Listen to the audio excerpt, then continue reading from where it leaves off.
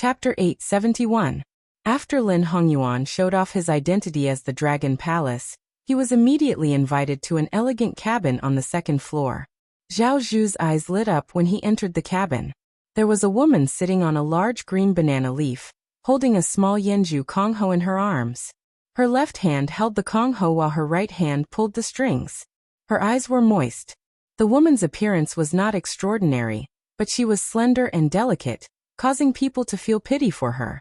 The Kongho originated in the western regions, flourished in the southern Tang dynasty, and stopped in Liang, because a certain noblewoman in the imperial court did not want the sound of the Kongho to spread throughout the court, and the famous scholars and Confucian scholars added fuel to the fire by slandering the Kongho's decadent sound. Thus, it was gradually overshadowed by the similar Guzheng. The wife of Yi Baikue, the head of the famous generals of the spring and autumn period, was famous for playing the Kongho. Zhao Zhu quickly approached the woman on the banana leaf and squatted down. He waved his hand at the thin woman, indicating for her to play the strings. He closed his eyes and listened. Under the woman's fingers, the music lingered and Zhao Zhu listened attentively. Su Fingyan looked at this guy with new eyes. Lin Hongyuan dismissed the maidservants and personally poured tea. He explained in a low voice, "His Highness is proficient in music. He is an expert in the guqin, zheng, flute, drum, kongho and so on." There was an untimely knock on the door outside the cabin. Lin Hongyuan got up and opened the door. The second-class steward of the Quicksnow Mountain Villa suppressed his excitement and tried to speak in a calm tone. Reporting to the Dragon Palace Ferry, "We just received news that the Mount Hui Mountain Master, Xianyuan Qingfeng, has put up a life-and-death contract on the main arena. Whoever can withstand 10 moves from her can choose any 3 secret manuals of Mount Hui. Whoever can defeat her will be the master of Mount Hui." The Mount Hui Mountain Master also threatened that if no one accepted the challenge or knocked her out of the arena, then the title of Wulin Alliance would fall into the hands of the Xianyuan family. But today, as long as someone enters the arena, she will not show any mercy. At this moment, everyone is excited and waiting for our villa master to start the competition. Lin Hongyuan nodded. The steward lowered his head and left in a hurry. He thought that the woman in purple was really a noble of the villa. She wanted to fight against Jiang Hu alone. No matter who won or lost in the end, it would be a big gimmick. Anyway, it would be beneficial to the Snow Villa. More than 20 large ships gradually dropped their anchors and stopped, surrounding a large square platform on the lake. Colorful flags fluttered in the wind. Among the huge ships, there were more than 100 somewhat shabby little black boats. There were all kinds of people, and the atmosphere was vigorous. The Wulin world was full of hidden dragons and crouching tigers, and the Jianghu was surging with great momentum. Su Fingyan, Zhao Zhu and Lin Hongyuan all walked to the bow of the ship on the second floor. Compared to the crowded first floor, the second floor was much more empty. A few Jianghu heroes who were particular about putting on airs moved a large number of people to bring chairs over. They sized up Su Fingyan and the other 2. However, among the 3 of them, apart from Lin Hongyuan, who was holding the green go, who could be considered to have a bit of style, the other 2 did not seem to have any weight, so they did not pay much attention to them. Zhao Zhu touched the bridge of his nose, which was somewhat frozen red, and said in a low voice, "Originally, I thought that if that little beauty holding the Kongho was an assassin, that would be good. In this trip to Jianghu, other than being a coolie for young Palace Master Lin, who doesn't even earn half a copper coin, I haven't seen any big scenes. Looking at those few hair-raising battles of yours, it's really infuriating." On the arena, the woman in purple stood in the center with an overbearing aura. She really did have the meaning of a peerless talent of her generation. In the future, who knew how many Jianghu heroes would find it difficult to let go of this scene? Su Fingyan retracted his gaze and sneered. "You built so many temples in Nanjiang, were they all just to fool people?" Zhao Zhu laughed foolishly and said, "A real man doesn't boast about his past glory. This year, I didn't cause much trouble." Mr. Nayland said it well. To be kind to others, one must be kind to others. Su Fingyan dismissed it with a laugh. Zhao Zhu suddenly gave Su Fingyan a bear hug and patted Su Fingyan's back with all his strength. "Brother, big brother will go back first. Seeing you is enough. If I don't hurry back, Mr. Nayland will lecture me again." If he is determined not to let you go, he can talk for hours without drinking a sip of tea. I am not afraid of the heavens or the earth, but I am afraid of his foot-binding preaching. Su Fingnian was stunned for a moment and asked, "You didn't see how Mount Hui Mountain's mountain chieftain went on a killing spree?" Zhao Zhu let go and shook his head. So what if he became a Wulin Alliance leader? So what if he became the world's #1? It's meaningless. Su Fingnian sent Zhao Zhu and Lin Hongyuan to the stern of the first floor. The colorful boat was tied to the small boat with a black awning. Before Zhao Zhu left, he took out a copper coin from his money pouch and stuffed it into Su Fingnian's hand. He smiled brightly and said, "I, Zhao Zhu, can be considered a half-baked noble descendant of the heavens. In this lifetime, I have only known you as my friend. Whether or not you remember our old friendship, I, Zhao Zhu, will not forget. No matter how good or bad this world is in the future, as long as you are willing to come to my side, as long as I, Zhao Zhu, have food to eat, you won't starve." Su Fingnian. Other than not being able to send you your wife and son, everything else is fine. Su Fingnian held the copper coin and didn't say anything. Lin Hongyuan said softly to Su Fingnian apologetically, "His Royal Highness, I'm afraid that I will have to think of a way to send the mysterious steel rubbing finger to Bailiang later. I hope you will forgive me." Chapter 872. Su Fingnian smiled and nodded. He did not dislike this woman who was good at scheming. Because of Zhao Zhu, he did not mind giving her a way out. Of the vassals of the dynasty, the king of Jiaodong, Zhao Sui, was in charge of the two Liao provinces, but it was too close to Graydon City and could not be said to be far away from the emperor. In reality, only Su Xiao and Zhao Bing, the king of Yanqi, were true to their name. If Zhao Zhu was not the eldest son of Zhao Bing, these words with hidden meaning would be suspected of not knowing the immensity of heaven and earth. Zhao Zhu had grown his wings much earlier than Su Fingnian. As long as he made military contributions in the rise and fall of West Chu, it would be justified for the Liang dynasty to have a third hereditary emperor.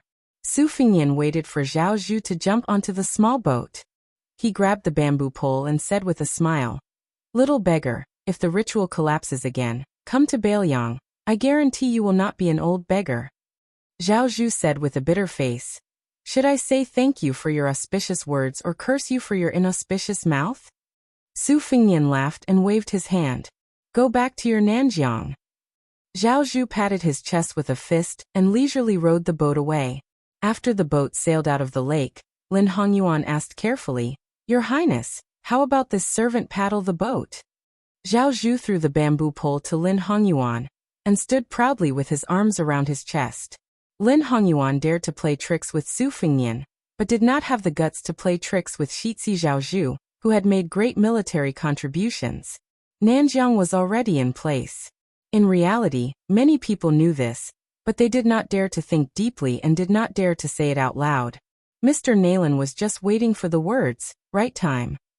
Zhao Zhu said softly, "If I become the emperor, I will not believe in ghosts and gods but in people's hearts." Lin Hongyuan almost could not hold the pole. Zhao Zhu said with a smile, "What are you afraid of?" Lin Hongyuan said with a pale face, "This servant did not hear anything." Zhao Zhu muttered to himself, "If I ask Su Fingnian to use the 300,000 iron cavalry of northern Liang to exchange for a position that is second only to one person and above 10,000 people, as well as a position that will last for generations, would he trade?" Lin Hongyuan was silent. He would rather die than say anything. In the outer corridor of the colorful boat, Huang Liang, who used to go wherever there was a lively scene, was still squatting at the foot of the outer corridor wall in a daze, even though the purple-clothed man had already appeared on the arena. Previously, he was riding Feng Maolin's beloved son, so his knees were covered with dust. At that time, some Jianghu people on the boat rolled their eyes, but Huang Liang did not care. As long as he boarded Feng Maolin's big ship, although distant water could not quench the present thirst, it meant that he could take advantage of the situation to hook up with the famous couple in Huai River Jianghu. Their young daughter. When Huang Liang was riding Feng Maolin's horse, he had also flattered her many times. The little girl did not show him a good face and always ignored him. But Huang Liang did not think it was shameful. Since he was in Jianghu, he could do whatever he wanted. As long as he made a name for himself, Who would care if he was a dog when he was down? Besides, didn't dogs also know how to dog paddle? But what made Huang Liang's heart sink was that Feng Maolin and his wife, who were unattainable in his eyes, were beaten by the friend surnamed Su and could not fight back. Huang Liang had always regarded the guy, whom he met by chance, as a fool with a lot of money. He was shocked that he knew Su Zhan and Zhou Qinhu, and wished that he could eat a few caddies of beef and drink a few caddies of good wine to calm himself down. But he did not have the money to buy any wine. When Feng Maolin and his men were forced to swallow the bitter pill, Huang Liang knew that all his efforts were in vain. Su Xiaoshe would no longer allow him to swindle food and drink as he used to, and Feng Maolin might even vent his anger on him. A little pawn who could be easily bullied. Some people in Jianghu would eventually become successful, but most people would spend their whole lives in Jianghu. Huang Liang was not afraid of suffering, but he was afraid that he would not see a chance to become a decent man. How great was the ability of a hero to be worthy of the word hero? What kind of divine ability did an immortal have to be called an immortal? Sometimes Huang Liang, who had always been seeking personal gain, would wonder if he had never entered Jianghu. Huang Liang, who was stunned, leaned against the wooden wall and finally came to his senses. He rubbed his cheeks and suddenly found that the light was a little dim. When he looked up, he was startled and fell to the ground. Su Zhan, who was wearing a funny red fox fur hat, was leaning against the wall with his feet tied in knots and his hands in his sleeves. Huang Liang, do you still remember how we met? Su Fengnian asked calmly. Huang Liang thought that this man was going to settle accounts with him and beat him when he was down. He smiled bitterly and said, "At that time, I was as blind as a bat and asked for wine from young master." Su Fengnian shook his head. At that time, a child beggar sneaked into the restaurant and tried to beg for some food, but he was caught by a sharp-eyed waiter.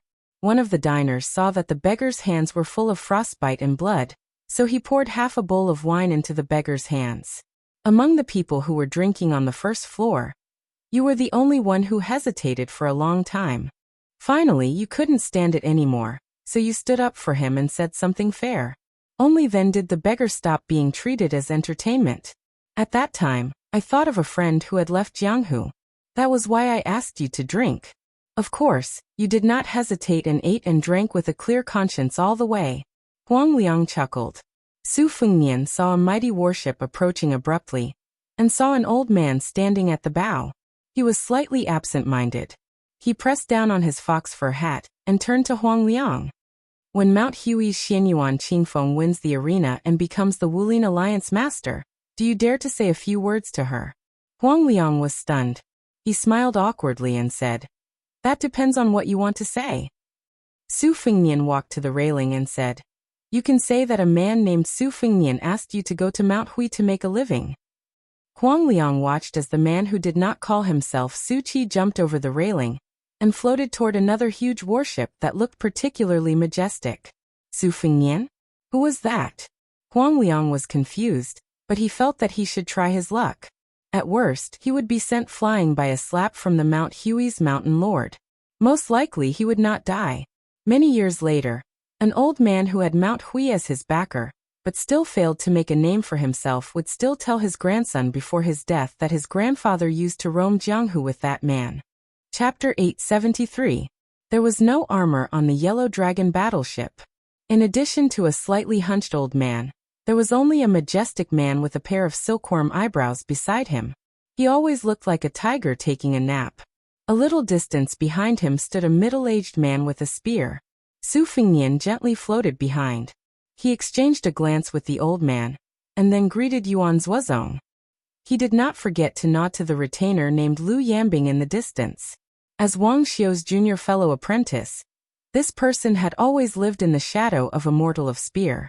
He was not famous and had never done anything shocking. Therefore, Lu Yambing's cultivation was unfathomable. Su Xiao, who had left Baoyang with a simple entourage, took Su Fengnian to the railing and said with a smile, "I remember the last time I was at the Spring God Lake. I fought with Wang Mingyang of Xiangfan City. This time I took the opportunity to take a look. The lake is still the same lake, but it is much livelier and livelier than before when there were corpses and starving people everywhere."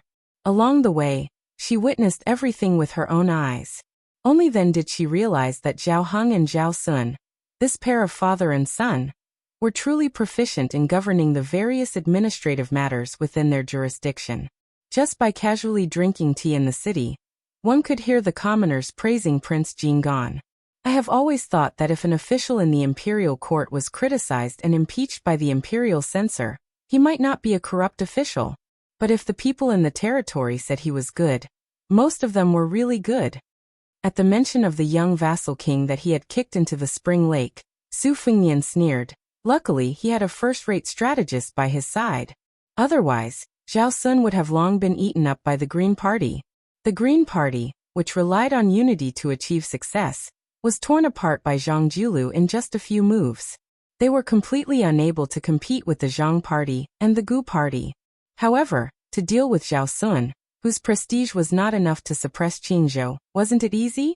Liang's surname is Zhao, but whether Xiangfan City and Qingzhou's surname is Zhao, who cares? It was someone who helped him sort out the situation and build relationships. He told those old foxes about the benefits and benefits. He threw away the bait of marrying a concubine, and purposely helped the son of a Green Party boss get a real power position in Tian City. Afterwards, he used other people to tell the truth. Zhao Sun did not have these real bait and favors. He would only be reduced to the same conduct as the Duke of Huainan.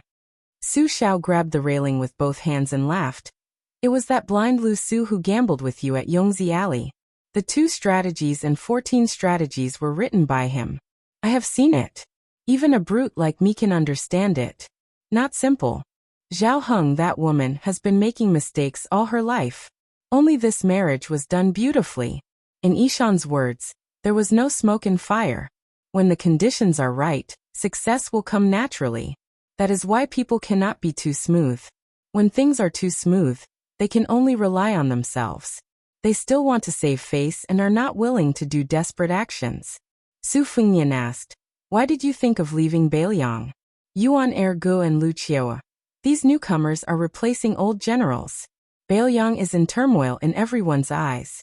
Plus, with the east wind that the Beiliang cavalry broke through the border last time, Dong Zhuo and Hong Jingyan and Beimang are not as restrained as before. Aren't you afraid that Beimang will retaliate and catch us off guard? What if there is someone in Beiliang? Chapter 874. Su Fengnian stopped here. Su Xiao waved his hand and said with a smile, support from both inside and outside? Daddy was more than happy for those rotten sores and pus to leak out on their own. It was disgusting to always hide them. Some people, after all, had been through life and death for half of their lives. Father could only turn a blind eye to them. In the early years, he had promised them that as long as they did not die on the battlefield, he would take all the women, money, and official hats. Father owed the dead a lot in this life, but for those who were alive, he felt that he did not owe them much. Take Zhong Hongwu for example. The first time his father met him, he was only a sergeant.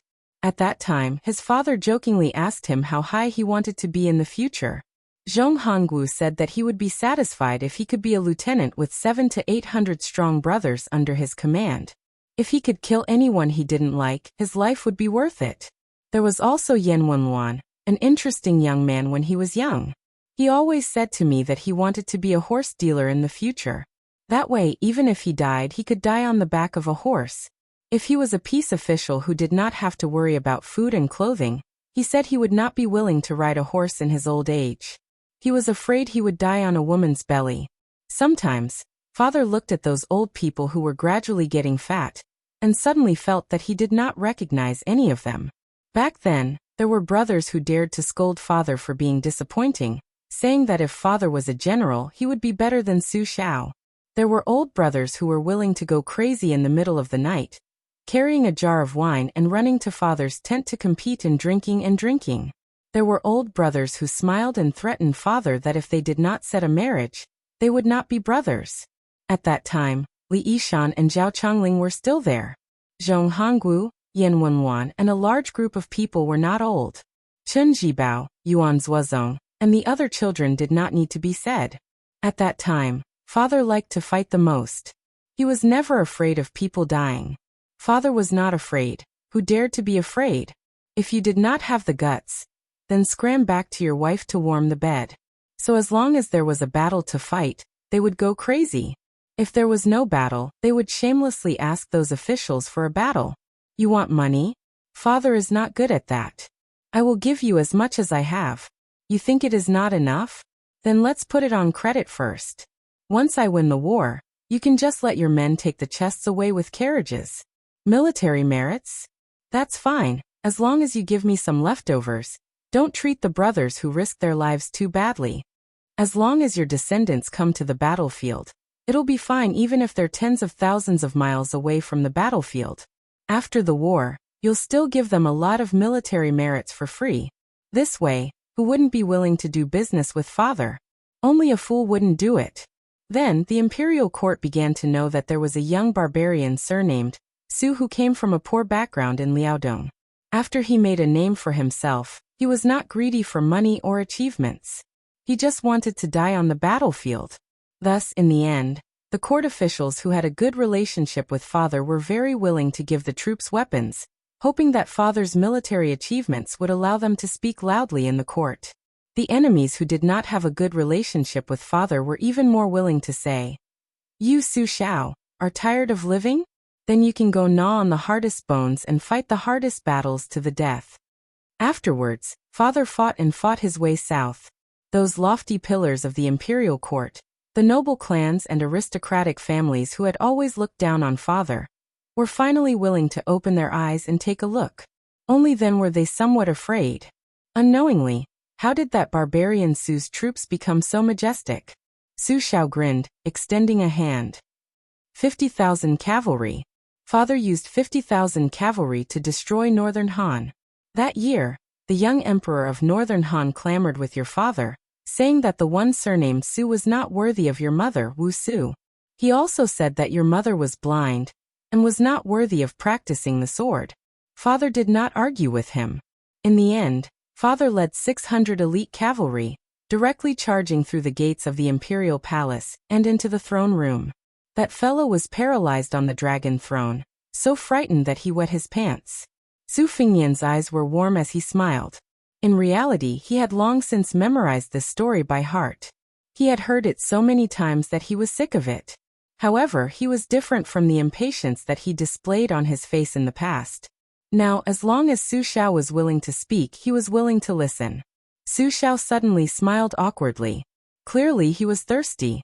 Waving his hand at Yuan Zuozong, who was deliberately standing far away, he said, "Go get 2 jugs of white wine. There is no need to warm it. The hotter it is, the better." Yuan Zuozong quickly returned with 2 jugs of wine, one for Su Xiao and one for Su Fingnian. After a pause, Su Xiao no longer spoke of his past. Softly he said, "Han Shengxian is dead. Lu Hao is also dead. The only ones left are Bunxi and Zhao Huangqiao. What father could not do, son has done. Father is even happier." This time, father left Bailiang not only to give Yan Wenwan and the others one last chance, but also to walk the same path as you. On the way, I went to the Jin family's mansion. I did not want to make things difficult for them. However, I heard that the old man of Jin Lanting, Jin Right Chancellor, was scared to death on the same day after knowing that father did not enter. Su Fingnian said helplessly, "You did not let them have a good new year." Su Xiao dismissed it with a smile. He looked towards the northwest and slowly said, "Father has been thinking about one thing for the past 2 years. If Northern Mang is truly determined to go south regardless of the overall situation, then in the end, how much of the family's wealth will I hand over to you?" Father had fought so many battles in his life. There were wins and losses, but he rarely won. But when he lost, it was really tragic. There were 2 times when he was almost completely wiped out. It was so tragic that no one thought that father could make a comeback. After losing the battle, I saw those young faces that were blackened by gunpowder. When they saw father, they could still smile. They did not feel that they followed the wrong person. Father was aggrieved. At that time, I swore that even if father was lucky enough to become a high-ranking official and have a son, I must let this kid go to the battlefield in the future. It was only in this way that father felt that he had not let down those soldiers and felt a bit better. But when father really did have a son, it was like when the Zhao family wanted to invite you to the capital to be their son-in-law. In truth, father had thought of agreeing. At that time, Father thought that if he had to feel guilty, he should feel guilty toward Father alone. When Father went to the underworld, Father would apologize to old brothers. In his heart, Father still selfishly hoped that his son would not suffer such a fate. Then, Father took some wine to Tide Listening Pavilion to drink with Ishan. Did you know? Ishan directly threw the wine out of the room. It was only later when he heard that you had run off to roam the Jianghu, that I went to drink with him to drown my sorrows, that Ishan finally smiled. He drank so much that Father could not stop him. So in the past few years, after many old generals took root in Bailiang, many fathers were heroes and their sons were cowards. When their sons caused many disasters, they had to clean up their messes. Some of them left some face, and directly came to Mount Qingliang to beg for mercy. Some of them thought that I couldn't see and sneakily did even more wrong things. They killed people to silence them and eliminate them by the roots. Their methods were not inferior to those of the Spring and Autumn War. Some of them were even more direct. They thought that since Father had risked his life to build his family business with Su Xiao, it was no big deal for his own son to kill a few people and bully a few women. Murder and arson became a matter of course. Why didn't they think about why they were willing to put their lives on the line to fight Su Xiao back then? Why did they not hesitate to kill officials? Su Xiao fiercely gulped down a mouthful of wine. He asked with a smile. Father originally wanted Ishan to do some things, but Ishan said that you would not let him do it no matter what. What were your thoughts? Su Fengnian calmly said, You have a notorious reputation in this lifetime. Do you think you haven't been cursed enough? Only among the old generals and soldiers of Bailiang do you still have a good reputation. You're not afraid of being scolded for not cherishing old feelings, but I am. Before those new emperors ascended the throne, the previous emperors would quickly help remove the imperial schemes of those old meritorious men. Don't use them on Bailiang. If it were me, you would more or less be at ease, and I would have even less of a burden. Zhong Hongwu was just killing the chicken to warn the monkey. In the future, in Bailiang, favors are favors and rules are rules. If anyone uses favors to break the rules with me, I will have them pack up and scram. This time, when I return to Bailiang, I will first go to the desert in the west, and win over the hundreds of thousands of sinners who can mount and fight. After that, I will travel all over Bailiang's territory. I don't believe that I can't walk through Liangjiang Lake and Beimeng before I can walk through my own Bailiang. Su Xiao nodded with gratification, and continued to drink. Su Xiao swallowed the last mouthful of strong liquor and shook the empty flask. He said softly, When we arrive in Bailiang, don't be in a hurry to win over the sinners' forces supported by Mount Yi. Accompany me to take a look at the Bailiang cavalry first, okay? Su Fengnian bit his lip and smiled. How can a father always ask his son if he's okay? Su Xiao threw the flask into the lake and also smiled. How can a father repeatedly ask his son to go out and take risks? Su Xiao put his hands in his sleeves and looked up at the sky. He narrowed his eyes and said, Last time, I might have been busy killing people along the way and didn't feel it. Now I know that the south is cold to the bone. Father is old. Su Fengnian silently took off his red fox fur hat and pressed it on Su Xiao's head. He gently pulled it down and covered the old man's ears. The old man moved his lips and suddenly turned around. It was as if he didn't want his son to see his old tears and his heroic past. Chapter 875. That woman who had relied on her talent to enter second place on the Rouge commentary board, the young Dejia Wang, was second only to Su Weisheng in the commentary board. However, after she wrote The First Snow in the East Wing, there was no longer any news of her. She was like a clay ox that had sunk into the sea. She no longer had the grandeur that made all the scholars and beauties in the world avoid her. It had to be known that even the Nyang in Tian City had once read The First Snow in the East Wing, and Princess Consort Jin Gan, who had died for love in Xiang Fan City, was the same. On the other hand, the rotten scholar of Liyang felt as if a huge rock had been lifted from his heart. This woman had probably finally stopped using words to harm the world. Only the Wang family on Mount Laozhan of the Spring God Lake knew that in the past 2 years, their young Mrs. mind had not been on Mount Laozhan. No matter the wind or rain, no matter how heavy the snow was, she would go to the lakeside tea house to sit for a while. She would look to the east and the north without a fixed number. In the past, whenever their young miss was unhappy, she would play polo and play on the swing for a while. The swing could be as high as a 2-story building. Even the most daring men would be speechless when they saw it. But it was different now. She was reserved and always sat on the swing in a daze. Occasionally, when she realized that the swing was not moving, she would gently stand on her tiptoes. Many people in the world were looking forward to it, but Miss just ignored them. Especially now that it was winter, she talked about hibernation and slept until she was old. Other than going to the lakeside to look into the distance, she would go back to the study and read a few pages of a book. Then she would mumble that she was sleepy. The maid would grind and hand her a brush, and then she would find all kinds of excuses to be lazy. Was this still the Wang Dongxiang who dared to boast, "Before I pick up the brush, I go to see the sages, immortals, and Buddhas. After I pick up the brush, the wind is clear, the moon is clear, and the ghosts and deities come to worship me"? Was this still the Wang Dongxiang who dared to boast, "Before I pick up the brush, I go to see the sages, immortals, and Buddhas. After I pick up the brush, the wind is clear, the moon is bright, and the ghosts and deities come to worship me"? Fortunately, the old master, who had earned a lot of money, did not care about these things. Even if there were noble families of equal status who came to propose marriage, he would still refuse them one by one. In the dusk of Mount Mao, some people went down the mountain while others went up the mountain. The one who went down the mountain and boarded the ship was the richest man in Qingzhou, Wang Linquan, who had recently withdrawn from the salt and iron business behind the scenes. His eyes were brimming with tears and he was extremely excited. The one who left the ship and went up the mountain was a gray-haired young master. Unknowingly, he came to Wang Chudong's boudoir. When a maidservant saw the man with clear eyes, she did not know why her annoyance disappeared. However, it seemed that he was not like this in the past. At that time, he was wearing a white robe and a jade belt, elegant and elegant. That pair of red phoenix eyes gave people the feeling that they were filled with water. Any unmarried woman who saw him would tremble a few times. Now that she saw him again, this maidservant intuitively felt that he had changed a lot. As for what had changed, she did not know.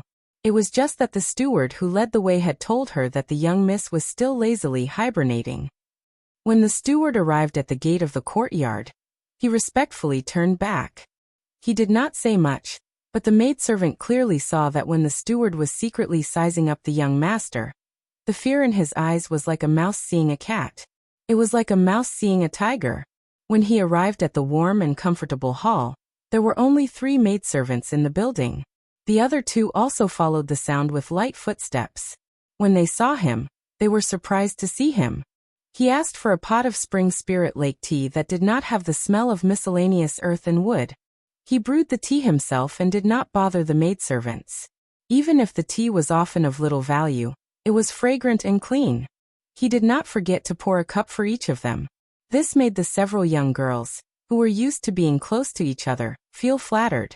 However, his tea brewing technique was clumsy and immature. Even if it was not bad, in the eyes of the 3 girls, they did not dare to point out. After drinking the tea, the young guest looked at the sky. A clever maidservant said that she was going to wake up the young miss. He asked if they could wait in the room. The 3 girls looked at each other, and then smiled knowingly and nodded. Chapter 876. Su Fingnian, who was passing by Mount Lao to rest, gently pushed open the door and entered. A servant girl helped to close the door, and then she quietly retreated. Su Fingnian sat by the window. The afterglow of the sun shone through the window screen.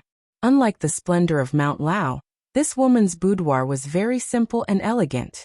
Other than the 4 treasures of the study, there were not too many miscellaneous items on the table. There was a linglong carved from an old bamboo root. Large bamboo balls encased small bamboo balls. There were about 8 or 9 balls of varying sizes. Su Fingnian's finger pressed on the linglong and moved it a few cun on the table. The sound was not loud. There was a stack of small colored paper on the table.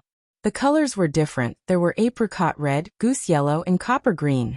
On the top of the colored paper were 3 crooked characters. Hui Huangji.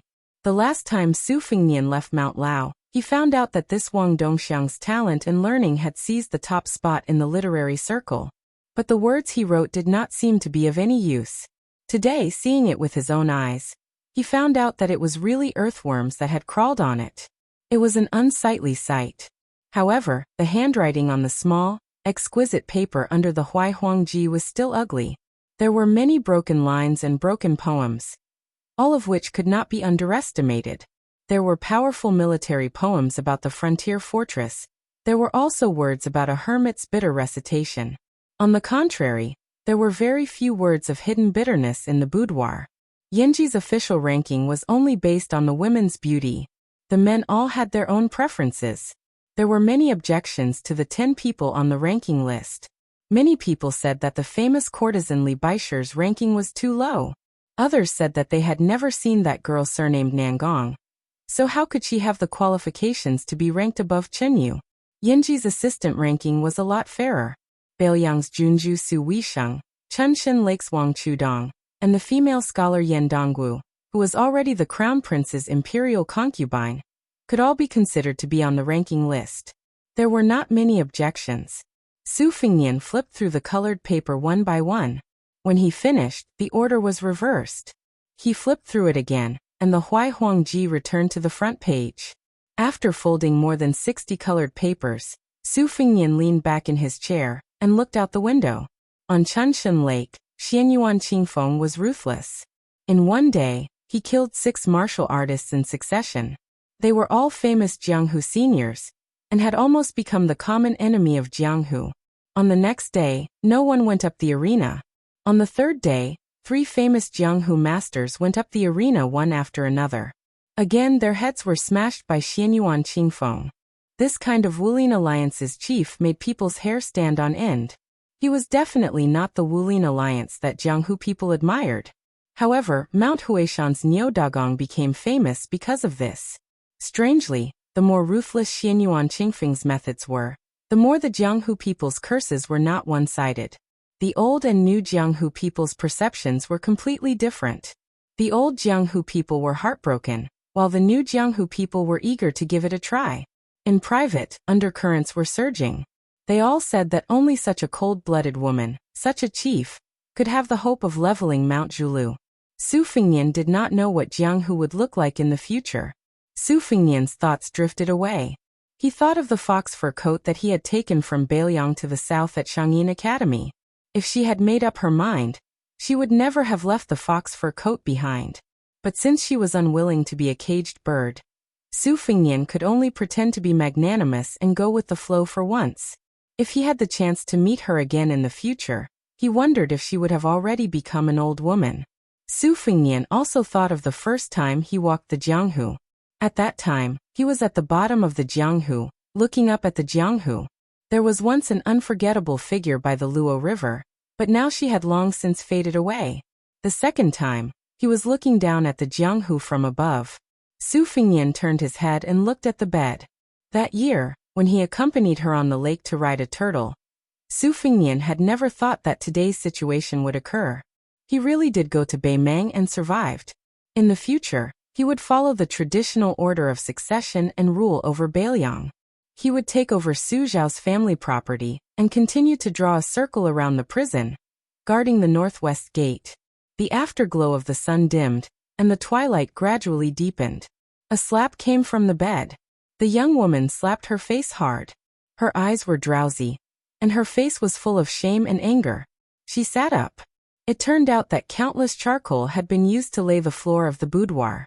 Although the room was as warm as spring in winter, it also gave the mosquitoes the ability to hibernate and survive the winter. It was extremely annoying. The woman was fond of sleeping, and every time she had to scheme against the winter mosquitoes. The maid could not wake her up because these mosquitoes had done a great job. After the woman sat up wrapped in the embroidered quilt, she bared her fangs and brandished her claws. She chased after a winter mosquito that bit her. Resentfully, she returned without success. She could not bear the cold outside the quilt, and muttered that there was actually a mosquito in the world that could escape from this heroine's lingsy finger. Then she went back to sleep with her head covered. She probably felt that it was not good to be so dispirited, so she hid in the quilt and muttered for a long time. Finally, she poked her head out and looked at the study table where the light was the brightest. It was empty, and the young girl was a little absent-minded. Some unspeakable grievances appeared in her limpid eyes. She stretched out 2 fingers and pinched her cheeks hard. Only after a moment of pain did her sleepiness disappear. She absent-mindedly got up and put on her clothes. During this time, she shrank back into the warm quilt several times. She was too lazy to wear boots and only put on her socks before she landed on the ground. She finally had the temperament of a great writer, Wang Dongxiang. She was virtuous and graceful, and her eyes were especially lively. She sat cross-legged on the chair, holding her breath and concentrating, grinding and picking up the brush. However, after just one stroke, she was defeated by her own handwriting. She felt that it was really ugly. Her heroic spirit was suddenly gone and she sighed. Bored to death, she held her chin with one hand and prepared to flip through the colored paper. Suddenly her eyes widened. On the page of the Huaihuang collection, there was an additional line of small characters. In addition to the current year, month and date, there was also the 4 words, "Here is a tour." Compared to Wang Chudong's handwriting, it was naturally thousands of miles away. Wang Chudong knocked open the door. She did not bother to put on the necessary warm fur coat for going out, nor did she care about the calls of her personal maidservants. In one breath, she ran to the ferry by the lake at the foot of the mountain. Her pair of socks were covered in dirt. Wang Lingquan, who loved this only daughter the most, panicked and ran down the mountain, his face full of heartache. Wang Chudong looked at the old man and said with a crying voice, "I will never sleep in the future." Wang Lingquan grinned, contrary to common sense, and did not comfort her. Instead, he added insult to injury. "In the future, if you don't know how to manage the household, let's see who dares to marry you." Wang Chudong sniffled and wanted to cry but had no tears. Suddenly, she was pulled under the armpit by someone behind her. She turned around and stepped on the back of that person's shoes. That person smiled and said, "Only I would dare." Chapter 877. In the ink-black night, the 2 carriages drove into an inconspicuous alley. The luxurious and spacious carriage made the alley seem even narrower and narrower. As the base of the Green faction, Xiangfan City was clearly divided between wealth and nobility. Rich nobles like Wang Lingquan, because they did not have a family background or scholarly achievements.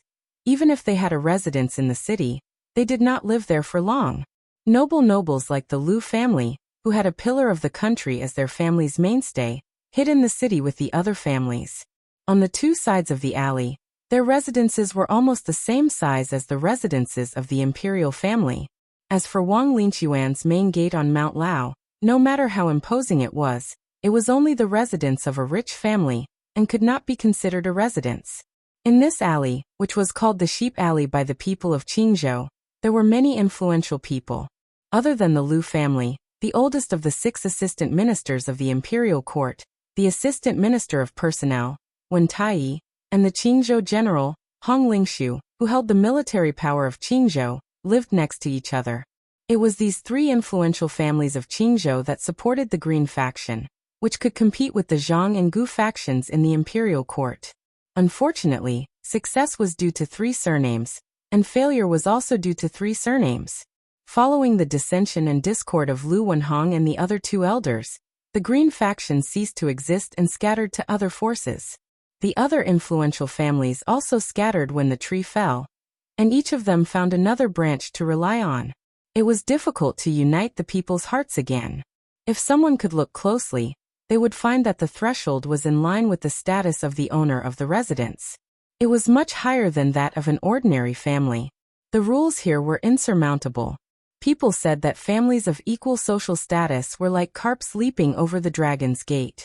On the Sheep Alley, the Liu family's residence was the most talked about in the marketplace. When the residence was built, the 2 main gates were directly carved from a tree, which was then made into a door and transported over. Such a huge tree was destined to be too big for 2 people to wrap their arms around. It was said that the threshold of the Liu family's residence was so high that many children had to climb over it. Commoners usually had to take a detour around the sheep house lane. There was no way for them to get close to this alley, so they didn't have the ability to go to the Liu family's front door to investigate. A kind old man with snow-white eyebrows stood at the foot of the steps of the mansion's entrance. He was holding a bamboo lantern, and the candlelight was swaying slightly, illuminating the old man's kind face. 60 years old was already considered old, but the old man was actually 80 years old. Beside him, the eldest legitimate grandson was also almost 40 years old. The man had an elegant appearance and wore a gorgeous fourth-rank brocade official's robe. He was originally an upright official with a good reputation. However, as the end of the year approached, there were many affairs to attend to. These days, in addition to sitting in the yamen, he also had to visit his superiors and entertain his colleagues in the prefecture. There were also young scholars who came to ask for advice. These were all trivial matters that could not be neglected. Originally, he was supposed to stay up all night to deal with a large pile of thin documents, but the mansion's servants informed the old ancestor at the last minute that he had to rush home. Lu Dongjiang, the governor of Taishi Prefecture, had no choice but to rush home without changing out of his official robe. The future head of the Lu family looked at the end of the alley and turned his head to ask his grandfather in a low voice if he could help him carry the lantern. The old man, who used to be the backbone of the Green Party, shook his head. The old man did not tell his eldest legitimate grandson who was coming to visit in the middle of the night. Lu Dongjiang, who had been afraid of his grandfather since he was young, did not dare to say anything. This kind of reverence continued until Lu Dongjiang, who was known as Lu Jiankei, was 30 years old. It was only in these 2 years that he went to Taishi Prefecture to become the governor of the prefecture. He could barely be considered an outsider official. Only then did his attitude improve slightly. He no longer trembled every time the old man asked him face to face, afraid that the old man would look down on him. No wonder the famous scholar of Qingzhou, Lu Dongjiang, was so unmanly. It was really because his grandfather was too successful and famous. Just the fact that he formed a cabinet with the current Grand Secretary's teacher in the previous dynasty was enough to make people respect him like a god. The Lu family already had 6 generations, but everyone, without exception, lived under the protection of the old man's achievements. Perhaps only Lu Dongjiang's daughter could talk and laugh freely in front of the old ancestor. The others did not have this kind of courage. After retiring and returning to his hometown, the old man, who still had the title of pillar of the state, glanced at the mansion across the alley. It was the old man Wentai's mansion. Thinking about it carefully, one was in the imperial court while the other was in the wilderness. They had not seen each other for about 4 to 5 years. It was good that they did not meet each other. At least they could maintain a cordial relationship on the surface, unlike Hong Lingshu, who had to lower her head and raise her head constantly. Instead, they went further and further apart, implicating the descendants of the 2 families who had a good relationship with each other. Not long ago, they even had a big fight. It was to the extent that the matter reached the young vassal king's side. That young man also knew how to conduct himself. He did not hesitate to use his status as a vassal king to put on a posture of bearing a bramble and asking for punishment. You, the lord of Qingzhou, who was watching the fire from the other side of the river, should be punished 50 times. What crime did you commit? To be able to stay in the capital at the age of 70, often working day and night to seek peace for the emperor, he did not feel tired. At this moment, the old man truly felt a little tired. Turning his head to look at the door knocker on the door, Lu Feiqi laughed at himself. He had worked cautiously and conscientiously all his life. So many times, he had made fearful choices in exchange for this green tin knocker, which was not inferior to that of a duke or marquis. Chapter 878. Lu Dongjiang saw that his grandfather was in a rare state of decline, and became increasingly uneasy. In the past few years of governing Taishi County, he didn't dare to slack off. His interactions with people were flawless. Currently, the imperial court was bold and decisive, and the imperial examinations were being promoted. Many of the scholars who had been his teacher and student had passed the imperial examinations. While Lu Dongjiang was searching his heart, the old man suddenly raised the lantern in his hand and softly said, "There is a saying that the more you work, the more vulgar it becomes. It means that once the work is too complicated and loses its original flavor, going too far is as bad as falling short. Being a person is also a principle. No one loathes a smooth and slick person, but no one can sincerely become close friends with such a person, much less share trials and tribulations with them. If you want to get along well with someone, you have to know one or two embarrassing things about that person. Only then will you feel comfortable and at ease. In Taishi County, it's not that you didn't do well, it's that you did too well. You already outshone the trees in the forest. Our Lu family's eldest granddaughter-in-law isn't a bad person. Although she comes from a small family, after coming here, she was able to manage the household with integrity. She doesn't like you to be a womanizer, which is human nature. If you are willing to treat her with respect, that is a good thing. But because of this, you refuse to engage in social engagements, which is incompatible with the entire officialdom. Do you really think that with that little bit of reputation on the surface and one or two myriad people umbrellas when you leave office, you will be able to step on others and be promoted? You may believe that you are a good official and have a clear conscience, but your father left early. Your several uncles are also disappointing. Grandfather has helped them for most of my life, but they still haven't been able to stand up. Don't talk about putting in effort, just not being a burden is already not easy. Since you will be the head of the family in the future, it will be inevitable that you will have to act like the screen wall behind the sect, acting independently and blocking all filth for this family. You can't take things for granted like today. The old man, who rarely spoke at length with his descendants, paused for a moment, his expression bleak. Lu Dongjiang's face was deathly pale. In the middle of winter, sweat poured down his back. The back of his official robe was soaked with sweat. Before seeing the carriage, one could smell the hooves of the horses. Lu Feiqi sighed softly and said, "Officials protect each other." These words don't sound nice, but it shows the true meaning of being an official. Now the three families of the Green Party are like fire and water. Not only are they pursuing their own futures, but they also look down on each other. How can they go far? In this game of chess in Qingzhou, Grandpa is already powerless to reverse the situation. He has already obtained all the benefits that he should have obtained. It is very difficult to snatch anything from Wentai and Honglingshu's pockets. If Grandpa can't do it, you guys can't snatch food from the tiger's mouth either.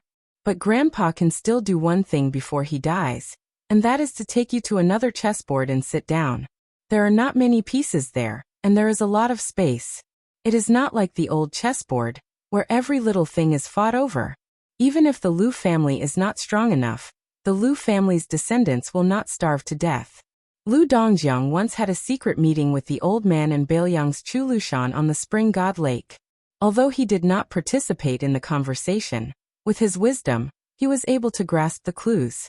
Moreover, Lu Qingyan secretly returned to Beiliang. It was just that Lu Dongjiang did not want to think too deeply about it. Not to mention the hardships of Beiliang. The key point was that it was like a pile of eggs. Lu Dongjiang was born in peace and was used to a peaceful life. Even if his daughter could become a concubine of a feudal lord, he did not feel any glory. A moment of joy in exchange for the execution of his entire family. Lu Dongjiang was so scared that he woke up in the middle of the night several times, but he did not dare to question his grandfather's decision. As the sound of horse hooves became clearer and clearer, Lu Dongjiang gathered his courage, gritted his teeth and said, "Grandpa, on the old chessboard, even if the Lu family was declining day by day, they could still hope that a national player would appear in the future to take back their lost land. But on that chessboard that may collapse someday, no matter who the Lu family's chess player is, they will only end up losing the game. Do you really want to change it?" Lu Feiqi narrowed his eyes. Lu Dongjiang was sweating profusely, but he did not dare to wipe it away. After he said what was on his mind, his imposing manner was greatly reduced. He lowered his head and said, "It is my fault." The old man, who had never thought that he would smile in front of his eldest grandson, would laugh heartily for the first time. He patted Lu Dongjiang's shoulder and said, "Dongjiang, Grandpa has waited for this day for many years." Lu Dongjiang suddenly raised his head, his face full of disbelief. Lu Feiqi looked at the dim alley of sheep houses at the end and said with gratification, "Blindly worshipping the past is not good. It is the same as writing poems and being a person.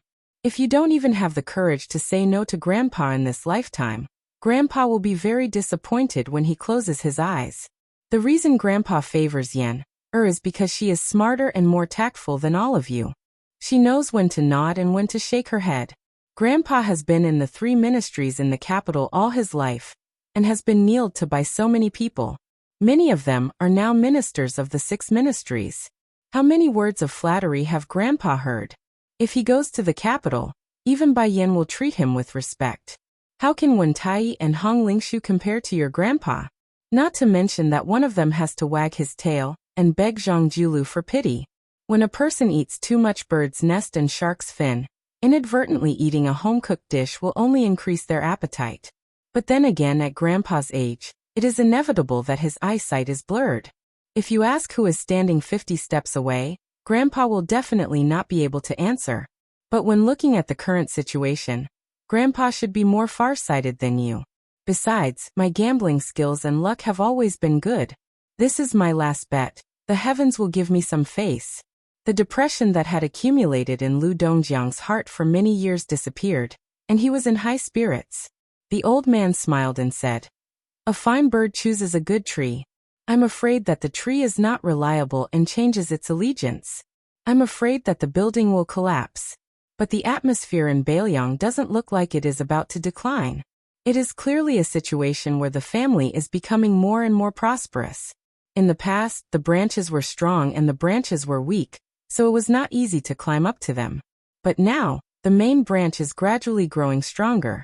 When Grandpa was on his way back to his hometown, he discussed the world's situation with a person surnamed Huang. He said that as long as the family could withstand 2 consecutive trips to the capital, it was worth it for outsiders to bet all their assets. Grandpa deeply agreed with this, which led to tonight's meeting and the subsequent departure of the Lu family from their hometown. The descendants of the Lu family are both good and bad. In the future, there will definitely be people who will rush to Bailiang to take root and become arrogant because of Yan Er's status. As the head of the family, you don't need to restrict them too much. Choose a few members of the Lu family who can't take on important responsibilities and abandon them as pawns. Take the initiative to help the new Prince Liang punish the chickens to warn the monkeys. Bailiang will most likely remember this old favor. If you want the bonsai in the garden to look good, you have to cut it. You have to make a choice. There is no such thing as a good thing in the world that you can't let go of. Lu Dongjiang was both frightened and enlightened. He said, "I will definitely remember this in my heart." The old man, who had been holding the lantern all this time, narrowed his eyes and did his best to look at the carriage that was gradually approaching. His original gentle tone became a little more hurried. Grandpa really hopes that in the future, when there is a political crisis, the Lu family will have an old man like Grandpa who can dispel the fog and give advice to the descendants. This is Grandpa's greatest wish. Lu Dongjiang's expression suddenly changed dramatically. He said sadly, "Grandpa, you're not coming with us to Bailiang?" The old man sighed and finally slowly handed the lantern in his hand to his grandson. He smiled and said, "The Lu family has a new master, but someone has to give the old master an explanation. What is started must be finished. This is also a kind of sacrifice. Besides, it's the Qingming festival, and the tomb is empty. It's not right." Lu Dongjiang took the lantern, which was actually light, but it was as heavy as 10,000 caddies. After the old man handed the lantern over, he seemed to be both disappointed and relieved. He didn't turn his head. He just pointed at the eaves of the mansion behind him and said in a low voice, "Remember one thing. When you are under someone else's eaves, it is your duty to lower your head and do things. But don't forget to raise your head and do things. Because this is a duty that we can't abandon from the moment we were born." The old man quietly straightened his back and looked at the king of Bailiang, who was walking down from the carriage. Back then, the young general refused to admit defeat after he had used up all his capital. In order to make a comeback, he begged a group of high-ranking cabinet elders for soldiers and horses. He stood in the torrential rain from dawn to dusk. And he, Lu Feiqi, was one of the cabinet elders back then. The old man, who no longer had a lantern in his hand, slowly closed his eyes with a smile on his face. Lu Dongjiang turned pale with fright.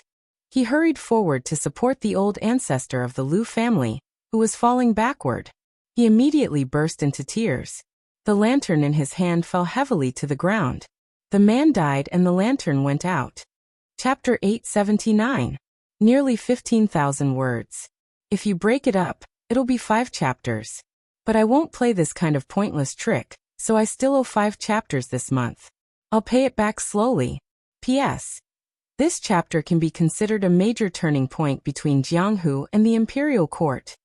Su Fengnian didn't expect that as soon as he got off the carriage, he would be met with such a sudden grievous news. Fortunately, the eldest grandson of the Lu family, who was his future father-in-law, wasn't a pedantic, inflexible scholar. He quickly carried the ancestor on his back and led them secretly into the mansion through a side door. The Lu family's threshold was indeed much higher than that of an ordinary official's residence. The ground inside the mansion was also much higher than the alley outside. Bypassing the specially bestowed colored glazed screen wall, they didn't take the main road. Instead, they headed west and chose one of the 6 side roads. High and noble families had rules and regulations. Not only were the eaves of the side roads a few inches lower, the courtyard gates and the ground were also a full 3 feet lower than the main road. Usually, it was the servants who walked on these side roads. So many of the eldest sons and grandsons of the powerful families, from young to old, would never walk on this side road in their entire lives. Because of the meeting with Bailiang Su Xiao and his party tonight, the odd job workers were forbidden to go out after nightfall. They were even exempted from the duty of guarding the courtyard at night. However, there were many side rooms in the mansion and officials' aides who might not scrupulously abide by the rules. Xiangfan City also had an unusually large number of brothels. After Li Baisher, who was both beautiful and beautiful, left Qingzhou, the flock of phoenixes had no leader. In order to compete for the top courtesan, they spared no effort. Almost every night in Xiangfan City was filled with music and song. Fortunately, the Lu and Wen clans, which faced each other, were close to the end of the alley between the sheep houses. Many famous and debauchee, who didn't mind criticism, would enter the mansion from the other end. Old Assistant Minister Wen Tai, who held the power to promote and demote all the officials in the world, had returned home many years ago to visit his relatives and pay respects to the graves. He had cursed the foul atmosphere, and only then did the sheep house alleyway become peaceful for a period of time. When Assistant Minister Wen returned to the capital, his ignorant and incompetent great-grandson, who had not yet reached the age of 20, was the first to return home with 2 courtesans from the brothel. The alley immediately reverted to its old state and went out of control. Su Fengnian followed behind Lu Dongjiang. Although the county governor lived a life of having food and clothing at his beck and call, if he wanted to be a famous scholar, he had to be diligent. It was physically demanding work. It was not easy to eat, drink, talk, climb high, and write essays. However, the Lu family's mansion was deep. Lu Dongjiang walked in a hurry. Coupled with his absent-mindedness, he stumbled and fell to the ground. Su Fengnian picked up the lantern and followed behind him. He did not deliberately support Lu Dongjiang. Lu Dongjiang's nose was bruised and his face was swollen. He was sobbing and could not stand up. To live in this world, one had to have a certain amount of spirit to support them. Once this spirit was released, everything would come to an end. At that time outside the mansion, in order to not lose in front of Su Xiao, Shangzhugua Lu Feiqi had to forcefully hold on to that last breath. Originally, he was at the end of his life. However, he might still be able to hold on for 1 or 2 spring and autumn. Like boiling oil, it was quickly gone. Su Xiao looked at the scholar whose head had hit the ground and sighed. Su Fengnian walked over and squatted down. He stuffed the bamboo lantern into Lu Dongjiang's hands and carried the old man's body on his back. Lu Dongjiang sat on the ground. His face was pale. He wiped his tears and stood up. He hesitated for a moment. In the end, he did not speak and walked forward silently. Lu Dongjiang said softly, "The old ancestor has left." Lu Qingyan stood at the door of the side courtyard. When she saw this scene, she covered her mouth and did not dare to cry out.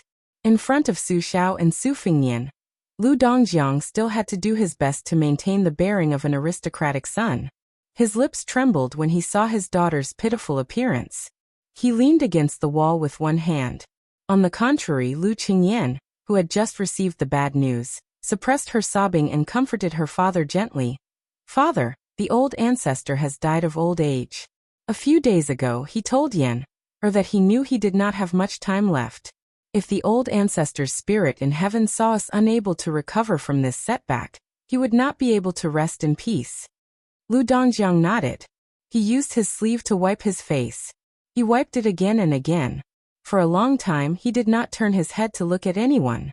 Su Xiao said calmly. Minister Lu did not live a sullen life. There are only a few people in the entire imperial court who have the good fortune to be able to retire unscathed from a high official position. This king has always been critical of the ministers of the previous dynasty. After he became a general and was conferred the title of king, he would always criticize them whenever he met them. However, he did not have any complaints towards Minister Lu. After all, Lu Qingyan could still force a smile. She invited everyone into the yard. Hearing this, Lu Dongjiang secretly cried again. He looked down at the lantern and was a little confused. Originally, Lu Dongjiang thought that after his grandfather's advice, he was already a different person from the county chief of Taishi Commandery. After his grandfather left, he immediately returned to his original state.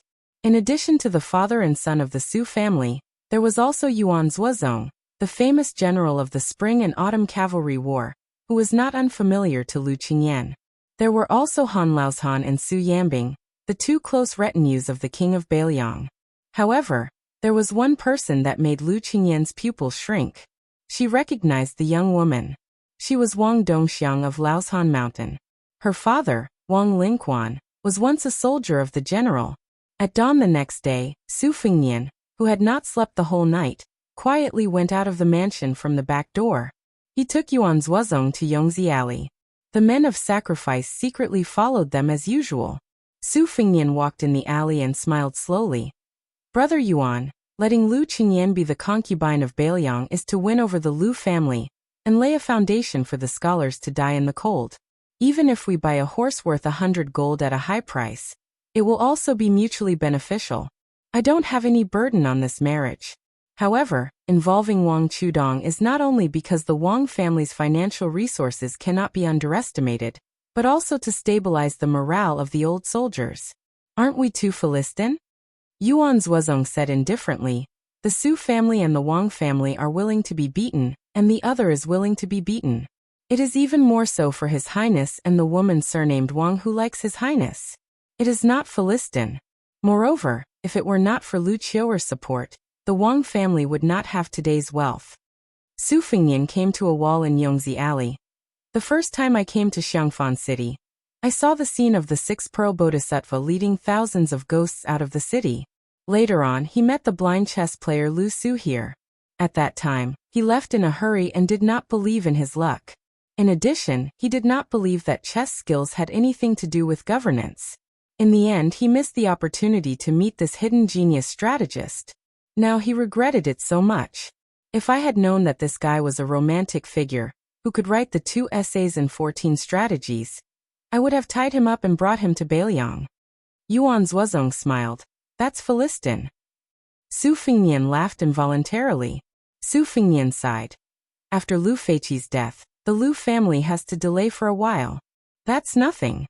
I'm just worried that trouble will arise and things will get complicated. Yuan Zuozong said calmly. That's why Lu Qingyan kept the funeral a secret. She only said that the ancestor of the Lu family was sick. This woman is not simple. Su Fengnian smiled bitterly and said, seeing how she settled the Wang girl with just a few words, she vaguely has the demeanor of a first wife. Also, when she was in the Wutong courtyard, I knew that this woman was not simple. I don't know who can suppress her in the future. Yuan Zuozong nodded seriously. The princess candidate should be decided as soon as possible. Su Fengnian hugged his hands and exhaled a breath of mist. He squinted and smiled.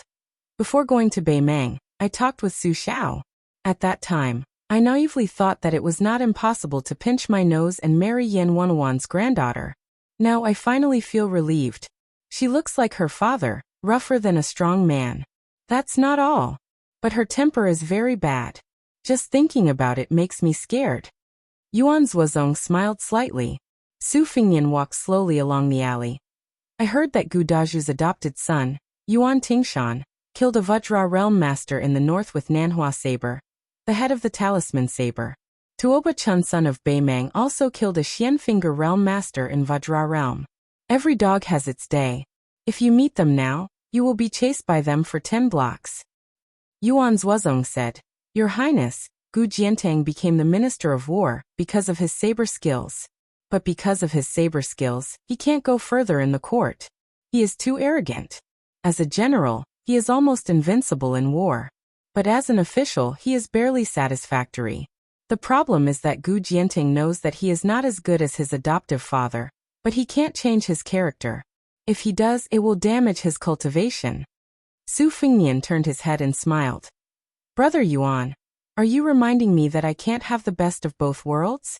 If I want to be a good king of Bailiang, I shouldn't be obsessed with martial arts. Yuan Zhuozong nodded solemnly. Su Fengnian was silent. When they were about to turn out of Yongzi Alley, he suddenly said, Brother Yuan, you probably know my temperament. Sometimes I can't change my mind. If I go the wrong way, no one will be willing to blame me. You must remind me. If you can't persuade me, you must hit me to wake me up. Yuan Zhuozong still said meticulously, It's difficult. Your Highness will be the king of Bailiang in the future. Even if I dare to offend you, I'm afraid that Your Highness will not let me kill the enemy. It's really a helpless thing.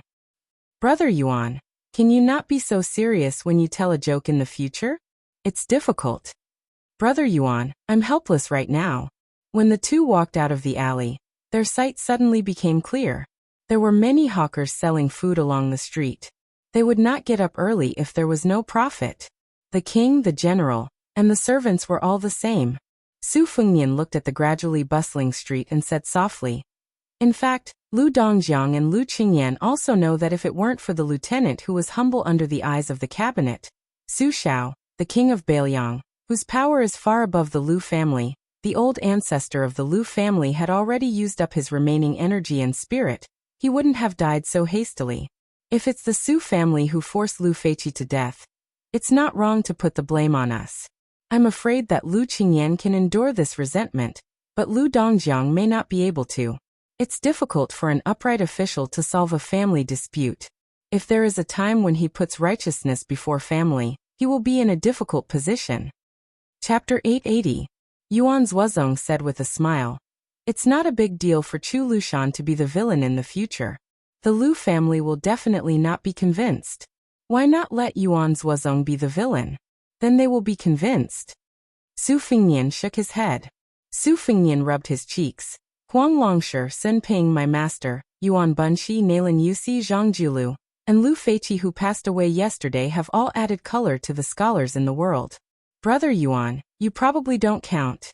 I, Lu Su of Yongzi Alley, Qin Shiliang, and Su Beiji of aristocratic family, no matter if they have hatred or not, they can only watch the backs of these gentlemen go further and further away. I don't know if there will be younger scholars coming to see our backs in the future. Yuan Zhuozong rarely showed his melancholy in front of others. At this moment he sighed undisguised. You said Chu Lushan is smart, but even the blind can't see his flattery to his highness. How smart can such a person be? But if you say Chu Lushan is stupid, he has the ability to make a rhyme. His poems and songs are natural. Only Chen Jibao can be better than Chu Lushan in terms of talent for generals and soldiers. I used to dislike Chu Lushan very much because I thought he was not popular. Now I am a little better, but I think I will not confide in him in my life. But Yuan Zhuozong thinks that such a person can be called a teacher. I don't know what he and Chen Jibao want. Yuan Zhuozong wanted to say something but stopped. When he was about to say something, Su Fengnian had trotted to buy a tray of steamed buns from the hawker. Yuan Zhuozong smiled. Well, he was not used to flattering words. Yuan Zhuozong wanted to say that although His Highness could not be a teacher, one day, his back will be the front of the Central Plains. All the people will look to the north. Wei's county in Ningzhou was a county. According to the law of Liang, there could be 2 county officers. Wei's county was remote. The people there were tough and difficult to tame. If there was any trouble in the world, there would be refugees running around and living in the mountains and forests. Liang attached great importance to the horse administration, which had been implemented in Lianhui and other places for many years. Ningzhou was barren and far inferior to other places, so it was originally not suitable to raise horses. However, as one of the 13 old provinces of Liang, Ningzhou was selected from among the short ones, and was also included in the horse administration. During the spring and autumn period, almost the entire province raised horses, which could be considered to have made great contributions to the Zhao family. Most of the high officials at the prefecture level were promoted to become officials in the capital. However, the people in Ningzhou were in dire straits, leaving behind a mess that was riddled with holes. Until now, there were still thousands of horse bandits in Ningzhou. The horse problem was the most serious one in the imperial court. The year before last, a county governor was appointed, but his head was cut off by dozens of horse bandits in Yangchang Slope, which was the crossroads between the north and the south. His official uniform and official seal were scattered all over the ground, which shocked the imperial court. The emperor of Zhao family was furious. He sent a minister of the Ministry of War, who was a member of the imperial family, to lead 800 elite soldiers to suppress the bandits. They won one battle after another and beheaded more than 100 bandits. Later, they were impeached by the imperial censor. Only then did the imperial court know that horse bandits were cunning. The minister could not find any trace of the bandits, so he had to collude with the local officials and replace the bandits with prisoners on death row. Among them, there were 16 innocent people. The minister was executed on the spot. The 2 captains and the 800 elite soldiers were exiled to Liaodong. It's better to be a small official in another state than a high official in Ningzhou. The difficulty of Ningzhou's governance could be seen. There were many rules for a scholar to be an official. It was okay to be a county magistrate. Although his rank was low, he was still in charge of politics. There was hope for promotion. However, if he became a county governor, he would become a joke. As for being a county governor in Wuze County, which was close to Yangchang Slope in Ningzhou, it was really a tragedy that would make the family sad and the enemy happy. One of the 2 county governors in Wuze County had always been empty.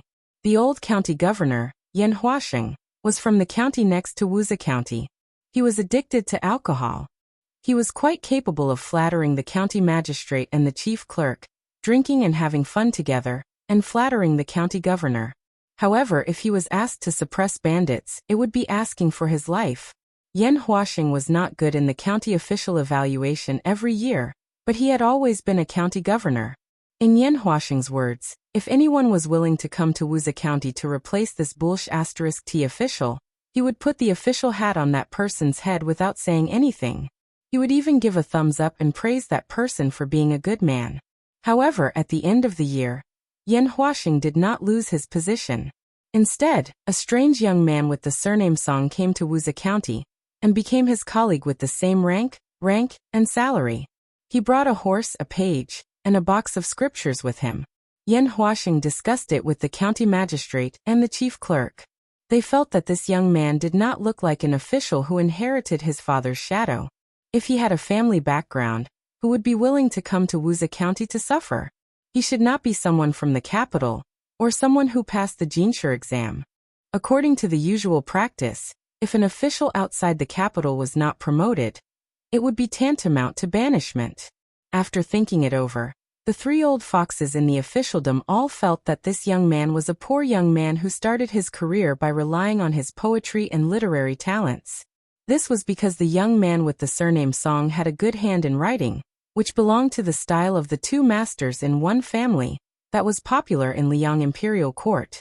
Even a boorish man who did not know a single word would feel good when he saw it. Moreover, this young man was born white and clean, and his skin was even more tender than a woman's. Yan Huasheng did not think that this young man would be able to gain a foothold in Wuze County, so he did not bother to ostracize him. As long as he could not bear the hardships, he would definitely be fired. However, Yan Huasheng soon complained incessantly. This young man with the surname Song was really addicted to being a county magistrate. As soon as he arrived at the county magistrate's office, he would bring out a pile of geographical maps that were heavier than books. Moreover, every few days, he would ask him about the distribution of horses in Wuze County. If this young man did not know the ways of the world, humbly ask for advice and give him face every time, and did not forget to bring a pot of high-quality apricot blossom wine every time. The hot-tempered Yan Huasheng would have already glared and cursed at this young man. When winter came, even the small places were particular about the poverty of small places. County Magistrate Yen and the local nobles of Wuzhe mostly wore fox fur robes, mink outerwear, and mink hats. The rich people of the county gathered here because they had no choice but to do so. Other than Wuzhe County, there was no safe place. When outsiders first entered this place, most of them mistakenly thought that it was a peaceful and prosperous place. The county magistrate's grievance drum had long been worn out. Even if someone wanted to beat it, they could not find a drumstick, let alone make a sound. In the hall, there were 2 storehouses for East money and West grain. The weapons in the storehouse were rusty. The reason why the few spears and spears were not rusty was because they were used by the soldiers of the county magistrate's office. When they saw a dog on the street, they would knock it out and drag it back to the magistrate's office to eat dog meat. Then they would raise money to buy a few pots of wine. The entire magistrate's office could smell the fragrance of the wine. Naturally, the few officials would not be interested in this kind of food that could not be eaten at a banquet. However, the young official who was given the nickname of Little Song County Magistrate once followed the fragrance and found a group of stunned shrimp soldiers and crab generals. Then he sat down calmly and did not stand on ceremony. He ate meat and wine with his subordinates. After that, he left a bag of copper coins, saying that if there was dog meat to eat next time, he would pay for the wine. This made the group of miscellaneous officials immediately smile. This Little Song County Magistrate was a good person. It did not matter whether he was an honest official or not. They were too lazy to think about it. However, he would definitely be a good official who was easy to deal with.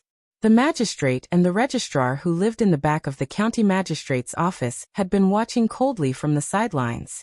After waiting for more than 10 days, they saw that the new county magistrate did not have the intention to touch the money and grain. He also did not want to make 3 rounds of fire for a new official.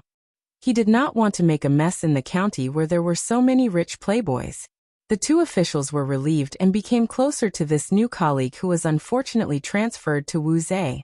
Although he was still somewhat reserved and arrogant, he would at least smile when they met and exchange a few words of greeting. There was originally a residence in the back of the county magistrate's office. The house and courtyard occupied a large area.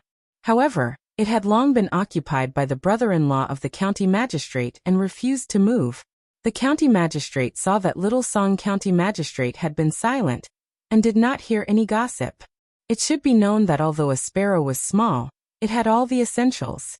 There were so many small ears and gossips in the county magistrate's office that it could not hide any secrets. This made the county magistrate very relieved and felt a little guilty for the first time. He took the initiative to set up a bridge and rented a house for Little Song County Magistrate in a quiet place in the nearby county magistrate's office. The young man did not refuse, nor did he mention the rent. Instead, he carried the etiquette of a junior and paid a very grand visit. He called the county magistrate's wife, who was in her early 40s, sister-in-law. He called the woman who was known for being mean until her bones were lighter. He pulled the handsome young man's sleeve and asked about his well-being. The county magistrate, who was used to romance, did not care. In order to leave Ningzhou, Magistrate Liu of the neighboring county generously let his beautiful wife open her collar and let the county magistrate reach his hand in. It was called charcoal fire for warmth. How could it be compared with natural breast warmth? Unfortunately, the county magistrate was very impartial and still let another county magistrate go to the neighboring county. However, Magistrate Liu did not draw water with a bamboo basket. It was said that in the end-of-year political performance evaluation, a county magistrate who had been in the middle would have a high grade. There was also a postscript which said that the county magistrate had a strong character and integrity. The county magistrate of Wuzhe was not surprised by this kind of thing. He only felt that this foreign boy was somewhat interesting. He was so experienced that he did not seem like a young official at this age. If the young man surnamed Song came to live a peaceful life, then everyone would gather firewood to give him a peaceful life. If he dared to stir up the water, then don't blame the local snake for biting the dragon that crossed the river to death. Fortunately, the young man surnamed Song and named Kelly was very clever, so Wuzhe County was still a happy situation. Chapter 881. Commandant Xiaosong didn't seem to be particularly diligent in government affairs.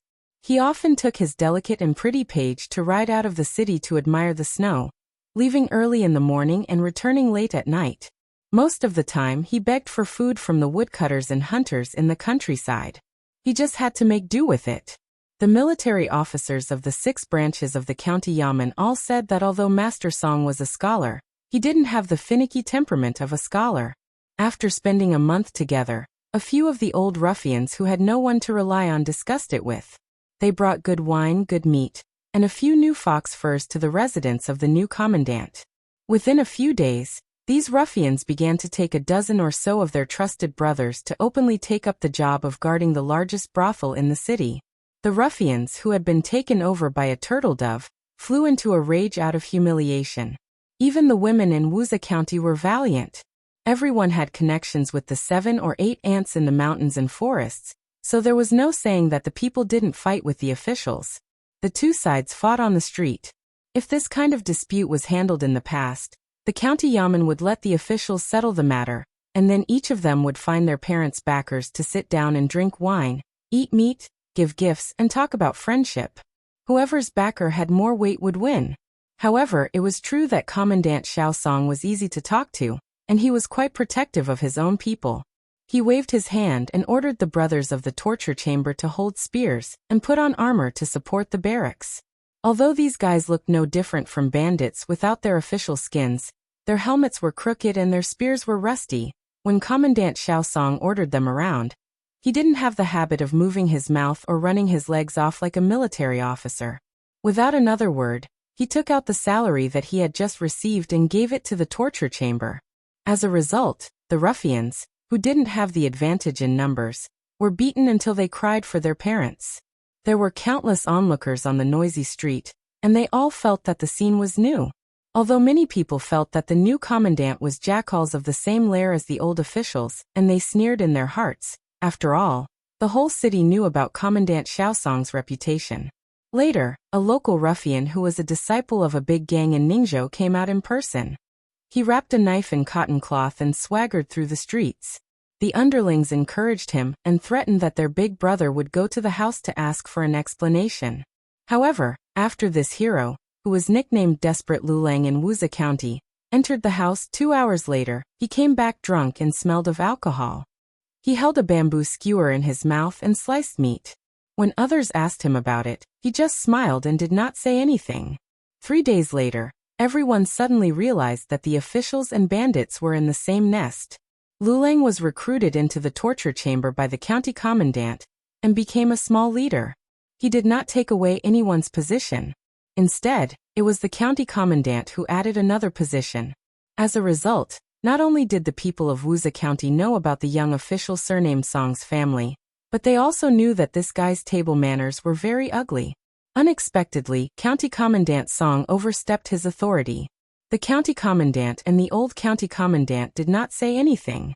Only the close relatives of the two families knew that the county commandant, who liked to be elegant, had a new calligraphy and painting hanging in his house.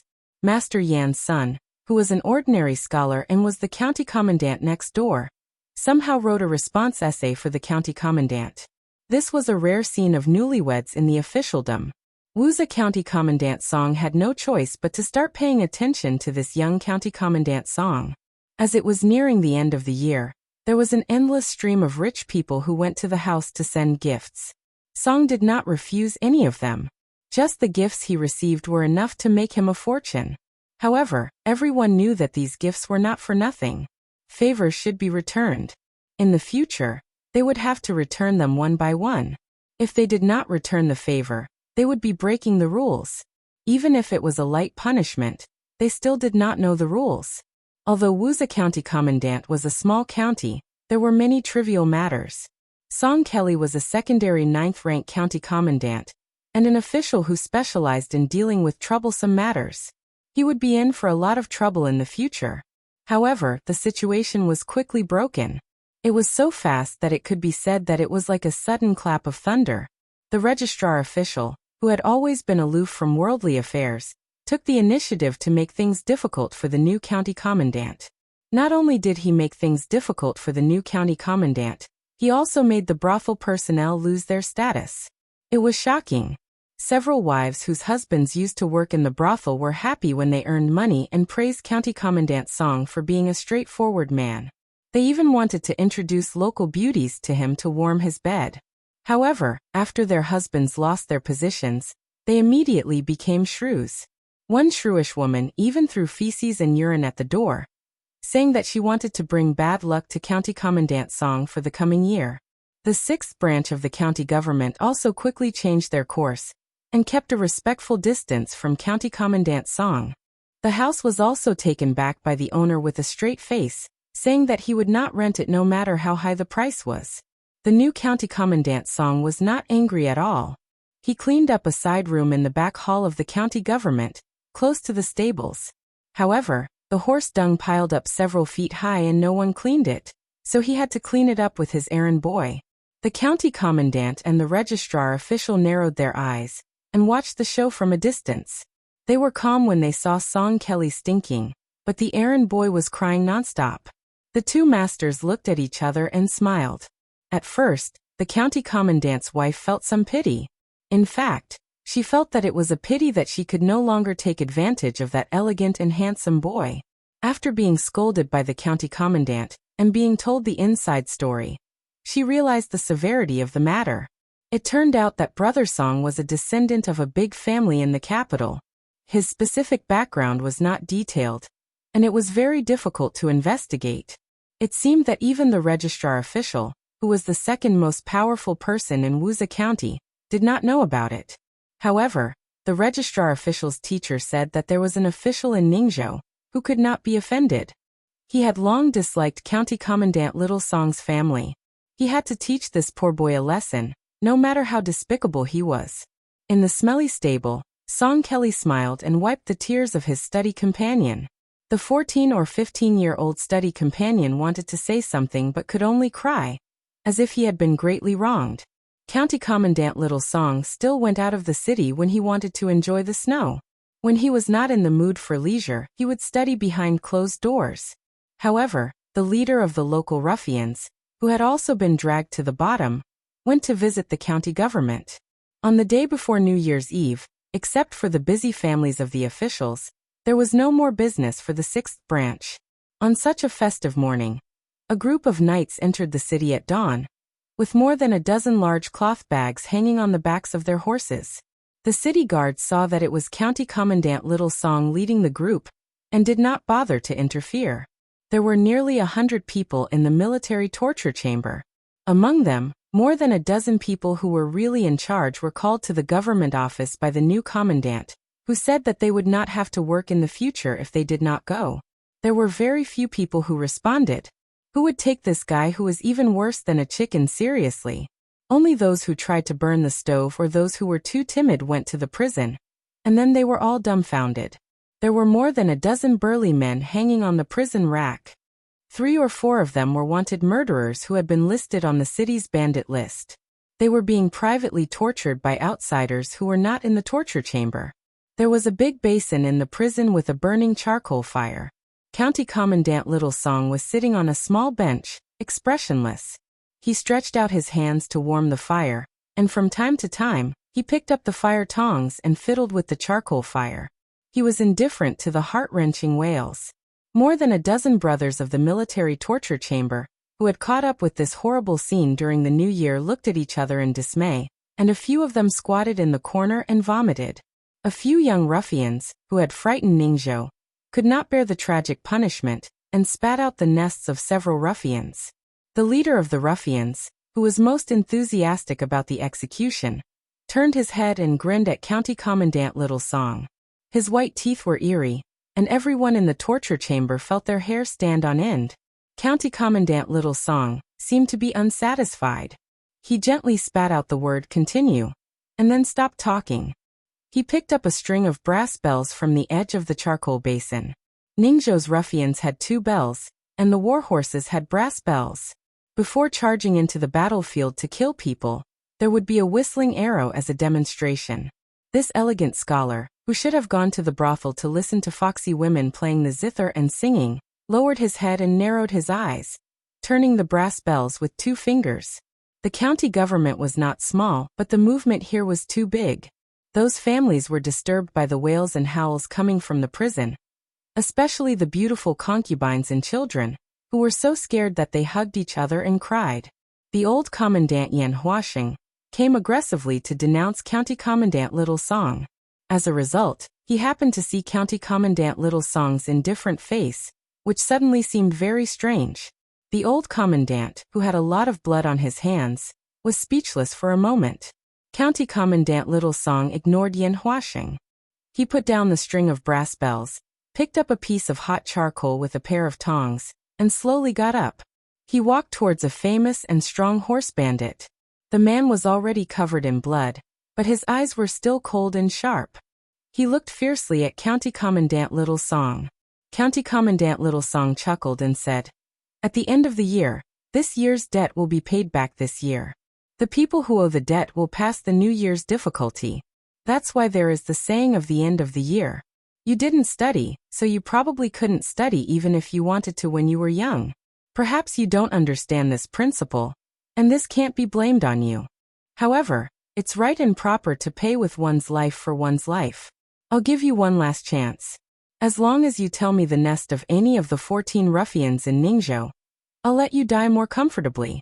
The old commandant swallowed a mouthful of saliva. How could this kind of execution be reasonable?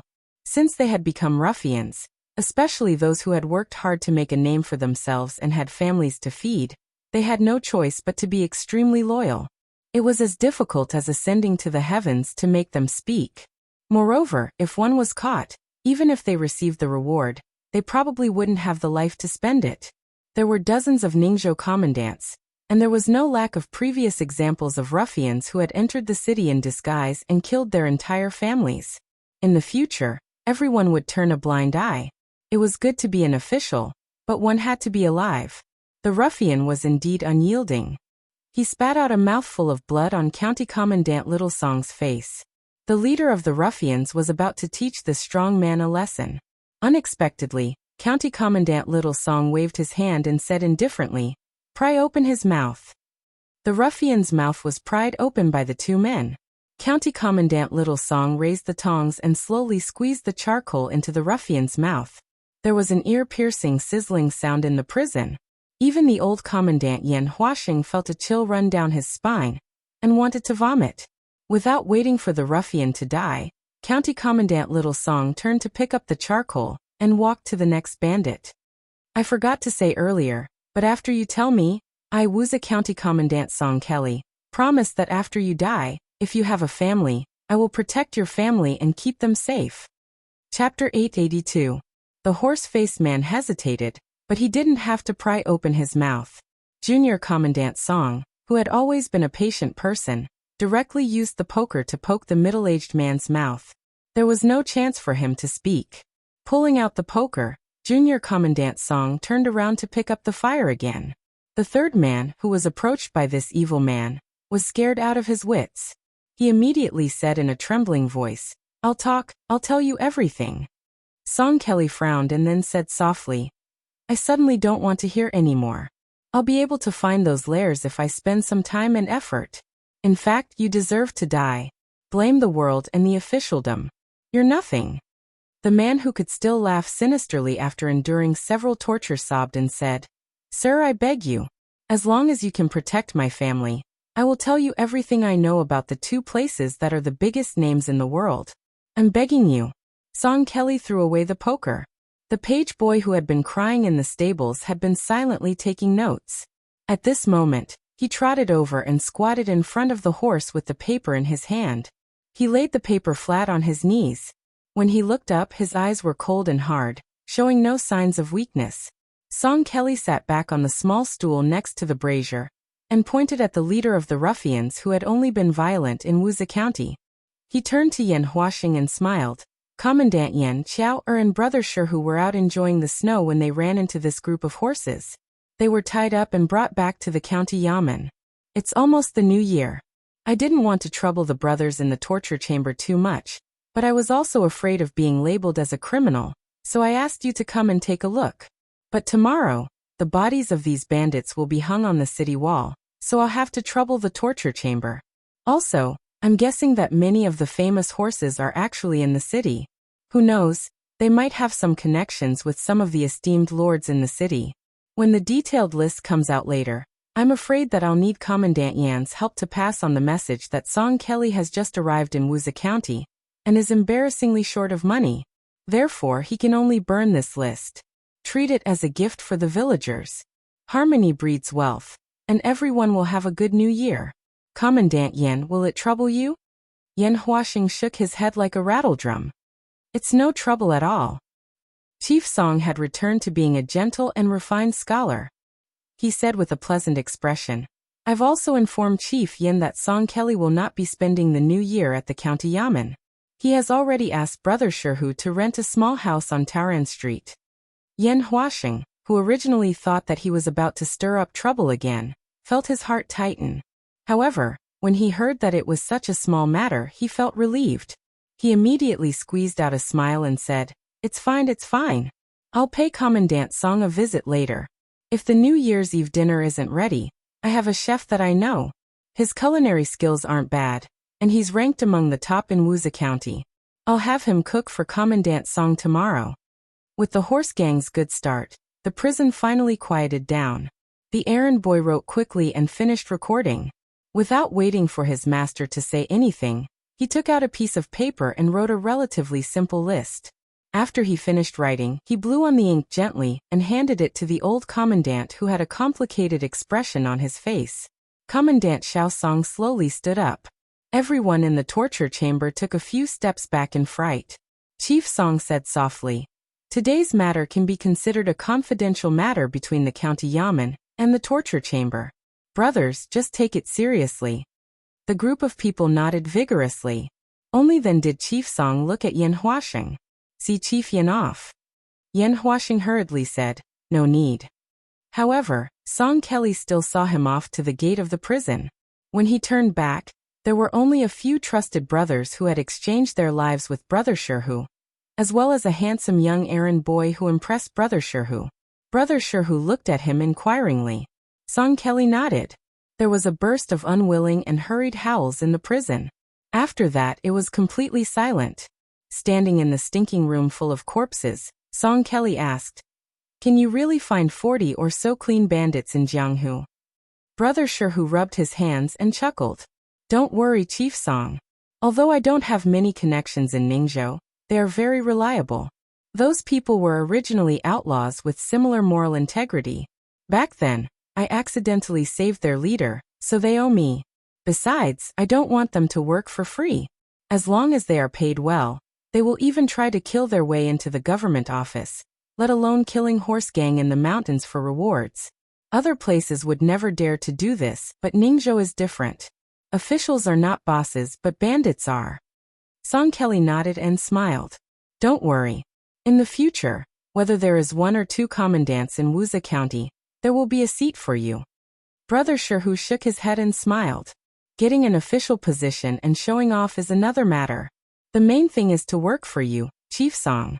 In one word, it is delightful. Not long ago, a wandering fortune teller told me that the great benefactor in my life would be surnamed Song. Damn it, he didn't lie to me. At that time, I was not willing to give him a reward. Now I feel very guilty. Song Kelly did not comment. Tomorrow is New Year's Eve.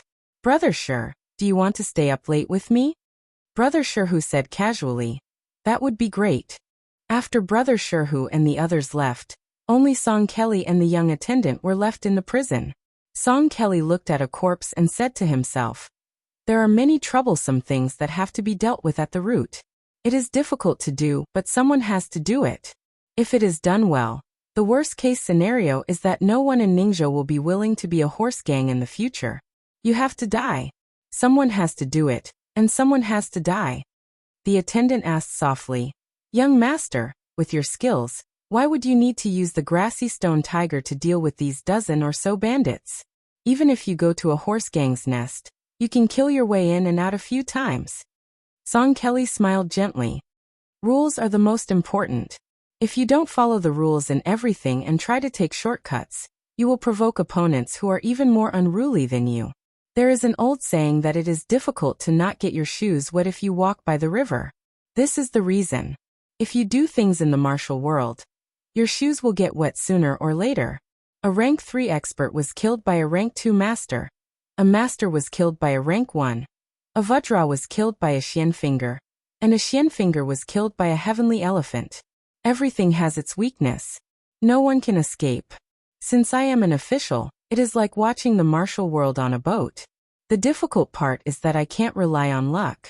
The difficult part is that I can't get off the boat and walk by the river. For example, the Chief Minister Liangluan is targeting me because he is an official. He didn't break any rules, so Song Kelly will accept it. If I can't, it means that my cultivation is not good enough. I can only endure it. If I can accept it, it means that I have a firm foothold in Wuxi County. I can slowly work my way up. Killing bandits is the duty of a captain. Because I didn't break any rules, my path to promotion will not be narrowed. The errand boy pouted inside. Young master, but you are only at the 9th level of secondary class now. How many years will it take for you to become an important official of the 3rd level of secondary class like your master? Song Kelly knocked on the young man's head. His eyes were warm as he scolded. I just told you the word accumulation, and you already forgot? The young man nodded and smiled. The young man suddenly said softly, That sure who is so stupid? He didn't see that the fortune teller was young master in disguise. Song Kelly, who had already started a series of meticulous plans in Wuxi County, laughed it off. Song Kelly asked the young man to sit on a small stool while he squatted casually, and reached out to warm himself. He murmured, It seems that someone in the capital knows that I am here and has started to do something. It is strange that no one has helped the Song family in their hour of need. However, the Song family is already in such dire straits. Why would someone still care about a mere captain? The Song family has always attracted attention in the past few years. They have never made enemies in the official circle, but they have made many enemies in the literary circle. However, these enemies still care about their reputation. Could it be that there are people around them who take the initiative to curry favor with these literary heroes who don't care about worldly affairs? Otherwise, there is something wrong with this gust of cold wind. Song Kelly stopped tapping his forehead and grabbed the string of copper bells. He said self-mockingly, I won't think about it if I can't figure it out. I heard that the princess almost blocked young master's way when he left the capital. Love is long and the hero is short. It is useless to think too much. I don't have the right to think about it. But young master still needs to start a family. Of course, it is not bad to find a virtuous woman in Wuxi County. How can this be? Why not? How can they be good enough for young master? After saying this, the attendant's eyes turned red. He sobbed and said, Young master is the young phoenix of the Song family. He was supposed to be the leader of the scholars in the world. Song Kelly smiled gently and wiped the young man's tears. Chapter 883. Jean Sanlang, whose every movement could affect the capital's view, began to grow a beard. In reality, with his age, which had just crossed the threshold of 30, unless he wanted to imitate Grand Secretary Zhang and become that beautiful bearded duke, there was originally no need for him to grow a beard. However, after he became the Imperial College's Right Chancellor, and was able to work together with the current great scholar of Confucianism, Yao Baifeng, Jean Lanting felt that there was a need to grow a beard to show his ambition. Madame Su, whose wife relied on her husband's noble orders, had to help her husband trim his beard almost every day, striving for perfection. Jean Lanting rose up from the small counties and counties within Bailiang's jurisdiction. First, he broke the rules and became the Great Yellow Door, and then he became the Son of Heaven's close minister. In the blink of an eye, with a shake of his body, he became the Imperial College's big shot that all scholars looked up to, obtaining the authority to control the rise and fall of all scholars under the heavens. Jean Lanting had to quietly wait every morning for the sky to turn white, his line of sight becoming clearer, before he rode a carriage to the Imperial College. Occasionally, he would lift the carriage's curtains and gaze at the reverent and burning faces on the road, making Jean Lanting feel as if a lifetime had passed. Back then, when he bent down to lift the carriage's curtain and stepped down from the carriage, Jean Lanting felt as if a lifetime had passed. Back then, when he met people, he would give them handmade proclamations, but almost no one was willing to accept them. Now countless people wanted them, yet Jean Lanting didn't want to give them the slightest bit. However, Jean Lanting didn't become complacent. After living in the capital for more than 2 years, he had seen many farces of sudden wealth and sudden loss of power. For example, the Song family's 3 outstanding talents, 2 senior and junior teachers died of anger, and 1 resigned from his position. The Song family's young phoenix, who used to need Jean Lanting's milk to curry favor with, completely faded out of the court's view. The more Jean Lanting knew about the treacherous situation in the imperial court, the more he cherished the few nobles he had when he was dormant and bowing his head. The former Left Chancellor Huan Wen, who was a pillar of the nation, was rarely willing to accept the proclamations he sent. Now he had become the Grand Secretary of the Wenting Court, replacing the leader of the remnant party, Sun Shiji, and was honorably promoted to the left servant Shi of the province. There was one more person Jean Lanting had never revealed on the surface. Even when he was beside Madame Su, the woman who shared the same bed as him, he didn't mention a word of this person. Jean Lanting clearly remembered that morning's court session, when he was rolling his eyes and ridiculing him along the way. It was only that senior who also came from the yellow door who patted him on the shoulder and said something extremely heartwarming. A gentleman would die for his bosom friend. As for the King of Baoyang's recommendation letter, Jean Lanting avoided talking about it. In private, he regarded it as his reverse scale. If anyone was tactless enough to mention this matter to him, regardless of whether you were the son of a minister or a descendant of a general, Jean Lanting would immediately leave in a huff of anger on the spot, breaking off all relations and never laughing with Shi Yan again. Moreover, Jean Lanting had never felt that Lame Su had any merit in recommending him. The world's orthodoxy was in the house of Zhao. Even if you, whose surname is Su, were bestowed the title of king with a different surname, even if the throne was hereditary, how many generations of glory, splendor, wealth and rank could you last? Casually flipping through the history books, even if those aristocratic families had the iron scroll of death for those who are not guilty of treason, in their homes, weren't they still casually found by the emperor to be guilty of treason, and implicated 9 generations of their families? Saying goodbye to the old year and moving to a new residence, a double blessing came at the same time. The Right Chancellor's residence was changed to a new one that was bestowed by the emperor. It used to be the residence of a Liang imperial family member. 200 years ago in Great An City, it was extremely glorious. Because it had lost its hereditary title and was given the title of general, living in this first-class residence was somewhat suspicious.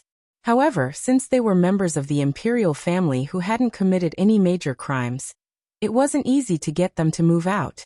Fortunately, when they heard that Jean Sanlang of the Imperial College was moving in, their face shone brightly. They also privately received a large sum of silver from the imperial palace, so they conveniently moved out. The current emperor was thrifty, so the dishes made in the imperial kitchen were just decorations. Later on, it was the empress who suggested that there be a meal list. Every day, the meal list would point out that a certain item was to be bestowed to a certain person. For example, the head of the internal court, the princes and princesses, the powerful officials in the court, and the generals in the capital were all expected to be bestowed. Today, a grand eunuch personally carried a rosewood meal box wrapped in yellow satin to keep warm, and came to the new residence of Jean Sanlang. Jean Lanting didn't leave anything behind, and finally begged the grand eunuch to let him keep the pair of ebony chopsticks that wasn't considered a valuable item. A grand eunuch was secretly stuffed into the grand eunuch's sleeve. The skin was golden and dazzling, and the meat was as fine as fat. What was most rare was that there was a scene of a yellow jade coexisting at the top. Without needing to look at it closely, just by casually playing with it, one would know that it wasn't an ordinary item. The grand eunuch leaving a pair of chopsticks behind wasn't something that overstepped his boundaries. However, if the news of Jean Sanlang gifting an item that he liked spread out, not only would it not attract the stain of corruption, but it would also greatly improve his reputation. How could the grand eunuch not smile from ear to ear? She felt more comfortable looking at this Right Chancellor who was nearing 30 and had the potential to enter the ranks of cabinet elders. Giving away a piece of ancestral jade pendant, and leaving behind a pair of ebony chopsticks that were only worth a few taels of silver, Madame Su's heart hurt. In the past in the county, she relied on the power of her paternal family, and had to pull on the ears and scold people.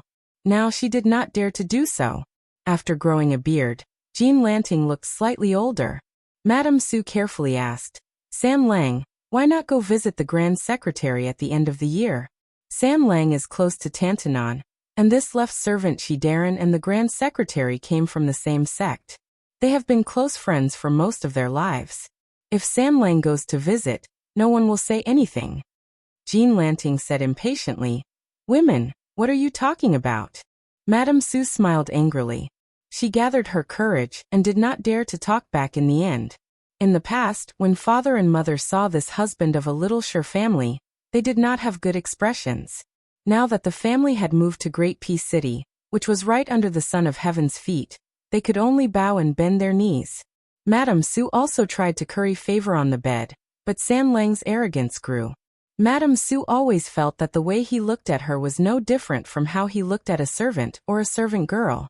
In this era where women were as cheap as grass, after a man became famous, it was not hard to treat women as women. What was hard was to treat women as people.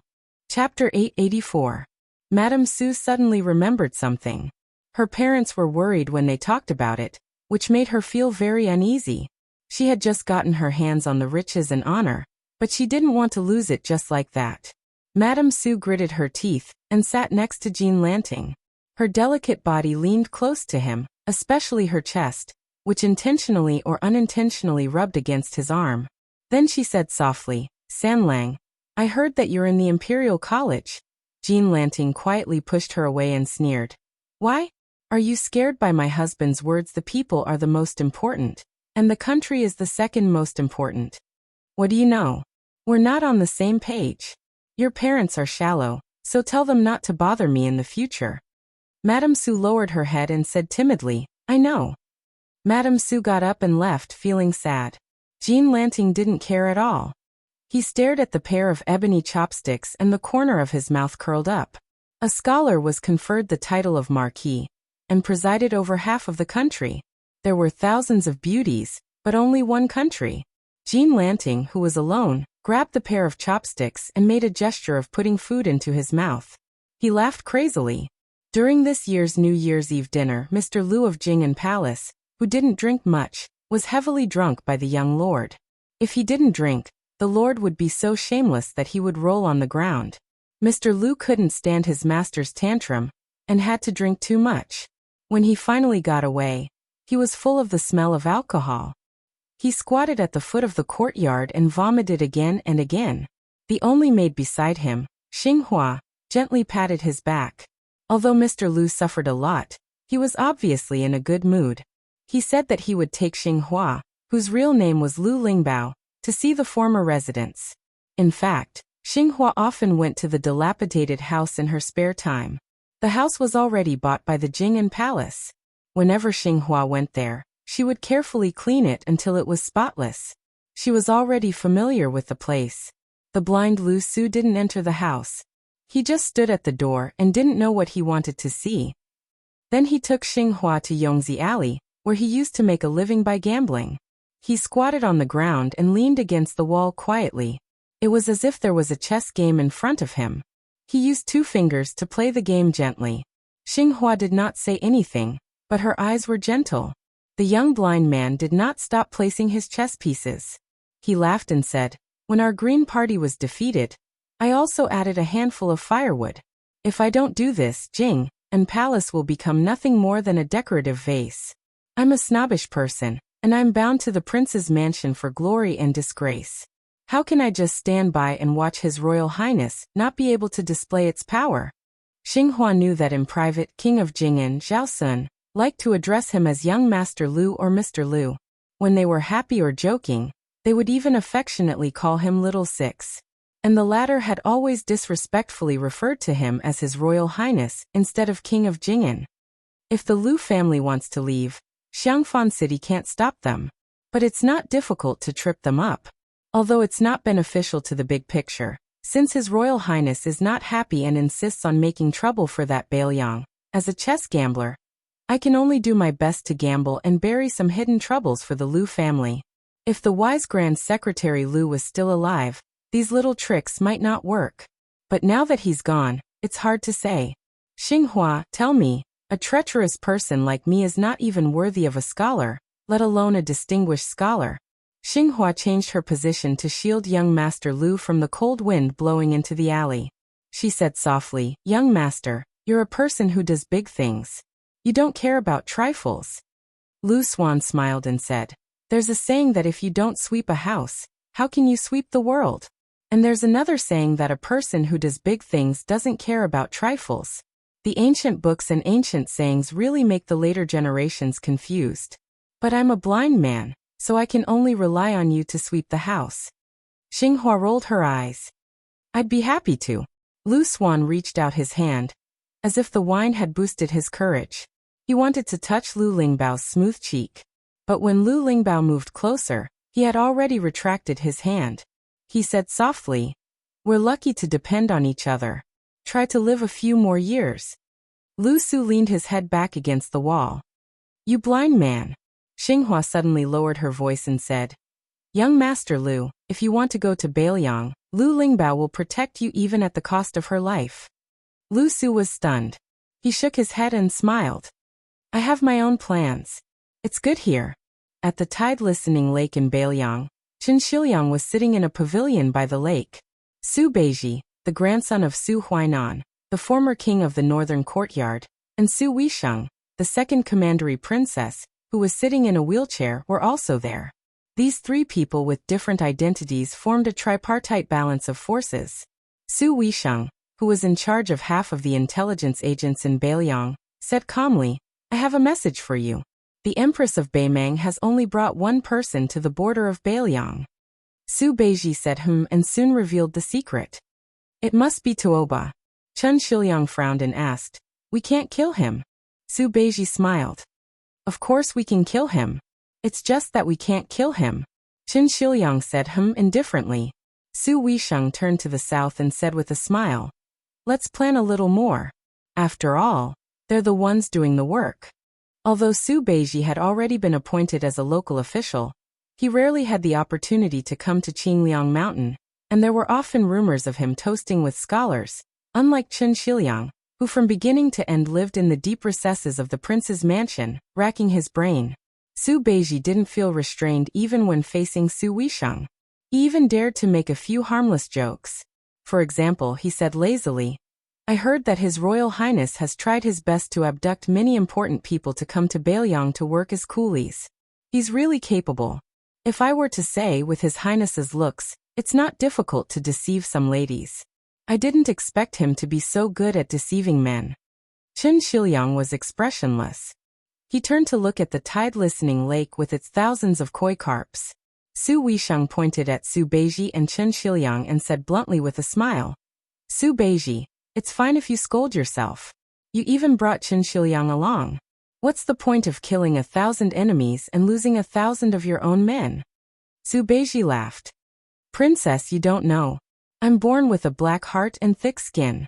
That's why I'm less injured than young Master Chen. Chen Shiliang shook his head helplessly. It was impossible to be friends with this guy, but even if he was an opponent, he still couldn't bring himself to hate him. Su Weisheng muttered to himself, New year, new cool, new atmosphere. Chapter 885. The next chapter will be published very late in the morning, so don't wait for the update. The gates of northern Liangdao and Liangling prefectures were opened wide. Almost at the same time, the gates of the cities were loosened. Not only were scholars able to enter northern Liang in a single file, there were also people from all walks of life, crooks mixed in with honest folk, who all headed towards northern Liang. A troop of cavalrymen quietly entered Lingzhou from the Mitsang Mountain Road, which was adjacent to the Kuei Gate and the Sword Pavilion. There were only 5 or 6 people in the troop, and they were all men.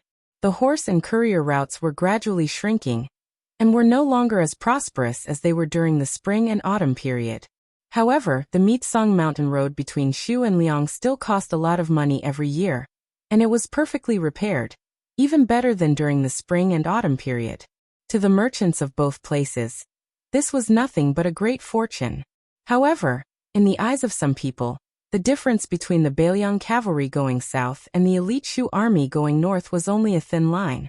The troop stopped on a mountain with a broad view and looked south. The old man in the lead pointed at the sword pavilion and smiled. Originally, according to Yishan's plan, thousands of light cavalrymen would be under the control of Wang family's father and son. Added with the 6,000 elite warriors hidden in Mount Qingsheng, if we really wanted to annex the Central Plains, or if the imperial court pushed us too hard, not to mention anything else, the western line of Western Shu and Southern Zhao would be under our control within 3 months. However, since Chen Jibao went to Shu alone, even though he hasn't been crowned as the king of Shu and is still the minister of war, as long as he goes to Shu for a few years in the future, this break, Bailiang will be like a man with a sore under his armpit. We can't catch it, but we can't not catch it either. It's so uncomfortable. Other than the hunchbacked old man, there was also Crown Prince Su Fengnian, Northern Liang's new cavalry commander Yuan Zuozong, and Han Laozhan and Su Yambing, who were about to become Lingzhou's deputy general. They stopped side by side and looked towards Western Shu. Su Xiao rode his horse to the peak of the mountain road in the Mitsong Ridge.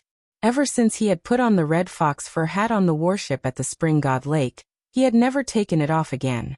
Su Xiao turned his horse around. Previously, when Lu Qiu introduced me, I also met the fascinating old general of Southern Tang, great ancestor Gu. From him, an outsider, I learned that our Bailiang's territory is not big, and there are so many things to pay attention to. According to great ancestor Gu, the roads of Bailiang can be divided into 3 regions and 14 terrains. According to great ancestor Gu's teachings, Bailiang occupies the upper reaches of the world, and is connected with the aura of all places. It can control the fate of the world. In the past, I only heard from Yishan that after Bailiang was unified by the Great Qin, there were a total of 1,281 wars in history. However, Yishan doesn't believe in the supernatural. Moreover, I also know that Yishan doesn't approve of Bailiang invading the Central Plains with the momentum of a lion hunting a rabbit, and causing the Central Plains to be filled with smoke. Therefore, in these years, he has not lived happily. Su Fengnian, who wore a Bailiang saber at his waist, smiled and said, Master always said that the talents of the world must be controlled by knowledge. Only then can one's heroic spirit be restrained, and one can take advantage of the situation to achieve great things. This is a genuine effort. Not to mention your notoriety in the Spring and Autumn War, just the background of our Su family alone is enough to make it useless even if that old faker Huang Sanjia comes up with some auspicious omens. The scholars and the people's hearts will not lean towards the Su family. Nowadays, scholars, especially those who have failed to achieve their goals, are flocking to Bailiang. This is also because Bailiang has raised the banner of guarding the northwest for the Central Plains, giving them a way out. Otherwise, who would be willing to become an official in Bailiang? Su Xiao raised his hand and used the horsewhip to push up his leather hat.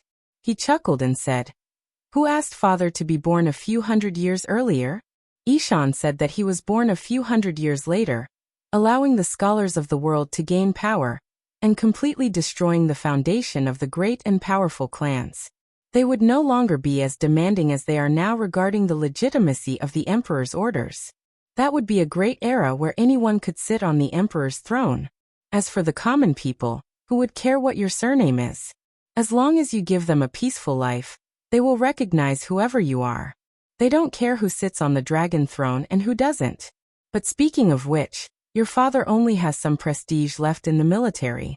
Not to mention the Central Plains, even in Bailiang. If one day we are crushed into pieces by Beimang's Iron Horse cavalry, if there is someone in Beimang who can govern the country well, most of the common people will completely forget about the Su family's 20 years of guarding their homes and courtyards. Speaking of this, father feels that the victory in the Battle of the Western Fortress was a fluke. In the Central Plains, the remnant citizens of West Chu who want to restore their country are truly inexhaustible. They advance dauntlessly, wave after wave, as if they don't know how the word death is written. In the future, it will be very difficult to rally the people's hearts. Our Bailiang, not to mention West Chu, even compared to Western Shu, is still far behind. This is all father's fault.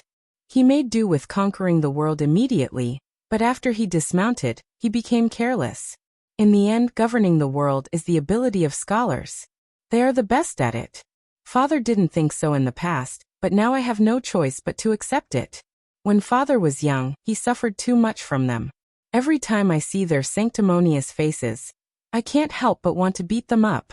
So in the future, when we interact with scholars, it will depend on you. Don't learn from father.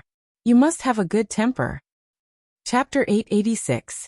Su Fengnian nodded with a smile. Yoshi Plateau, Yubei Plain, Liangxi Corridor, Chilian Mountain, Longdong Longxi, Helan Mountain, and so on. There are a total of 14 places. Since great ancestor Gu has carefully divided the Bailiang theater of operations, I will have a clear target when I arrange my trusted generals. Then I will slowly encircle the scholars who are in charge of political affairs. Each of them will perform their own duties. With the brave soldiers guarding the border, it will not be easy for Bailiang to fall into chaos. There must be a lot of Zhao's spies in the scholars' rush to the north this time. I want to see how good they are at making trouble. Bailiang has the limitations of Bailiang, but it also has the unique advantages of Bailiang. As long as there are 300,000 iron horse cavalry, it is enough to protect itself. Except for Liangxi Corridor, which is a rich land, the other places are not rich, and there is a problem of grain storage. The water transport in Guangdong has always been suppressed by the imperial court, but there are good generals and strong soldiers. Since ancient times, there have been many talents in the east and west rivers. Even Zhang Julu and other big shots in the imperial court are envious. To put it bluntly, even if we are hungry, we can beat the so-called soldiers outside of Bailiang until they cry for their parents. Su Xiao joked. Oh, why do I feel that you have a little ambition to be a commander? I remember that when you were young, you always wanted to be a hero who would help when you saw injustice on the road. You have no interest in leading troops to fight. Su Fengnian calmly said. Only when you have really walked through Jianghu, you will know that there is a limit to one's strength. Then the idea of being a hero will fade. Imagine that when the whip is used, tens of thousands of iron horse cavalry will swarm out. Who can stop it? Wang Xianji? Or Chao Chongqing? Yuan Zuozong laughed softly and said, if it is them, they can still stop it. Su Xiao laughed heartily. He was very gratified that this adopted son of his could talk and laugh with the eldest son of his first wife. At that time, the 6 adopted sons were all high-spirited. Not to mention Lu Qiu, only the indifferent Yao Jian had some contact with his son, which made Su Xiao worry a lot. Among the adopted sons, Yuan Zuozong's temperament was not inferior to Chen Jibao's. White Bear could actually bow his head.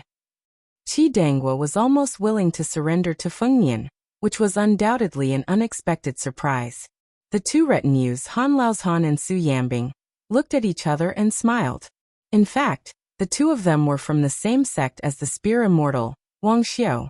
It was just that people only knew that Han Laozhan was Wang Xiu's junior brother, and not Su Yambing. As one of the 4 grandmasters of Jianghu, Wang Xiu was unparalleled in the northwest of the Central Plains.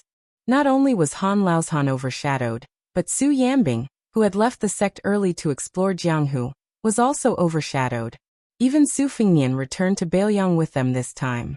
He learned from Han Laozhan that Su Yambing was so outstanding that Wang Xiu, who was much older, almost had no hope of catching up with him. Wang Xiu's father had to banish and invite this disciple, who was not surnamed Wang, out of the Wang family.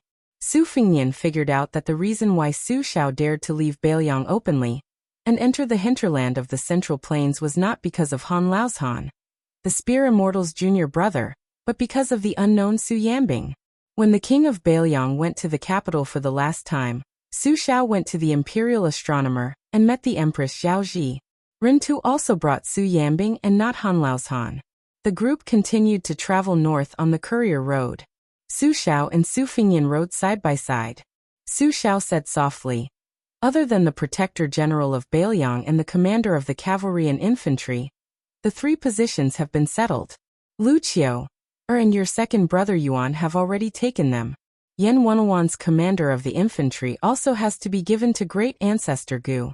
Next, the commander of Bailiang, Daoyang and Yuling have the most power. The commander of Liangzhou has always been held by the protector general of Bailiang. The commander of Yuzhou has already been given to the ambitious Huang Fucheng. Su Yambing and Han Laozhan are the deputy commanders of Lingzhou. What are your plans? Su Fengnian hesitated and said, Yan Wenwan's side is not easy to deal with. After all, he is an old general with meritorious service. Yan Wenwan is not as old as Zhong Hongwu, and he is also smooth and slick. I plan to let Great Ancestor Gu take over Liangzhou's commander of Liangzhou from Luqiu. First. Wang Ji, the meritorious official who submitted his pledge of allegiance at Iron Gate Pass, and some of the capable generals of the Phoenix Battalion, will wait for these people to gain a foothold before we can make a move on Yan Wenwan.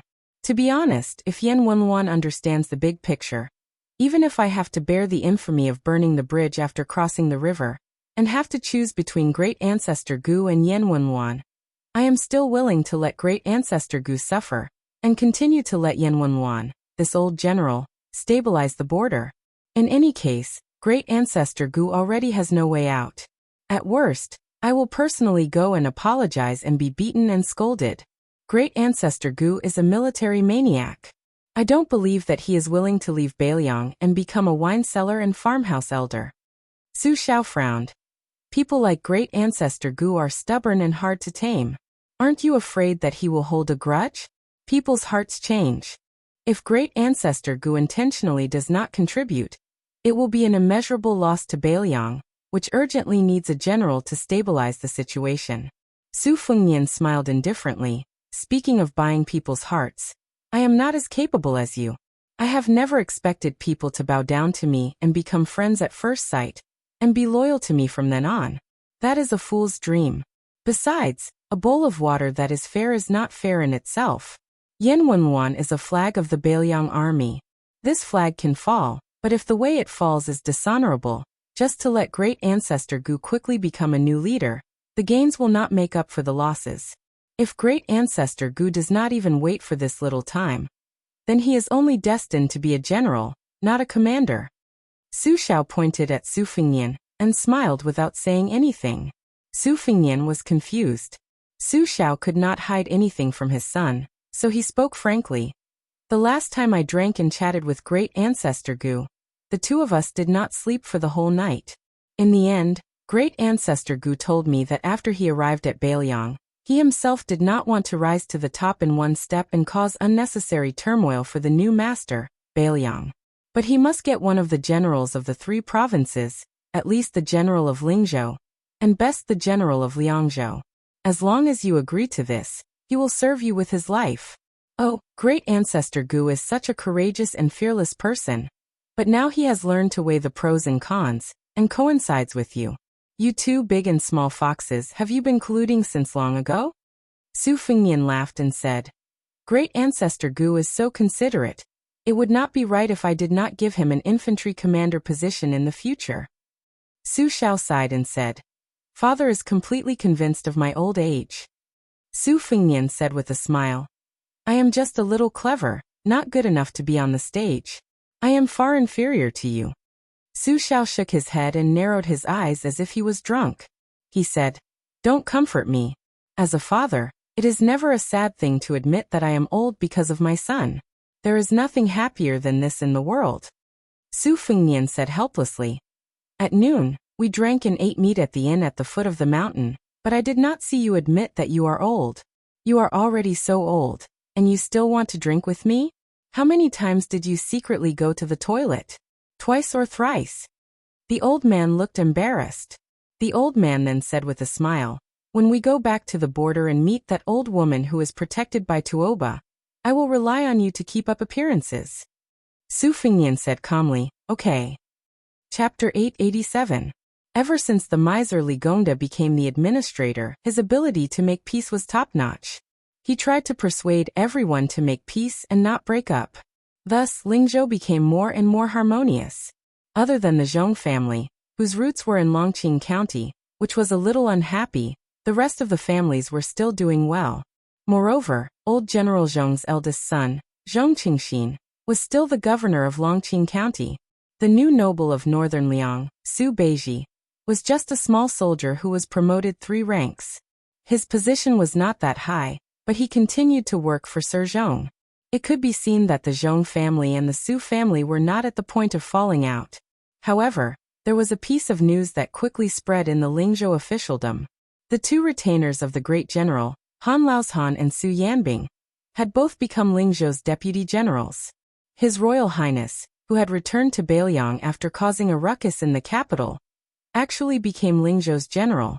This made people feel that it was a bit inconceivable. Many retired generals were silently cursing why the crown prince did not just sit on the chair of Beiliang's protector general. Why did he extend his hand into the Lingzhou officialdom? This was not very proper. Anyways, after the new year at the border of Yuzhou, there would be a martial arts examination that was held once every 3 years. Everyone knew that the great general had already started to make arrangements for his death. According to the whispers in the Lingzhou officialdom, rather than Crown Prince Su Fengnian not being liked in Lingzhou, it was better to let Chu Lushan and Yuan Zuozong's 2 foster sons help him to become the commander at the border. Whether it was showing off or hiding in the abyss, it was fine if everyone did not see it and did not feel annoyed. No matter what, it was better than taking over the hot potato that was Lingzhou's general. The mansion of the administrator was decorated with lanterns and colored banners. The doors were wide open to welcome the guest. Sir Li, who was already a rank 2 border official, was grinning from ear to ear. He treated the great general, who suddenly came to the Li mansion, like a bodhisattva. After obtaining the inside information that His Highness was going to become Lingzhou's general, Li Gongda talked until his mouth was dry. He finally got an old neighbor on the same street to vacate a beautiful mansion. He temporarily hung a plaque and turned it into the Lingzhou general's mansion. Lingzhou's capital had a beautiful Jinnu lake. There were only a few mansions that had the qualifications to draw water into the mansion.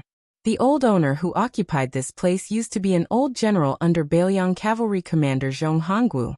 Later on, he got closer to Dian Xiongzong and the other young generals under Qin Jibao. Li Gongda took advantage of this weakness and used both kindness and power to make the old general leave with his many beautiful wives and concubines. At this moment, Su Fengnian, who had just become a standard 4th-rank general, was taking a leisurely stroll in the general's mansion. Previously, he had gone to the Li mansion to show his face before leaving. He really couldn't resist the administrator's attentiveness, so he left behind Su Xiao and Yuan Zuozong, Han Laozhan, to accompany him. He brought along one of Lingzhou's deputy generals, Su Yanbing, to walk through the corridors. Of Wang Xiu's 2 junior brothers, Han Laozhan could be considered familiar with the art of war, but the martial arts maniac beside him, Su Yanbing, was just barely passable. Compared to Han Laozhan, who really wanted to take root in Lingzhou and consolidate at every step, Su Yanbing was just there to deal with unexpected situations. Moreover, Su Yanbing's personal ambitions did not lie here. Before he left the Li Manor, Su Xiao had a playful look in his eyes, saying that there was a little surprise waiting for him in the house. Su Fengnian did not have any expectations. He had seen many immortals of the Jianghu flying around. Since he had slacked off on the path of martial arts, needless to say, the secret manuals could be sold at a low price at the Tide Listening Pavilion. He also did not care about divine weapons and sharp weapons. As for women, his 2 future concubines had followed him to Beiliang, so Su Fengnian did not want to attract any emotional debt. However, when Su Fengnian suddenly saw the young girl dressed in Bei Meng's grassland woman's attire, he was somewhat stunned and pleasantly surprised. He never would have thought that it was the young girl who had great connections with the Bei Meng imperial family, Huyan Guanin. Back then, in order to save the tribe she was in, he had stopped the herd of wild bulls in the canyon. Only then did he engage in a deathmatch hunting with Tuoba Chunsun, who was favored by the heavens at the right time and place. At that time, Su Fengnian had almost lost his life to Tuoba Chunsun's lightning spear. Su Yanbing was very tactful. He went to another place to enjoy the scenery, leaving Su Fengnian alone with the girl. Su Fengnian pondered for a bit and understood. After he returned from Bei Meng, he told her everything in detail about his dangerous experience. During this time, he mentioned Huyan Guanin's Chang flute. He reckoned that it was Su Xiao who followed the vine to find the melon, and brought her from Bei Meng to Lingzhou. Su Fengnian sat with her in the pavilion. He asked her in the prairie language, "Your brother Abaoji didn't come to Beiliang?" The girl with the appearance of 95 was obviously not as melancholy and sentimental as the girls of the Central Plains. She shook her head and said with an open-minded smile, "My brother is a young eagle on the prairie. The prairie is his home. My brother also said that he must become the biggest chick on the prairie and have the most extensive and fertile pastures. In the future, he will bring our benefactor to gallop on a horse and snatch the most beautiful girl, the fiercest warhorse, and the best wine for our benefactor." Su Fingnian remembered the strong-headed child who liked to roll around in the sheepfold. He had the boldness to pick up a lamb and throw it around. He smiled and said, "He's much more ambitious than me." The young girl, whose style was between a young girl and a married woman, had a curious look on her face. She couldn't help but gently smile and ask, "Our benefactor always said that he was a scholar from Gusai Prefecture. How did he become the son of a prominent family in Beimang, the arch-enemy of Beiliang?" Su Fingnian leaned against a pillar and looked at the small lake in the mansion. He sighed and said, "It's probably the so-called unpredictable affairs of the world." Huyan Guanin said softly, "There was an old man who was more dignified than the biggest chick on the prairie. He ordered me to be our benefactor's maidservant in the future and serve our benefactor's basic necessities." Su Fingnian said softly, "You don't have to listen to him in the future. We Beiliang women always like to carry swords, ride horses and draw bows. No one can restrain you. Even if you feel that this place is boring and want to go back to the prairie to see your brother, I can send someone to send you to the north." The delicate Chong flute tied to the waist of the dainty and beautiful woman was unexpectedly gloomy and speechless. The death soldier suddenly appeared outside the pavilion and said respectfully, "Your Highness, Su Beiji and Wu General Wang Ji from Dragon Eye County have come to visit." Chapter 888. For now, the Lingzhou General's mansion was nothing more than an empty shell. It was not an exaggeration to say that it had a golden exterior, but a rotten interior, because this Lingzhou General's mansion was nothing more than an empty shell. Su Fingnian smiled, nodded and said, "From now on, they don't need to report when they come here." There were smart servants in the mansion who led the way for them. Su Fingnian walked out of the pavilion to greet them. Wang Ji's father, Wang Shirtsu, was not only a former subordinate of Beiliang, but also a general of Swords Gate. He was a secret chess piece that Li Yishan had placed in Kuei Gate for many years. This father and son pair eventually played a significant role in the Battle of Iron Gate. Wang Ji was indeed a valiant general who lived up to expectations. Even when facing Han Diaosi, he dared to fight to the death. In order to stop the Mancat, he lost 1,000 of his 3,000 elite cavalrymen. After joining Beiliang, only half of his 2,000 personal guards were left. Last time, his performance in Longqing County was also very eye-catching. Therefore, Su Fingnian had a very good impression of him. Su Beiji was quick to adapt to the local customs. He was dressed like a scholar, even more so than the famous scholars of Jiangnan. He was elegant and graceful. Wang Ji was escorting him from the side. One was a scholar and the other was a warrior. Huyan Guanin stood alone and timidly in the pavilion. She seemed to be out of place. Most women were like that. They were just the icing on the cake. Su Fingnian put his arm around Su Beiji's shoulder, smiled to Wang Ji and said, "This time, General Wang, you didn't become the Deputy General of Lingzhou. Do you feel angry? If you do, just say it. But I still can't give you the Deputy General position." Wang Ji didn't talk about stage fright.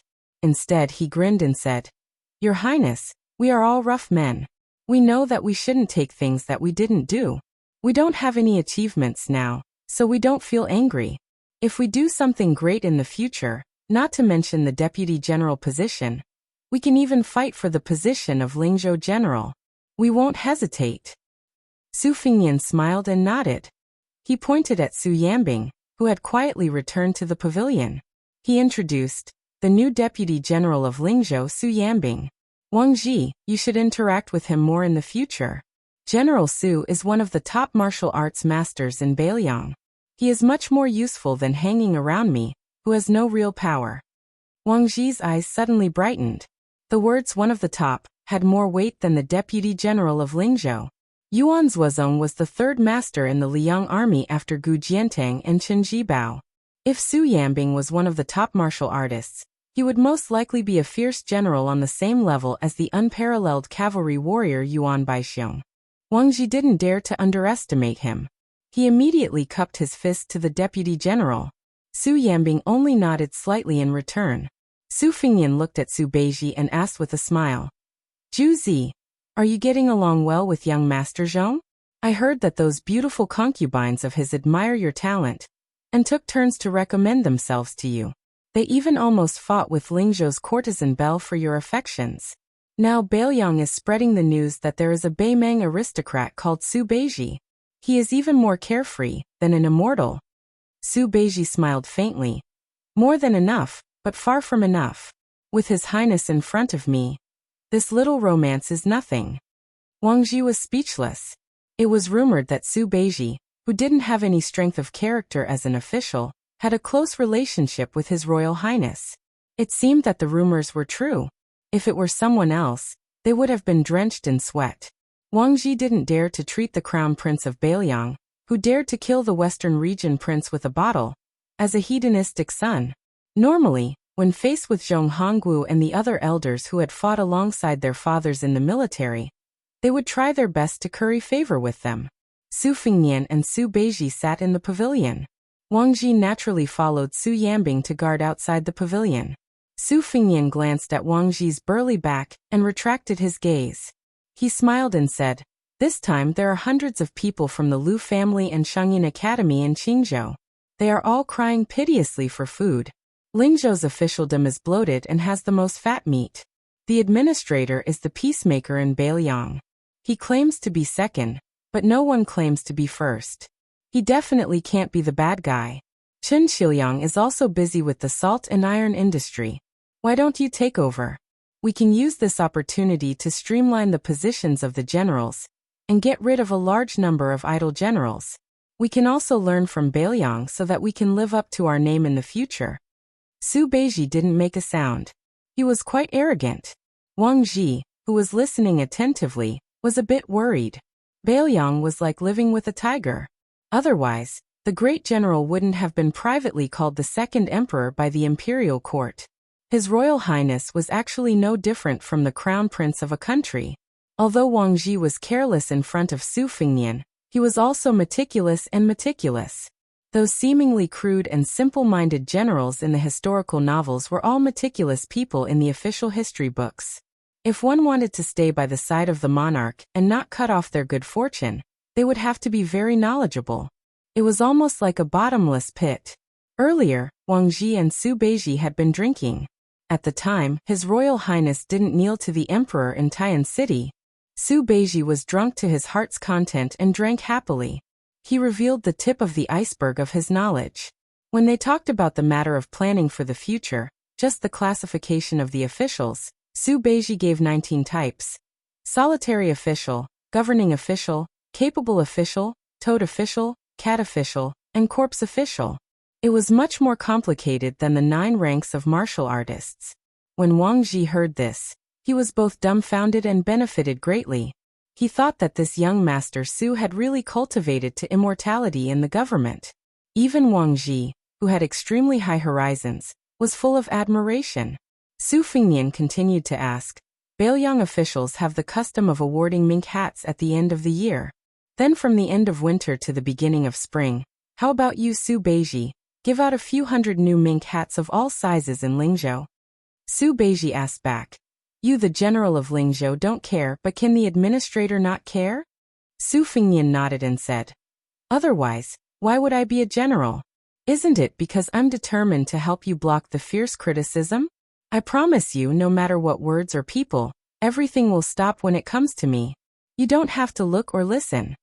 Su Beiji said calmly, "Lingzhou's provincial governor is currently still held by the administrator. Can your highness give me this hat first?" Wang Ji clicked his tongue in wonder. Su Beiji was really bold. He wanted the hat of a 4th-rank official as soon as he opened his mouth, and he wanted it so righteously. If this got out, wouldn't the Liang officials who had been stuck at this threshold their entire lives be angered half to death? Huyen Guanyin, who had learned some of the language of Liang in this mansion, heard every word and roughly understood the meaning of this conversation. Her mouth fell open slightly as she looked at the gray-haired man. Her eyes were a little dazed. Su Fingnian stood up and smiled. I'll give it to you now. Chapter 889. The next chapter will be in the wee hours of the morning, so it will still be rather late. Su Fingnian went alone to the mansion of the administrator in Bailiang, whose standard was only lower than that of Mount Qingliang. Now that he was familiar with the Li mansion, he didn't even need the steward to lead him to the back garden where Su Xiao and Li Gongda rested. In the courtyard there was a shady locust tree. The officialdom in Bailiang knew that Li Gongda was fond of planting locust trees in recent years. So many locust trees from other provinces had been moved into the mansion. Planting locust trees in front of the mansion was a sign of good fortune. Li Gongda's talent and learning were not obvious. Nowadays, most of the imperial examinations were in the autumn locust tree season, and the month was also known as the locust tree yellow. It could be seen that official Li was still brooding over the fact that he had failed the imperial examinations many times in the past. Su Fingnian walked along a secluded path lined with hollyhock trees. He saw a long sandalwood couch placed under a tree. Su Xiao was drinking green ant wine alone. Li Gongda used to kneel more than sit in front of the king of Bailiang. Now that he was the administrator, he stood to the side, holding a wine jug and helping to pour wine.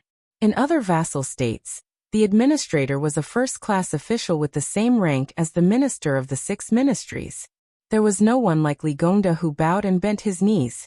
Not to mention the administrator of West Chu, Sun Shiji, even the prince of Guangling, Zhao Yi, had personally visited him several times, but he had been refused the door. Just like Dai Yuzhen, the administrator of the 2 Huaidao, she had openly bullied the prince of Huainan Zhao Yi until he couldn't breathe.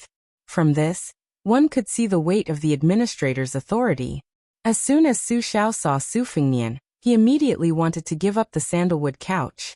However, Su Fingnian ignored him and asked Yuan Zuozong to ask for 2 chairs from the steward of the mansion. He sat down with Li Gongda. The afternoon sun shone on his body, making him feel warm. After drinking a few cups of green ant wine, he knew that His Royal Highness had come back. However, he found that this young man who always called him uncle was not in a hurry to expose him. Therefore, Li Gongda had to sit with him and drink with him. He talked about some interesting anecdotes of Lingzhou, jesting and flattering him. He talked about how His Royal Highness had won the hearts of the people in the capital city. Whether Su Xiao believed it or not was another matter. However, it was comfortable to listen to it, and he showed a genial smile. Su Fingnian smiled and looked at it with mixed feelings. At that time, Yan Qiji and Yan Dongwu's father, Yan Jieshi, was the provincial governor of Lingzhou. His official position was about the same as Li Gongda, the provincial governor of Fengzhou who had not been incorporated into Yuzhou at that time. Now Yan Jieshi had betrayed Bailiang and went to Tian City to be a relative of the royal family. Perhaps he would become the father-in-law of the emperor in the future. Li Gongda was not bad either. He did not become an official in the capital city, but became an extreme local official. Actually, Su Fingnian was closer to Uncle Yan at that time. Uncle Li had a bad reputation.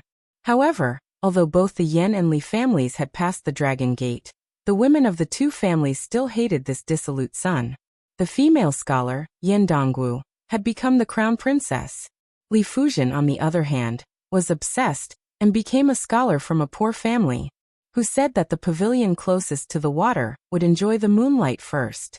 Su Fingnian had been friends with Li Hanlin and Yan Qi for so many years, but he did not get any good treatment from their sister. It was not that Su Fingnian had any improper thoughts towards them. It was just that back then, he was frivolous and liked to tease the young ladies of noble families. Yan Dongwu would even argue with him. Su Fingnian was even more ruthless. His harsh words and cold words were lacking, and his eyes were cold all year round. Su Fingnian lazily leaned against the back of the chair, and could not help but laugh.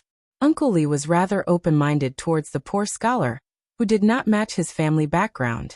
Not only did he not break them apart, he even secretly paved the way and raised his status. From a poor family to an aristocratic family, and then from a minor official to a high-class official, the 2 matters of status and class were all settled magnanimously. He just did not know if Uncle Li would take the opportunity to make a move again this time when the Lingzhou officialdom was turned upside down. Su Fengnian did not have the intention to make things difficult for the poor scholar. Although he had seen the scholar's face and shrewdness outside Toma Temple, and that fellow had been schemed against by Su Beiji, and felt that Su Fengnian had entrusted Li Hanlin to the wrong person. But since Li Hanlin's sister was enjoying it, Su Fengnian could not be bothered to point fingers. If that poor scholar really had the ability to become an official, Su Fengnian would not mind giving him a slightly bigger mink hat. To the Bailiang, whether or not he was an honest official was not important.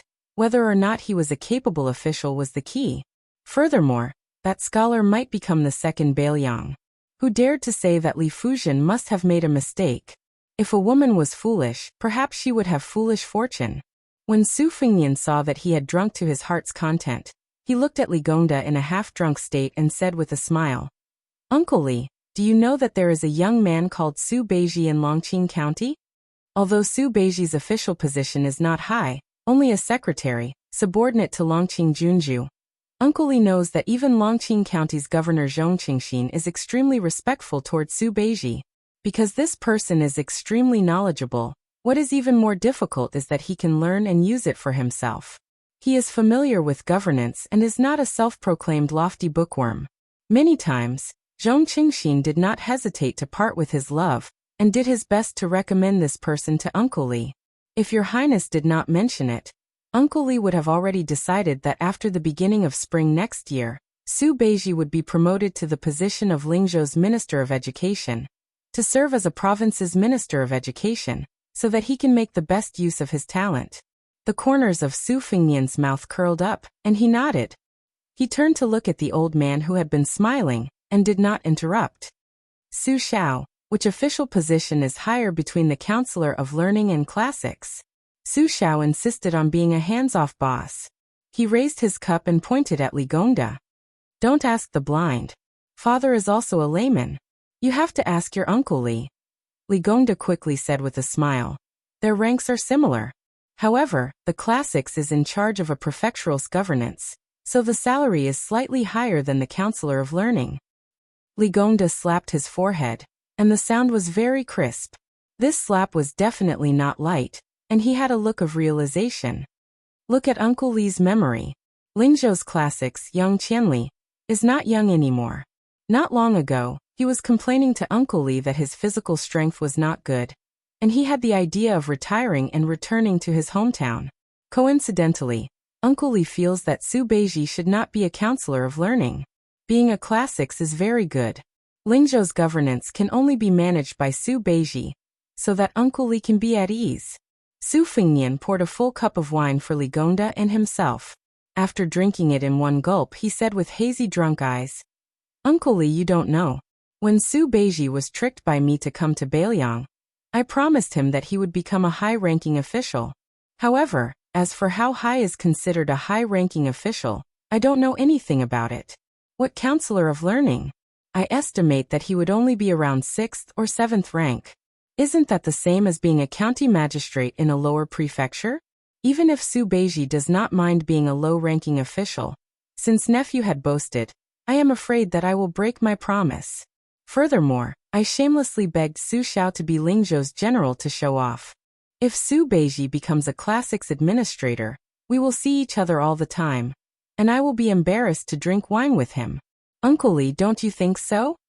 Chapter 890. Liang officials, according to the law below grade 3, were not only split into main and secondary grades, but also into upper and lower grades. For example, although they were both grade 4, there were actually 4 grades: capital officials and local officials, main officials, secondary officials, and lower officials. There were many mysteries hidden within. To become an official, entering the lower grade was the first dragon gate. Regardless of whether one was a lower grade 9 official or not, the difference between the grades was like a chasm. The next grade 4 was the second dragon gate that was even harder to cross.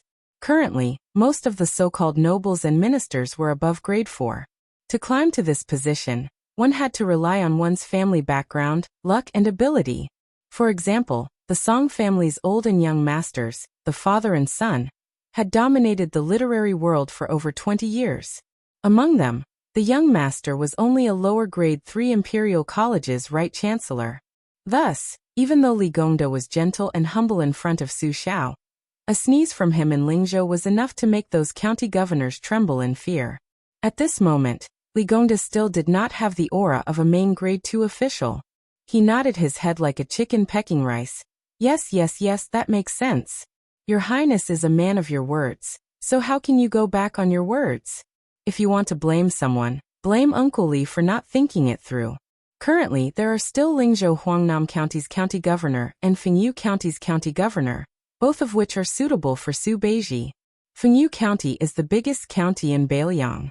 It has a special rank and is comparable to a county governor. It is also not far from our Lingzhou city. Su Fengnian suddenly yawned and put down his wine cup. He stood up and said with a lazy expression, Huangnam County's county governor Song Yan is in his prime and has a good reputation. As for the county governor, although Fengyu County is the biggest county in Beiliang, it doesn't sound good. Forget it, it will be the new year in a few days, so Uncle Li doesn't need to worry about this. I'm just a general in Lingzhou. If I keep talking about Lingzhou's government affairs, I'm afraid that the next time I visit, Uncle Li won't let me eat and drink. Li Gongda slapped his thigh heavily. Su Xiao and Su Fengnian both stood up. He did not dare to sit there arrogantly, so he quickly stood up and said softly, Your Highness, since Su Beiji was Longqing County Governor Chao, why don't you let him be the Lingzhou County Governor? Su Fengnian smiled. Let's talk about it later. As an important advisor to the head of a province, when the provincial governor was patrolling the territory, he could bring his own horse and carriage to accompany him. That was why he was called Bi Wei. And it could be said that he lived up to his name. As long as the county governor did not make a big mistake, half of the officials would be able to successfully become the county governor. Liang had 30 provinces under the Taoism. As the county governor's candidate, county governor was also an important official with a lot of power. No one would look down on them. Su Beiji jumped from a county governor to a county governor, which was equivalent to easily crossing the second dragon gate in the officialdom. Even the entire Beiliang Taoism would have to raise their eyebrows. But what made Li Gongda uneasy was that His Royal Highness was still in low spirits. He looked absent-minded and easy to talk to, but this made Li Gongda, who had always been in control of the situation, feel uncertain. Su Xiao did not let Li Gongda see him off. The governor knew the essence of flattery, so he did not disturb the peace of father and son leaving the manor together. After Su Xiao went around the screen wall, he smiled. Is it your appetite or Su Beiji's appetite that is big? Is he eyeing the position of county governor that Li Gongda is unwilling to let go? Normally, Li Gongda would not be so reluctant, but now that there were less than 1,000 scholars pouring into Beiliang, most of them would stay in Lingzhou. There were many things that the governor could not say, but there were many things that were more convenient for the county governor to do. This is called a county official is not as good as the one in charge.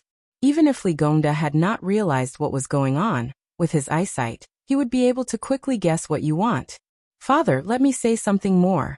Snakes have their ways, rats have their ways. In terms of military affairs in Beiliang, even if you make a fuss about a Huaihua general who has taken off his armor and returned to the fields, it is not a big deal. You can also be a Lingzhou general, but the circle of civil officials is big and small. They are all interconnected and even more intertwined. Just relying on fists cannot solve all the troublesome matters. This is also the root of why father has never liked to pay attention to local politics. Officialdom is jianghu. Everyone has no choice. Officialdom is also not jianghu. You can't just use force to convince people. Su Fengnian laughed softly. I know the severity of the matter. Actually, the governor of Huangnam County, Song Yan, is Li Gongda's favorite student. This official position is very sincere. If Su Beiji goes to Huangnan, even if Li Gongda's student does not support him, they will not cause trouble. However, Lingzhou is a joke. I know better than anyone that the governor is waiting for Hanlin to return home in glory. This position is simply tailor-made for my son. It is reasonable for him to become the county governor of Lingzhou in the future. If it were anyone else, even if it is Su Beiji who I think highly of, they are destined to not be successful. However, to be honest, whether Hanlin goes from joining the army to Lingzhou's deputy general, and then to a general, or whether he goes down the path of a county magistrate instead of a county governor, I am happy to see it happen. No matter how unreasonable I am, how can I not have some selfishness towards Hanlin? Uncle Li, you are still a little petty. Su Xiao walked forward with a hunched back and smiled. The size of the situation is not fixed. After being promoted, one's field of vision will be broadened, which may be of help. However, it is still not as good as some people's natural situation. Li Gongda became the governor not because he is very capable, but because he is suitable for this position. Speaking of which, if Li Gongda was not petty, he would not be able to reach this step today. Speaking of this, Father had to talk about his experience again. Many people might not be doing well at the moment, but you still have to be more patient. Not to mention others, just like Father, he didn't have this kind of breadth of mind from the start. Before he joined the army, he was still fighting with the street thugs every day. After he became a lieutenant, he never thought that one day he would be on the same level as those high and mighty court elders. When he begged them for soldiers, horses, money, and provisions, he still didn't have much face left. The only thing he didn't do was kneel down. The hardships I faced, even when I left Liaodong with those old brothers, Father has never said anything about it. Su Fingyan nodded. Su Xiao laughed without warning and said happily, "Just now, I saw you and Li Gongda arguing over there, drinking and scheming against each other. Just thinking about it makes me happy." Su Fingyan rolled his eyes and sighed. He said self-mockingly, "In the end, I still did not get the position of Lingzhou provincial governor. I was still worried about how to meet Su Beiji. Just now, I made a solemn vow and said bold words to this fellow. In the end, in the middle of winter, I turned around and poured a basin of cold water on my head." Su Xiao laughed even more happily. "Why don't Father go to Su Beiji's place to support you?" Su Fingyan shook his head. "Forget it. You go back to Liangzhou first. I will definitely rush back to eat New Year's Eve dinner. After the New Year, and before the military exam at the border, I will obediently be the Lingzhou general who scares people. When Lingzhou is over, I will return to Qingliang Mountain. It should not take long." Su Xiao nodded and walked out of the Li residence. Su Xiao said with a playful smile, "Because of you, Li Fujian, that girl, is hiding behind the projector wall. She doesn't even greet me when she sees me. Won't you turn around to take a look?" Su Fingyan did not turn around. He sent Su Xiao to the carriage outside the residence and glared at him. Yuan Zuozong was riding a horse to protect him. Su Fingyan looked up and said, "Second brother Yuan, don't let Su Xiao drink too much. If he really wants to, let him drink 1 cup at most." It was rare for Yuan Zuozong to have the leisure to joke with a straight face. Wikan Mei smiled and looked at the carriage. "Father, who should I listen to?" The old man in the carriage laughed. "You will listen to him in the future." Chapter 891. As soon as Su Xiao left, the surplus generals and captains of Lingzhou gradually gathered outside a mansion and handed over their letters to the general's gatekeeper. Most of the letters were made of expensive materials and were written in gold. One could not expect these rough men from the general's family to have any lofty and ancient style. On this street, the governor's mansion had the highest threshold. Logically speaking, it should have the most visitors, but the Lingzhou general's new mansion was full of people, which made people gasp in amazement. Inside the mansion, Su Fingyan was chatting with Su Beiji. Unexpectedly, when Su Beiji heard that he could not get an official position on Li Gongda's side, not only did he not find it strange, he even said that this was reasonable. Su Fingyan could not tell whether this fellow was praising him for being slippery, or mocking him for being a fox relying on the tiger's might to get things done. However, since Su Beiji was not in a rush to become an official of the provincial governor, Su Fingyan took advantage of the situation and waited for the news happily. The housekeeper of the mansion, Zheng Fulu, was an old member of the prince's mansion that had been transferred from Mount Qingliang to Lingzhou. He was middle-aged and had a dignified appearance. In the past, His Royal Highness had spent a lot of money to buy poetry and literature. The silver had all been handled by Zheng Fulu, so he was very reliable in his work. At this moment, he jogged to the door of the study with a face full of joy and reported to the heir about the bustle outside the mansion. He held a large bag of name cards and scraped off the gold powder on them. It was probably enough for him to go to Lingzhou's Tiger Hill restaurant to eat and drink. Su Fingyan waved his hand at Zheng Fulu and said, "Reject all of them." Just say that I won't see a single one of them. Zheng Fulu bowed and made a sound of acknowledgement. He did not have any doubts and went back the way he came. He said that the Lingzhou general would not be seeing any guests today, and then directly closed the gate of the mansion. He did not even let the side gate go. It was clear that there was no room for negotiation, and this made everyone give up completely. These martial artists who were tyrannical in Lingzhou were not very dejected when the gate was closed. They had originally called their friends and came in groups to join in on the fun. Who would really hope that the Lingzhou general who had only been there for a few days would give them a promotion? In the end, it was the identity of Bailiang's heir that made them have no choice but to lower themselves and drink the northwest wind this time. Furthermore, there was an unwritten rule in Bailiang's officialdom. Yuzhou was mostly Yan Wenwan's while most of Lingzhou was Zhong Hongwu's private backyard. The two sides had never interfered with each other. This group of people were mostly the old subordinates of General Huaihua. Some of the direct subordinates who were deeply indebted to General Zhong were not even willing to show their faces. For example, a few captains with real power under the deputy general all gathered around the stove to boil wine. They secretly cursed that this heir was too vicious. He had just destroyed General Zhong's face, and he actually did not want to stop while he was ahead. He swaggered into Lingzhou and stepped on the old general's face that had already fallen to the ground. There were no young people who were as unparticular as him. They were all filled with righteous indignation, fighting for the old general's justice. One or two captains with bad tempers immediately slammed the table and stood up. A few of the more shrewd ones also had a dark expression as they drank wine. If they were asked to rebel against the Su family, they would not dare to even if they had 100 guts. However, after being immersed in the officialdom for the past few years, they had learned a lot of tricks. They slacked off when they encountered something, and were able to do it easily. Furthermore, not only were they a group of martial artists, everyone present was also related to the civil officials of Lingzhou's officialdom by marriage. These old foxes who sat behind the official's desk were well aware of the rules and regulations. They did not even need to say anything angrily for the Lingzhou officialdom to operate properly. Most importantly, no one could find fault with it. Didn't you scholars from other places come to Lingzhou to steal rice bowls? The hatred of stealing someone's official hat was far greater than the hatred of stealing someone's love. After these military officers discussed and weighed the pros and cons, they all left with sinister smiles on their faces. Bailiang had a small number of scholars, so most of them were officials from humble backgrounds. This group of people actually did not lack intelligence, naturally keen on currying favor. If the high officials could be said to be the awe-inspiring king of hell on the stage, then this group of people were the even more difficult to deal with little ghosts guarding the door.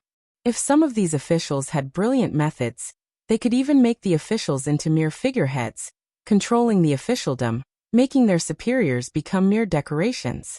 When Zhang Jiulu governed the imperial court, one of his policies was to target the shortcomings of the officials, directly viewing them as a disaster that harmed the country's throne.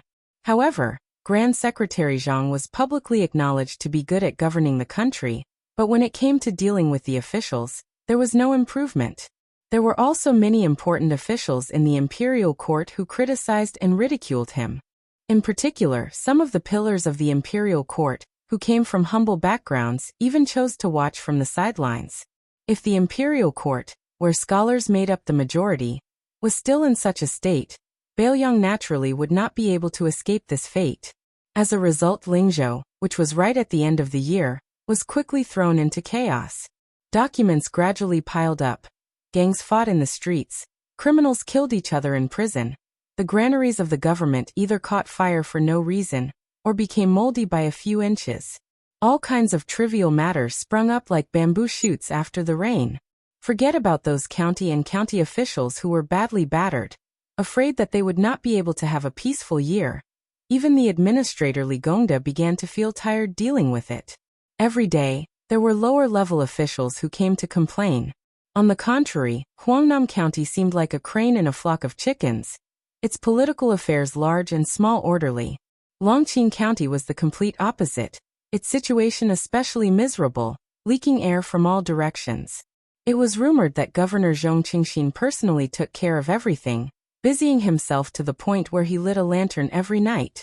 So worried that he already had a few strands of white hair. Lingzhou's officialdom was a mess. The front of the Lingzhou general's manor was deserted, matching the cold winter season. A carriage silently drove out of Lingzhou's capital and headed toward Huangnam County. The coachman wore a short jacket made of yellow wolf skin. The more burly he was, the more shabby he seemed. No one would believe that he was the deputy general of Lingzhou. In the carriage, other than Su Fengnian, there was also the servant girl Huyan Guanyin. These days, Su Fengnian had been reading through the records of Lingzhou's officials in detail. There were many red circles, and he did not pay much attention to this young girl, who would have made it onto the rankings if she had come to Bailiang earlier. For this trip, when Su Fengnian crossed the threshold, he decided to have Zheng Fulu call her over to follow him out of the city. He did not know if it was because she was not acclimatized to the environment, but Huyan Guanyin was not as lively as she was when she was in a difficult situation on the grasslands. Her spirit was dim, and she was not as spirited as before. Su Fengnian thought that after returning to Lingzhou, if he had the chance, he would send her to a safe and quiet place.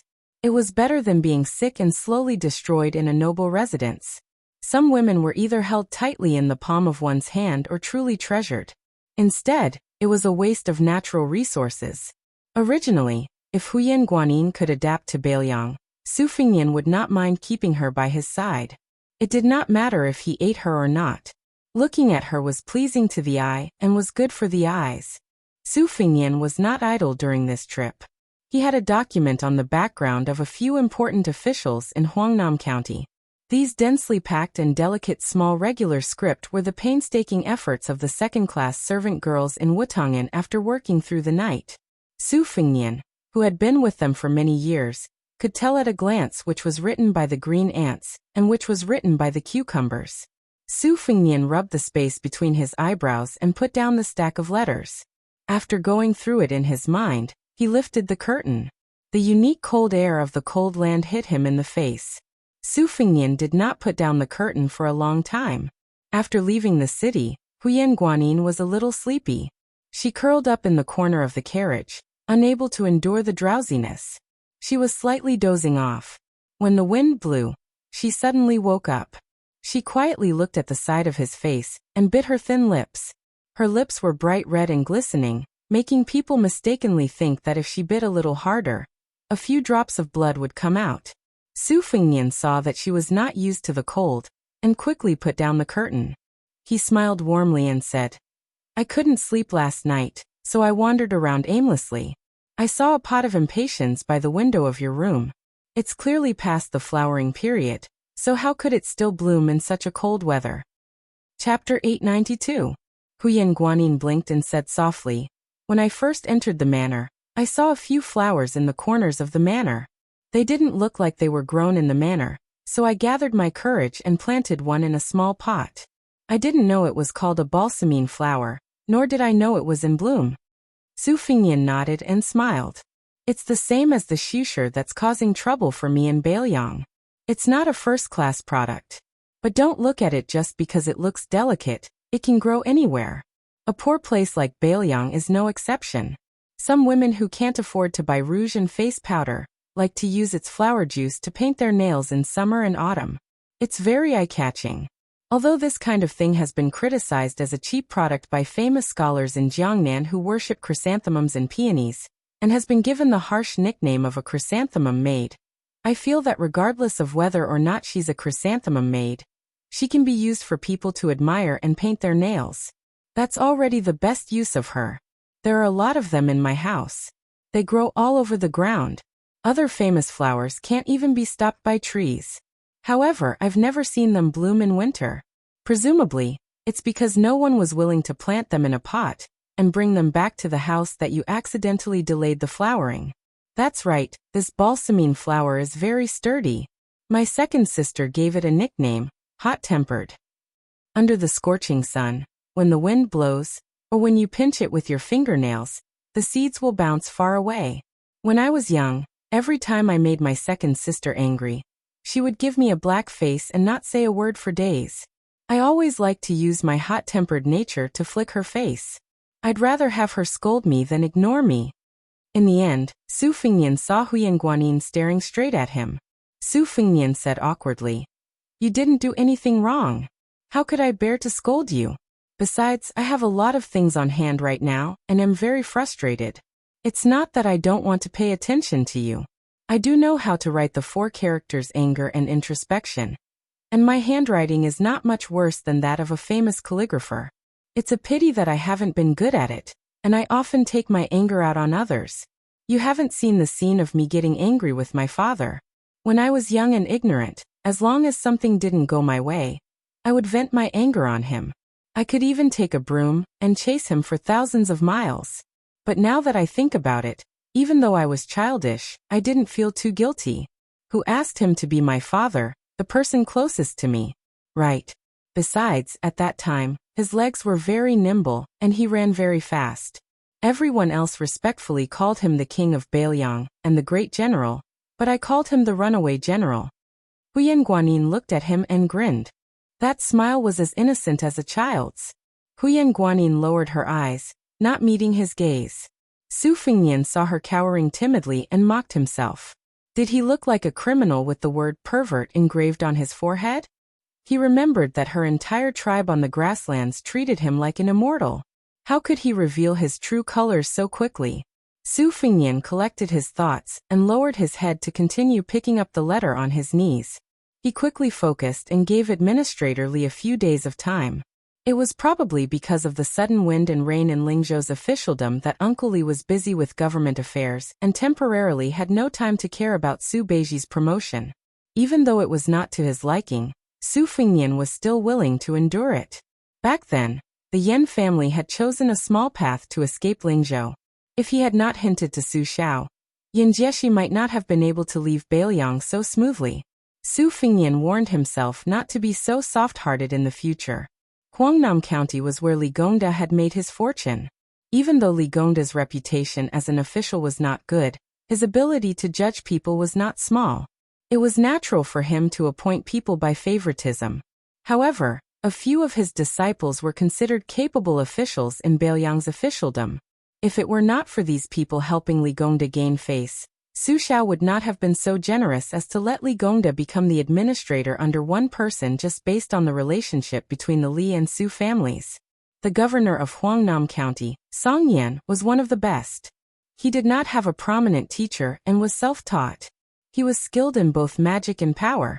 If it were not for the fact that he had many objections towards Su Xiao and could not help Li Gongda's other lackeys, he would not have stopped at being the governor of a county. This time, the reason why Li Gongda was so concerned and anxious was because Huangnam County was not normal. Normally, this would be a bright political achievement. However, with the new Lingzhou general in a quagmire, wouldn't Huangnam County become a dazzling bird out of the forest? His Royal Highness was not moving forward in the quagmire. What was going on with him, Song Yan, who was high up on a branch? Even if he did not make a sound, it would make people feel that he was being noisy. Li Gongda's heart ached for the Lingzhou provincial governor. He just had to act dumb. It was not a crime. He was just afraid that because of Huangnam County, he would be hated by His Royal Highness, who had walked in front of Bailiang for the first time. Su Fengnian let out a breath and narrowed his eyes in deep thought. If nothing unexpected happened, Song Yan must have received 1 or 2 well-meaning secret letters from the administrator, telling this disciple to quickly tarnish his reputation. The people under him were too good at conducting themselves. As officials, they did not even care about doing things. What a headache. Now, with Zhong Hongwu as an example, no one would be stupid enough to go head-to-head with him, the Lingzhou general. As a result, they would all use soft methods to avoid the sharp edge, which would make people feel even more disgusted. Su Beiji was also not loyal. He did not get the Lingzhou provincial governor position, and returned to Longqing Prefecture to watch the show. A copper coin that was no longer in circulation in the marketplace was slowly rolling between Su Fengnian's 5 fingers. Huyan Guanyin stared at the copper coin as it rolled back and forth, tediously, but she watched with great interest. It was to the point that when Su Fengnian raised his head to look at her, she did not notice. Su Fengnian put away the copper coin that the Crown Prince of Yanqi had returned to him and said softly, "Before New Year's Eve, I need to go back to Liangzhou. At that time, you can leave Lingzhou with me. Do you want to go back to the Beimeng grasslands or go to Jiangnan to take a look? Huyen Guanyin seemed to have realized something and asked, with you? Su Fengnian could not help but laugh. Of course it's you alone. How can I leave? She blinked her eyes and lowered her head again. Su Fengnian stretched out his finger and knocked her head. He laughed angrily. The entire officialdom in Lingzhou is working together to play dirty with me. What, are you using what you have learned? Do you believe that I will chase you off the carriage? She raised her head. She was still silent. Su Fengnian had a flash of inspiration. He was stunned and asked softly, You just want me to talk to you? Huyen Guanyin's beautiful face turned red. Su Fengnian held his stomach and laughed. He stretched out his hand and pinched her delicate cheeks. He then said helplessly, Should I say that you are stupid or stupid? You are so quiet. Of course, I thought that you were not happy by my side. That's why I wanted you to go to a place where you can be happy. You have to know that on the grasslands, you dared to take the initiative to enter the tiger's mouth and ride on my body. Look at now, you are so lifeless. She was shy and wanted to say something. Su Fengnian sighed and let her sit sideways on his lap. He put one hand around her round shoulder and rested his chin on her head. He continued to flip through the letters. This is called a saint's calmness. It is really unreasonable that I can't become a land immortal in this lifetime. The woman who was sitting sideways leaned forward, her chest squeezing one of his arms. Su Fengnian did not pay much attention to it at first. He only thought that she was uncomfortable. However, when his arm felt her restlessness, he quickly realized that it was not strange that he could not become a land immortal. Su Fengnian put the stack of letters on the ground. He only picked up one of them. His other hand slid into her collar. There was only a thin layer of satin between them. He held a ball of smooth fullness. His 5 fingers sank slightly. Huyen Guanyin's head leaned back and rested on his arm that was holding the letter. Her charming eyes were like silk. She raised her head and looked at this guy. She was at a loss and faintly let out a delicate nasal sound. Su Fengnian's sanctimonious appearance made people's hair stand on end. He pretended to be calm. In order not to make a sound, the ignorant woman bit a slender finger. This natural charm was extremely alluring. Su Fengnian looked down and asked himself, Why don't I stop thinking about becoming a land immortal today? Chapter 893. The carriage slowly came to a stop. Su Fengnian let go of Huyen Guanyin, who looked like she had been fished out of a water tank, and bent down to lift the curtain. He saw 3 riders stop by the side of the road. They did not wear any armor and were dressed in Jianghu martial arts attire. They were very clean and neat. However, unlike Jianghu martial artists, they all had a Bailiang saber at their waists. One of the young riders was particularly outstanding. His face was like jade, and there was a small but sturdy leather pouch hanging from the back of the horse. When Su Fengnian saw these familiar faces, he smiled and jumped off the carriage, stomping his feet.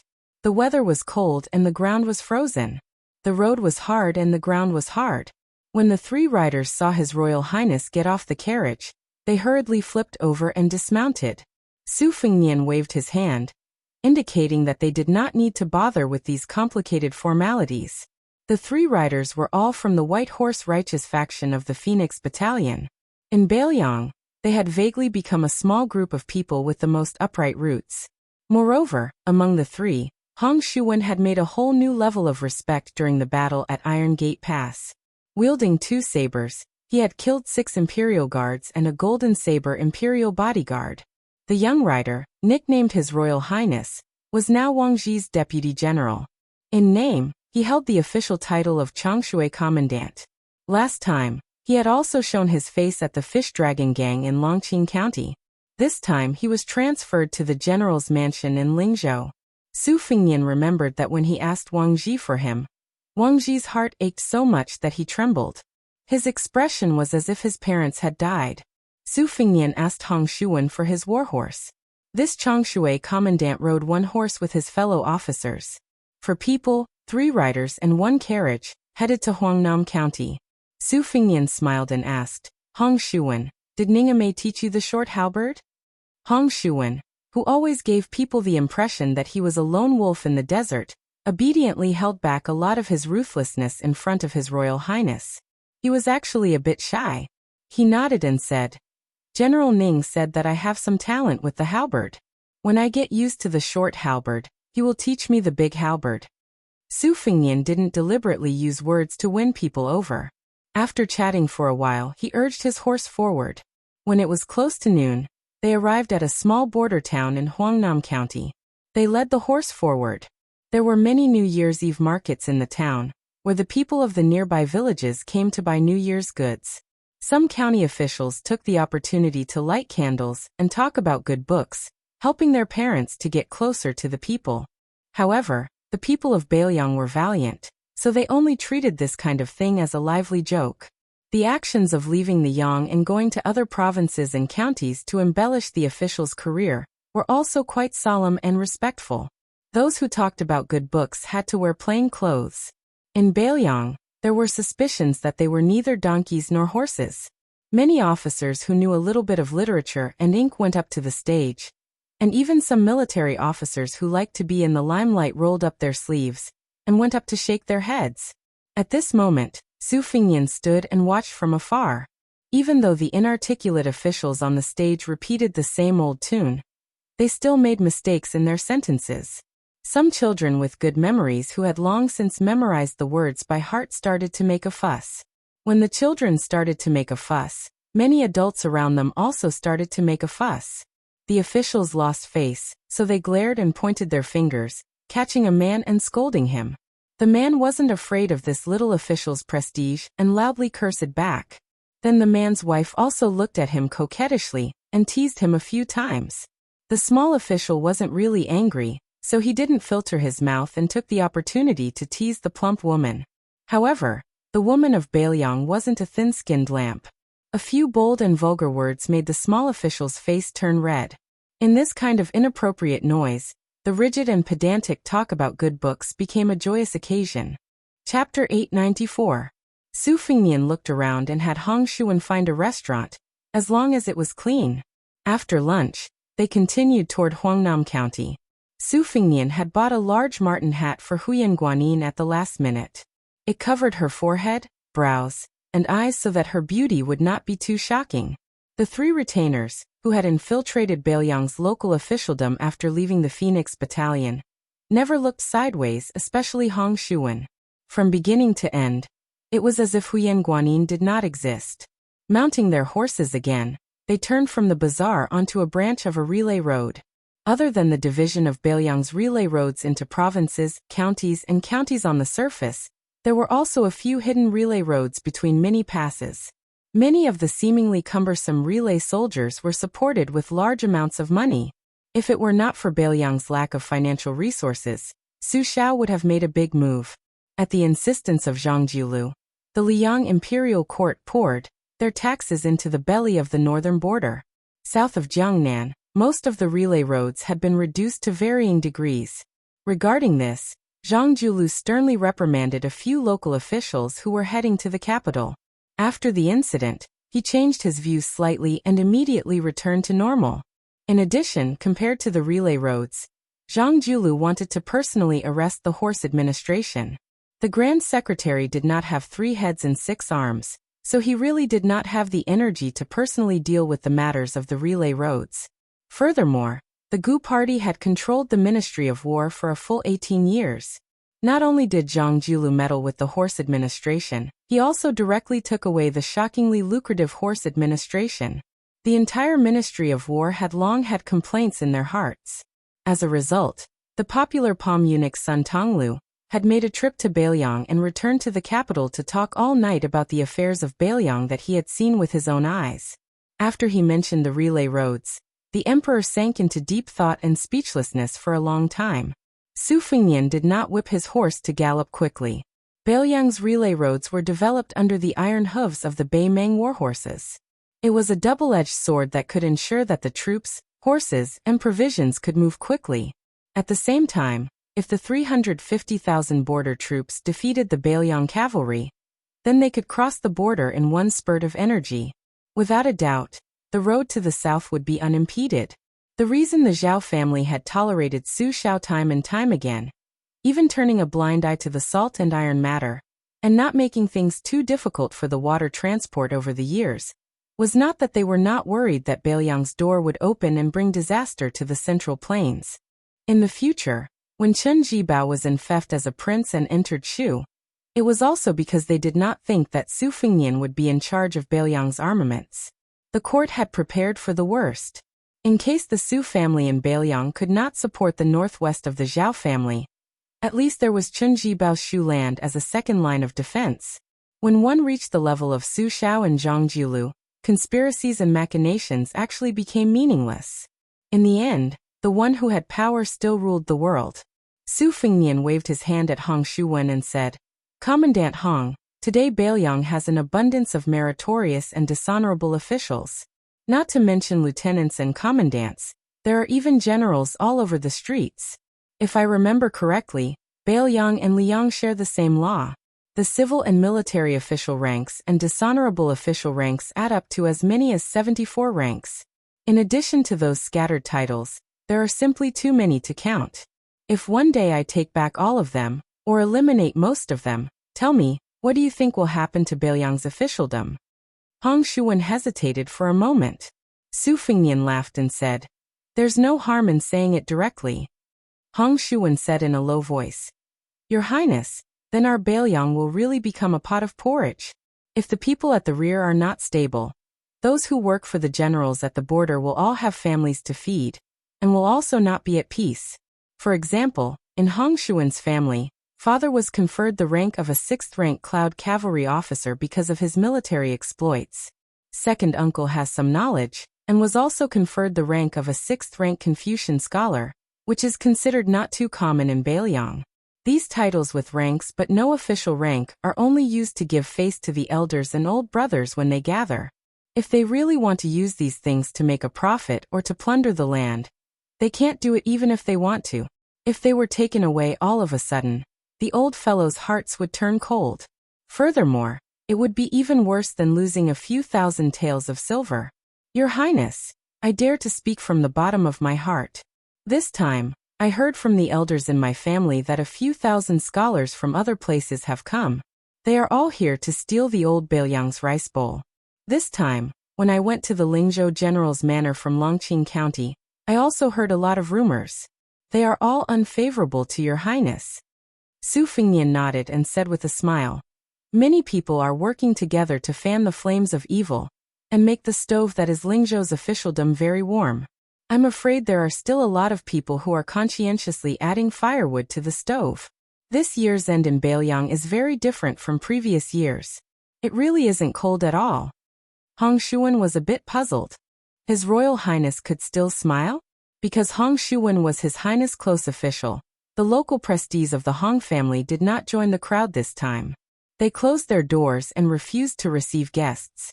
They did not care about disputes and were already isolated and alienated by many families who were originally on good terms with them. If he wanted Hong Shuwen to go into battle to kill the enemy, he would definitely not hesitate. Hong Shuwen always felt that men should shed their blood on the battlefield. Before he became a general that brought glory to his ancestors, he had already thought about where he would die on the battlefield.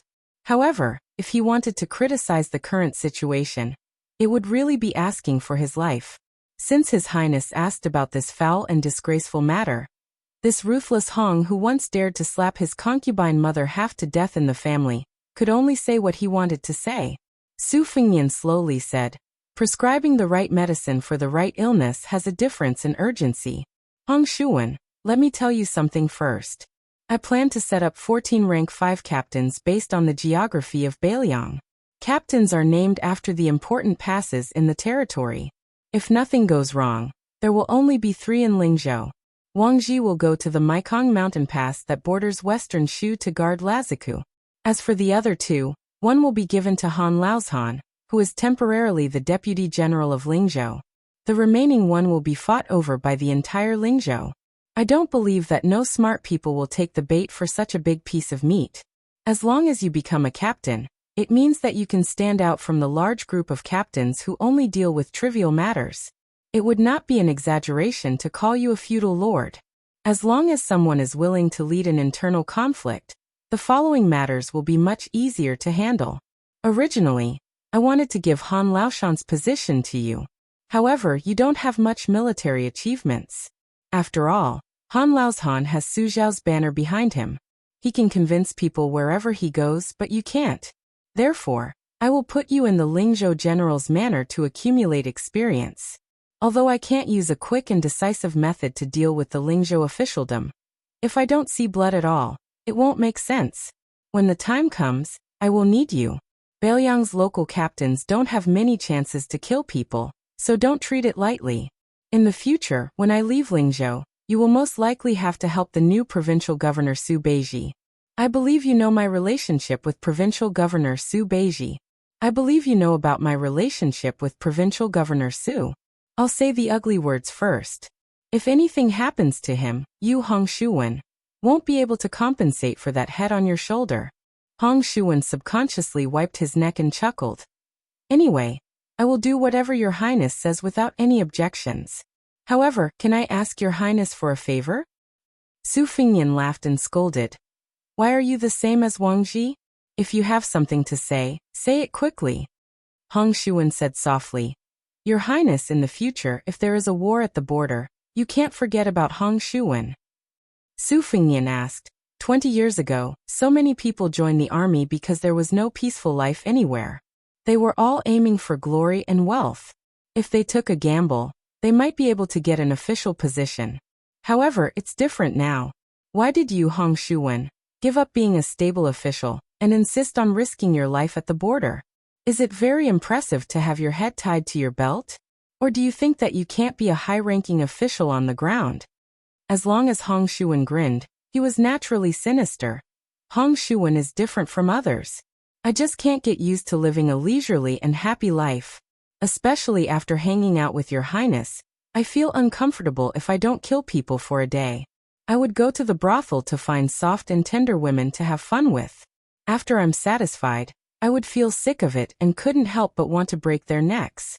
I don't think this illness can be cured, so I can only go to the border and kill people. Su Fingyan smiled and didn't comment. In a time of peace, the people slept. When they woke up, their homes were still there and people were still alive. They worked hard every day. If there were one or two good thoughts, then this was a good world. In the eyes of the people, Hong Shuwen was definitely not a good person. However, without people like Hong Shuwen and Li Hanlin, Beiliang's good world wouldn't last long. Chapter 895. Because this chapter has more than 6,000 words, it's a bit late.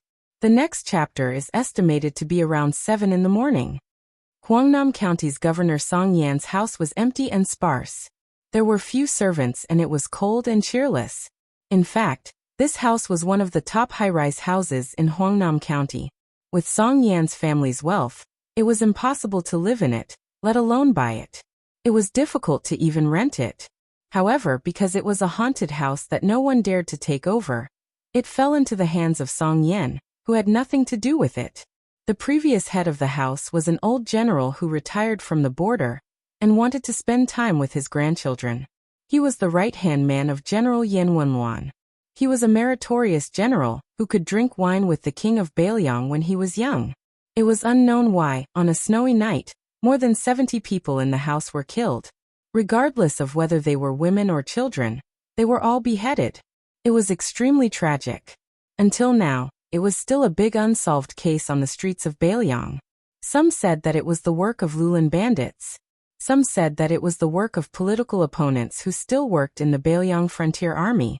No matter what, the house, which was rumored to be empty every snowy night, was empty for many years.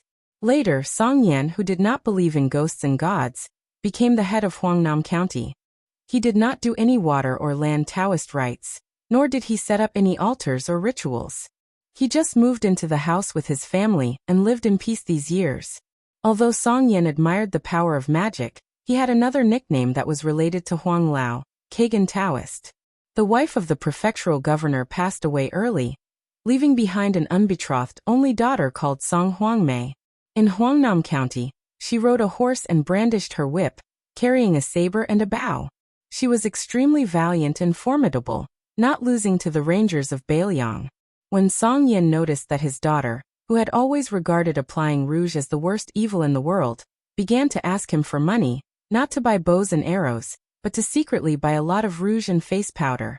Song Yen had bumped into his daughter several times in the residence, but his daughter did not wipe her face clean. Song Yen was happy to see this, and he never exposed his daughter's clumsy cover-up. The library of the prefectural governor's residence was adjacent to the garden. Song Yen held a book and quietly stood by the window. In the garden, his daughter and two maidservants who were as close as sisters were laughing and talking happily. Her voice was particularly crisp. Song Yen, who was almost middle-aged, smiled slightly. His daughter deliberately spoke so loudly.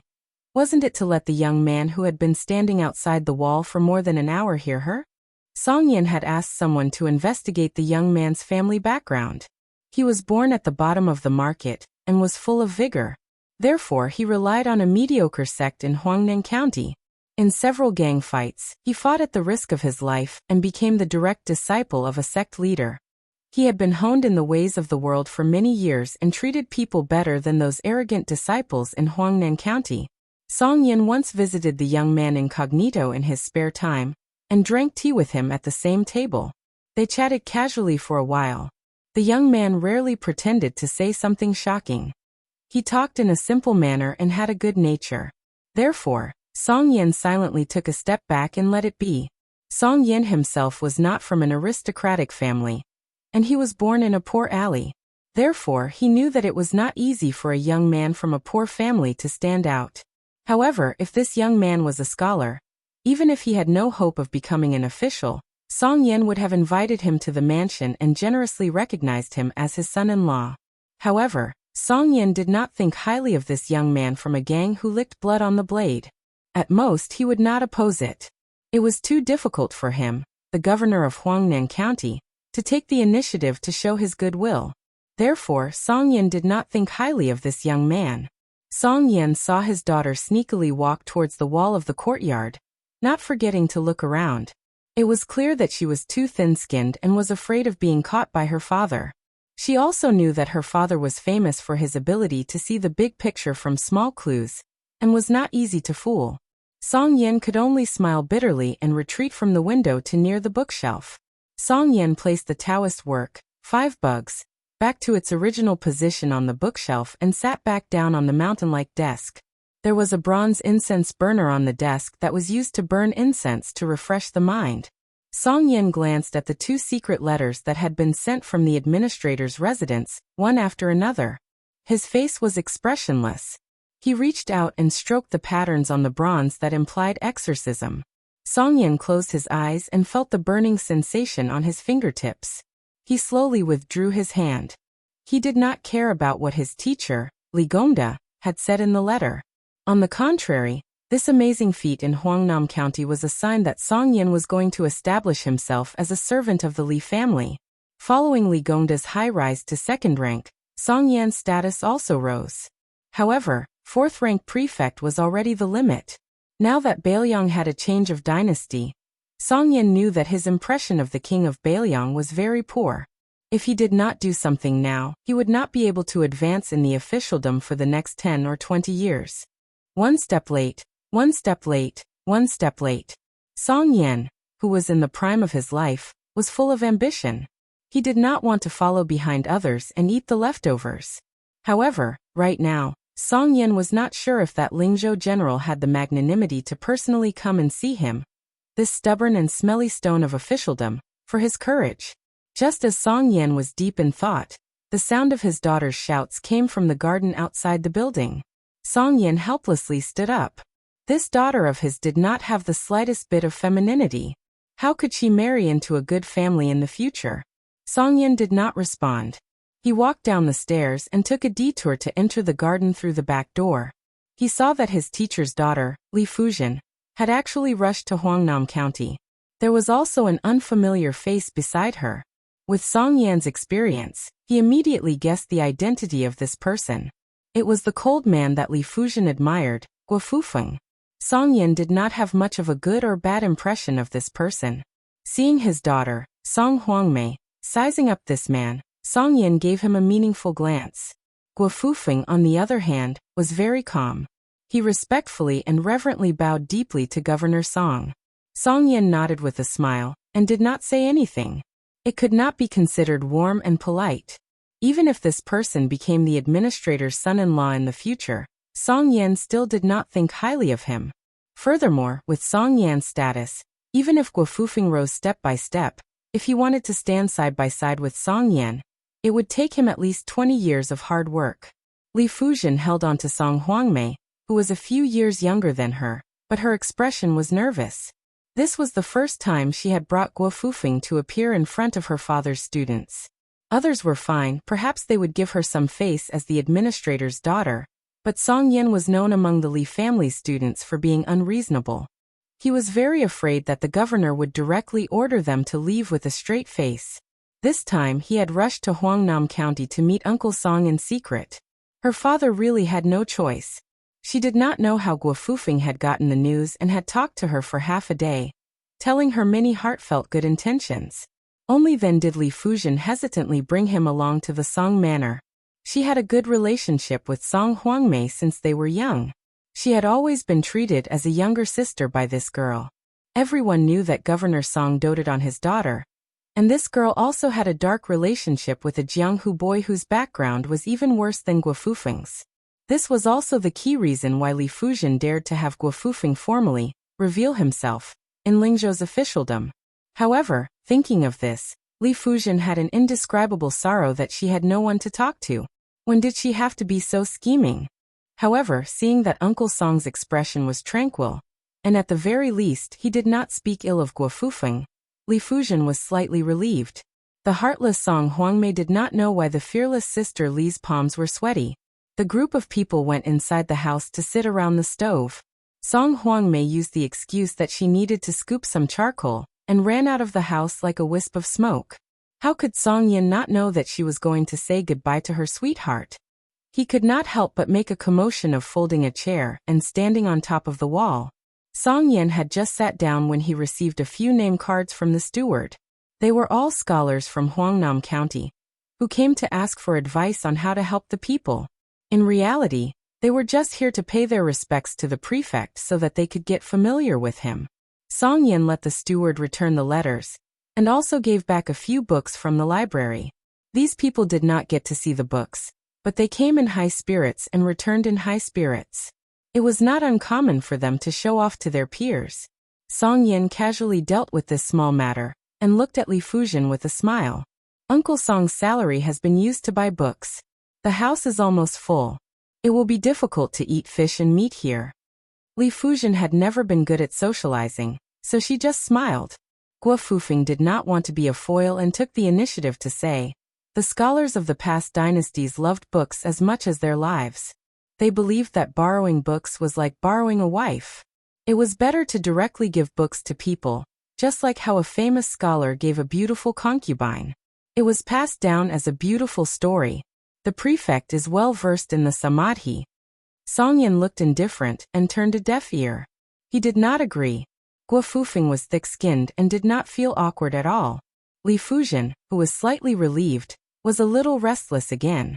She was afraid that Guo Fufeng did not know the rules and taboos of officialdom, and would annoy the indifferent Song Yan. Fortunately, Song Huangmei brought a pot of black charcoal and helped her out. Song Huangmei spoke without restraint in her own home. She frowned and said, "Father, Taya just told me that there were a few outsiders on the street outside the wall. They have been patient for some time. What are they doing in the empty alley in the middle of winter? Could they be bad people?" Song Yin laughed softly and said, "The road is open to the sky. Even if father is the prefect, I can't control the footsteps of the pedestrians. Some people are willing to suffer the cold outside the wall. Even if they stay for a few hours, father can't use the official's hat on my head to chase them away." Song Huangmei understood the meaning in her father's words. Her face suddenly turned red, and she lowered her head to fiddle with the charcoal fire. Chapter 896. The housekeeper stood at the door in a panic. Song Yin got up and walked out of the room. After hearing the news, he did not say anything. He turned around and told Li Fuzhen that he had some urgent business to attend to. He then asked Song Huangmei to help take care of the guests. After the governor left in a hurry, his footsteps gradually disappeared. Guo Fufeng lowered his head and reached out to warm the charcoal. His face was a bit gloomy. Guo Fufeng raised his head to look at Li Fuzhen and the governor's daughter, who each had their own merits, whispering intimately to each other. Guo Fufeng's smile quickly turned into a warm one. He was not displeased by the governor's neglect of the governor. After Li Fuzhen and Song Huangmei were done talking about women's whispers, Li Fuzhen wanted to say something but stopped. She caught a glimpse of Guo Fufeng's look from the corner of her eye and said, "Huangmei, do you know that there are many unethical and obscene temples in Huangnan County? Someone told my father about it. They said that not only did Uncle Song not ban it, but he allowed it to flourish. These temples were actually secretly manipulated by someone, and became a means to amass wealth. It is a crime against public morals and morals. I came here this time to inform Uncle Song." Song Huangmei was shocked. She then narrowed her eyes and smiled. "What do you mean by ruining public morals? Our Baoyang is like this. What is there to ruin? No matter how bad it is, it can't be that bad. I think those bastards who purposely slandered my father must have nothing better to do. Either they are afraid that my father's position is too stable, and if my father doesn't move, they won't be able to climb up the ranks. If they don't get promoted, they won't be able to get rich. In the end, it's all because of money. I heard in the restaurant that a few counties in Lingzhou are pointing their spears at the Lingzhou general and purposely muddying the waters. Only our Huangnam County is peaceful. My father has become a target." Li Fuzhen's lips curled into a bitter smile. Guo Fufeng glanced at the girl and was a bit surprised. Song Huangmei glanced at the elegant Guo Fufeng from the corner of her eyes and said to Li Fuzhen, "Sister, Brother Han Lin is really something now. He is so successful that he has become the leader of the crossbowmen in the upper reaches of the border. I heard that he has killed hundreds of Beimeng barbarians. There are so many heads on the back of his horse that they cannot fit. Is Brother Hanlin coming home for the new year this year? If he comes back, please remember to invite him to my house.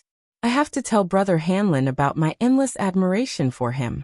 Men have to be like Brother Hanlin and go to the battlefield to kill the enemy. Otherwise, they are not men." Hearing these words, Guo Fufeng sneered in his heart, but his face remained calm.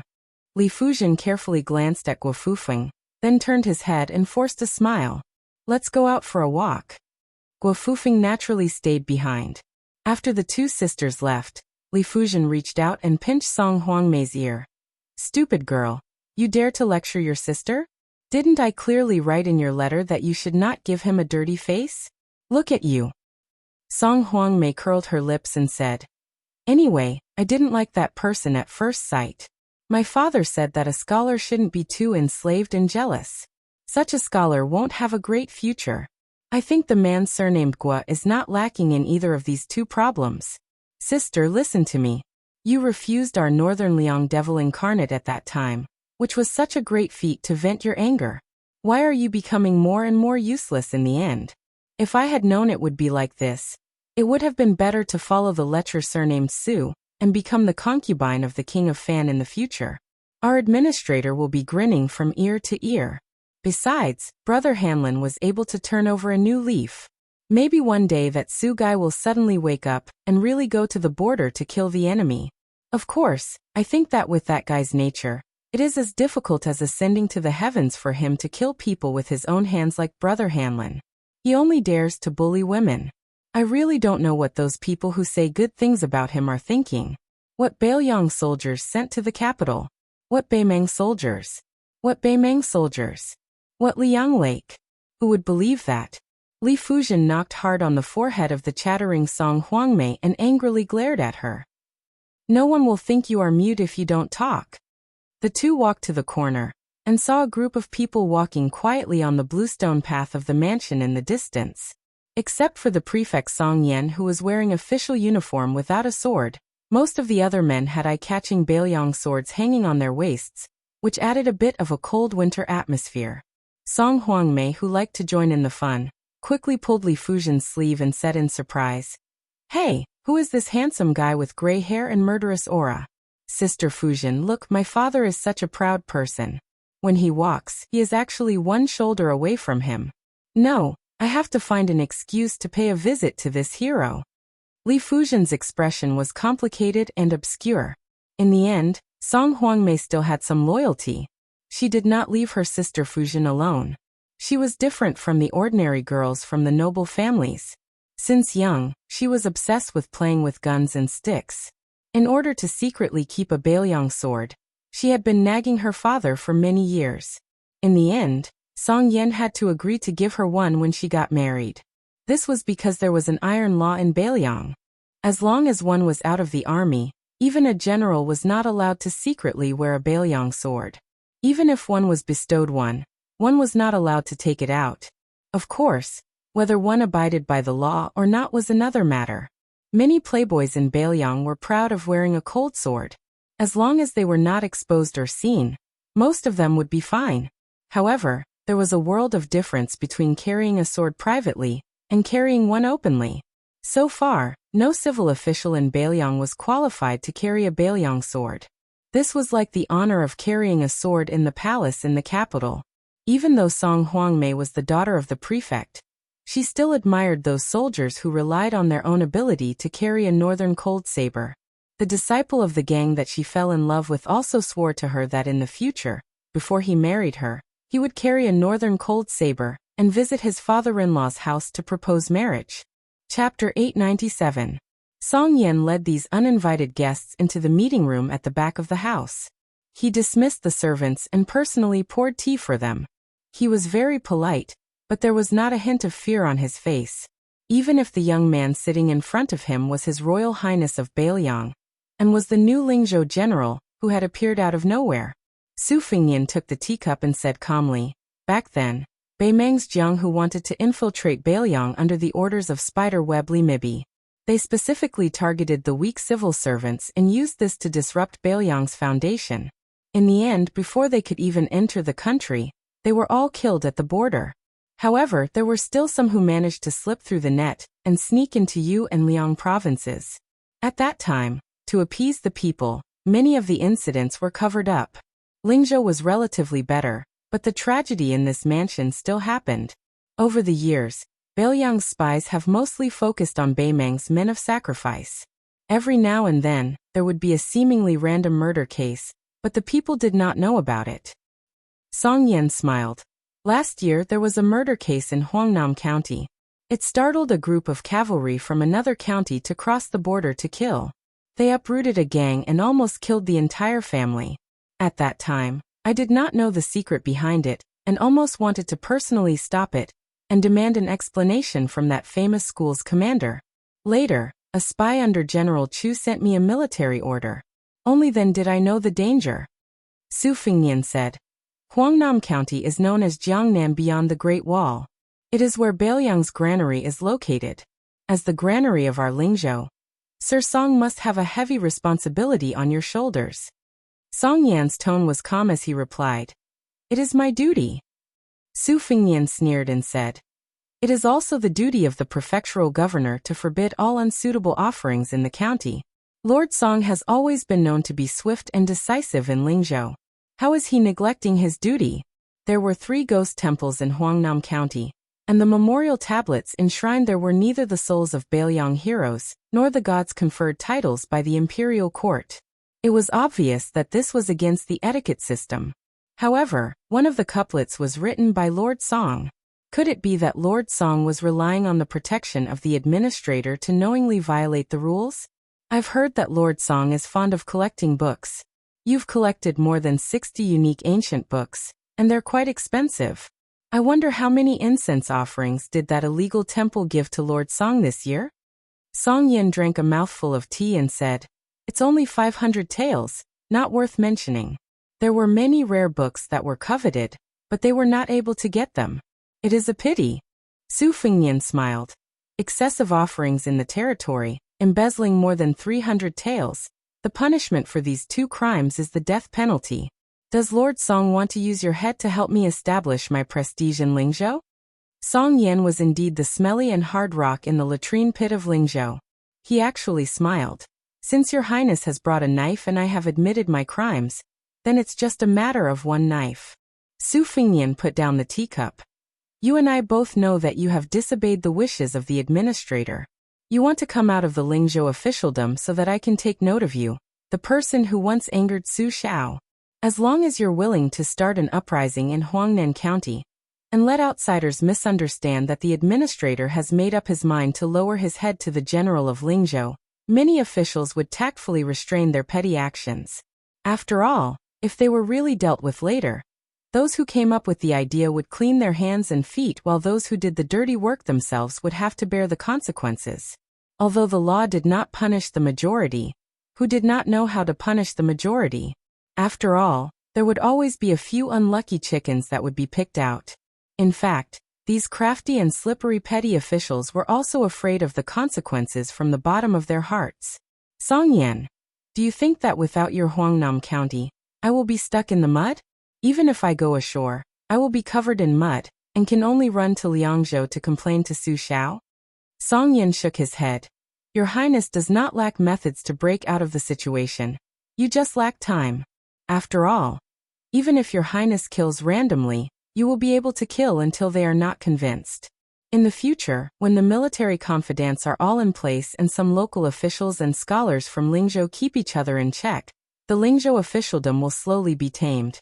However, your Highness does not seem to have such ruthlessness and decisiveness, and you cannot wait. On this point, after your Highness personally came to Huangnam County to find me, Song Yan was even more certain. Seeing that Su Fengnian did not speak, Song Yan continued to speak slowly. If I become the Lingzhou provincial governor, I can be a vanguard for your Highness to get rid of the filth and also appease the administrator on the surface. Both sides will have a way out, and I can secretly weaken Sir Li's control in Lingzhou. Su Fengnian smiled and planned on what the prefectural governor would say. Prefectural governor, you overestimate yourself. The provincial governor of Lingzhou can only be Su Beiji, not you Song Yan. At most, you can only be the governor of Lingzhou. However, I can tell you something straightforward. When Su Beiji becomes the administrator of Bailiang, you have hopes of becoming the Lingzhou provincial governor. However, that is still too early and you will have to wait. This is because Bailiang will not touch Sir Li, who has done meritorious deeds without any mistakes. The Su and Li families have accumulated 2 generations of incense. Not to mention Sir Li's hard work. Just my relationship with Li Hanlin is enough for the administrator to enjoy being an official. Furthermore, it is better to not do something as immoral as killing the donkey after it has outlived its usefulness. Of course, if you Song Yan really have the ability, with Su Beiji in front of you, even if you can't become the Lingzhou provincial governor, there are still 2 provincial governor seats for me to consider.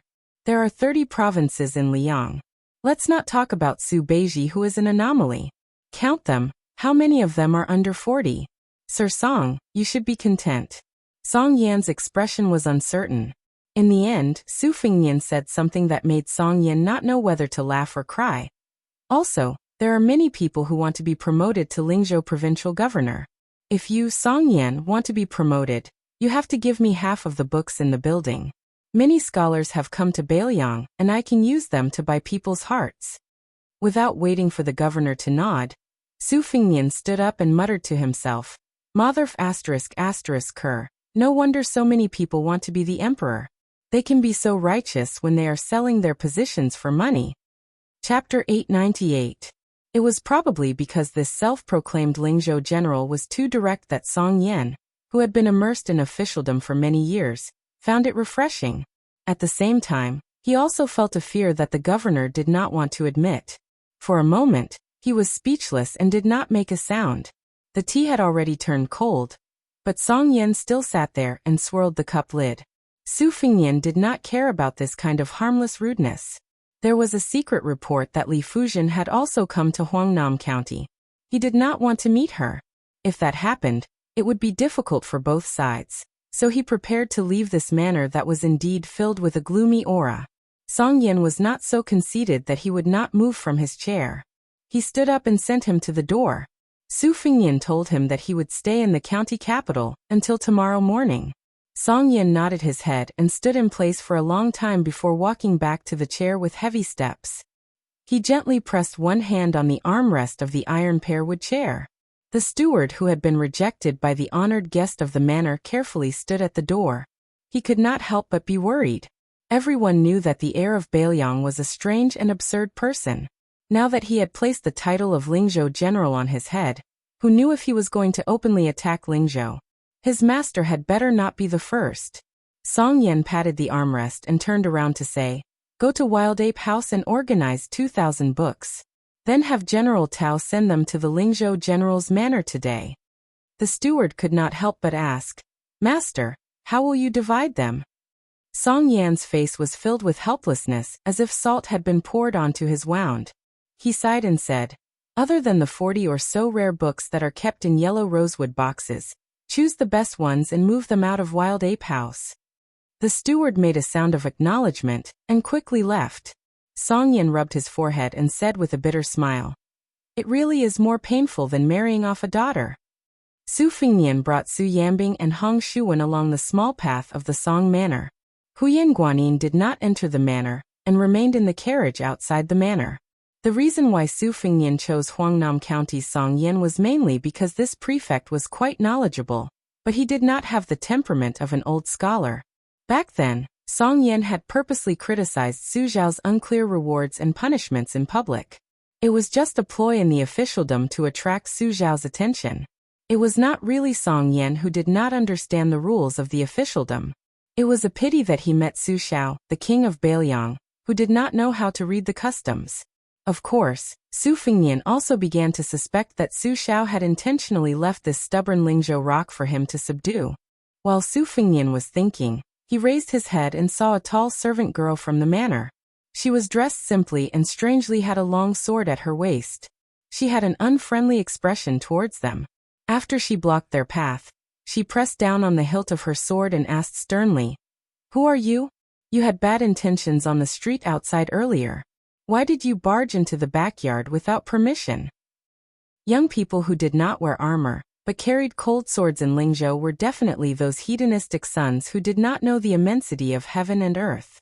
She had followed the young miss and taught them a lesson countless times. These wastrels who only knew how to rely on their parents' achievements to do evil did not have any memory at all.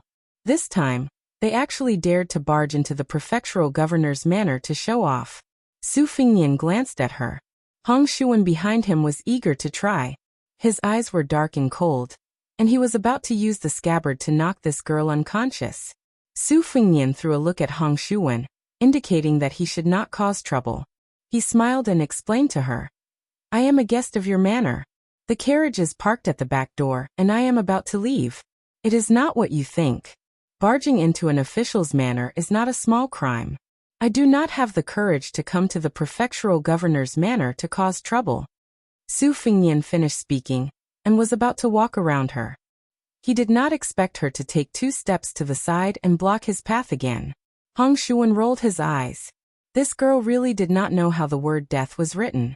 The maidservant said stiffly, "No, you have to tell me your name. I'll ask the steward, and only after I confirm that there's no mistake will I let you go. Otherwise, if you're a daring book thief or a bandit who intends to commit murder."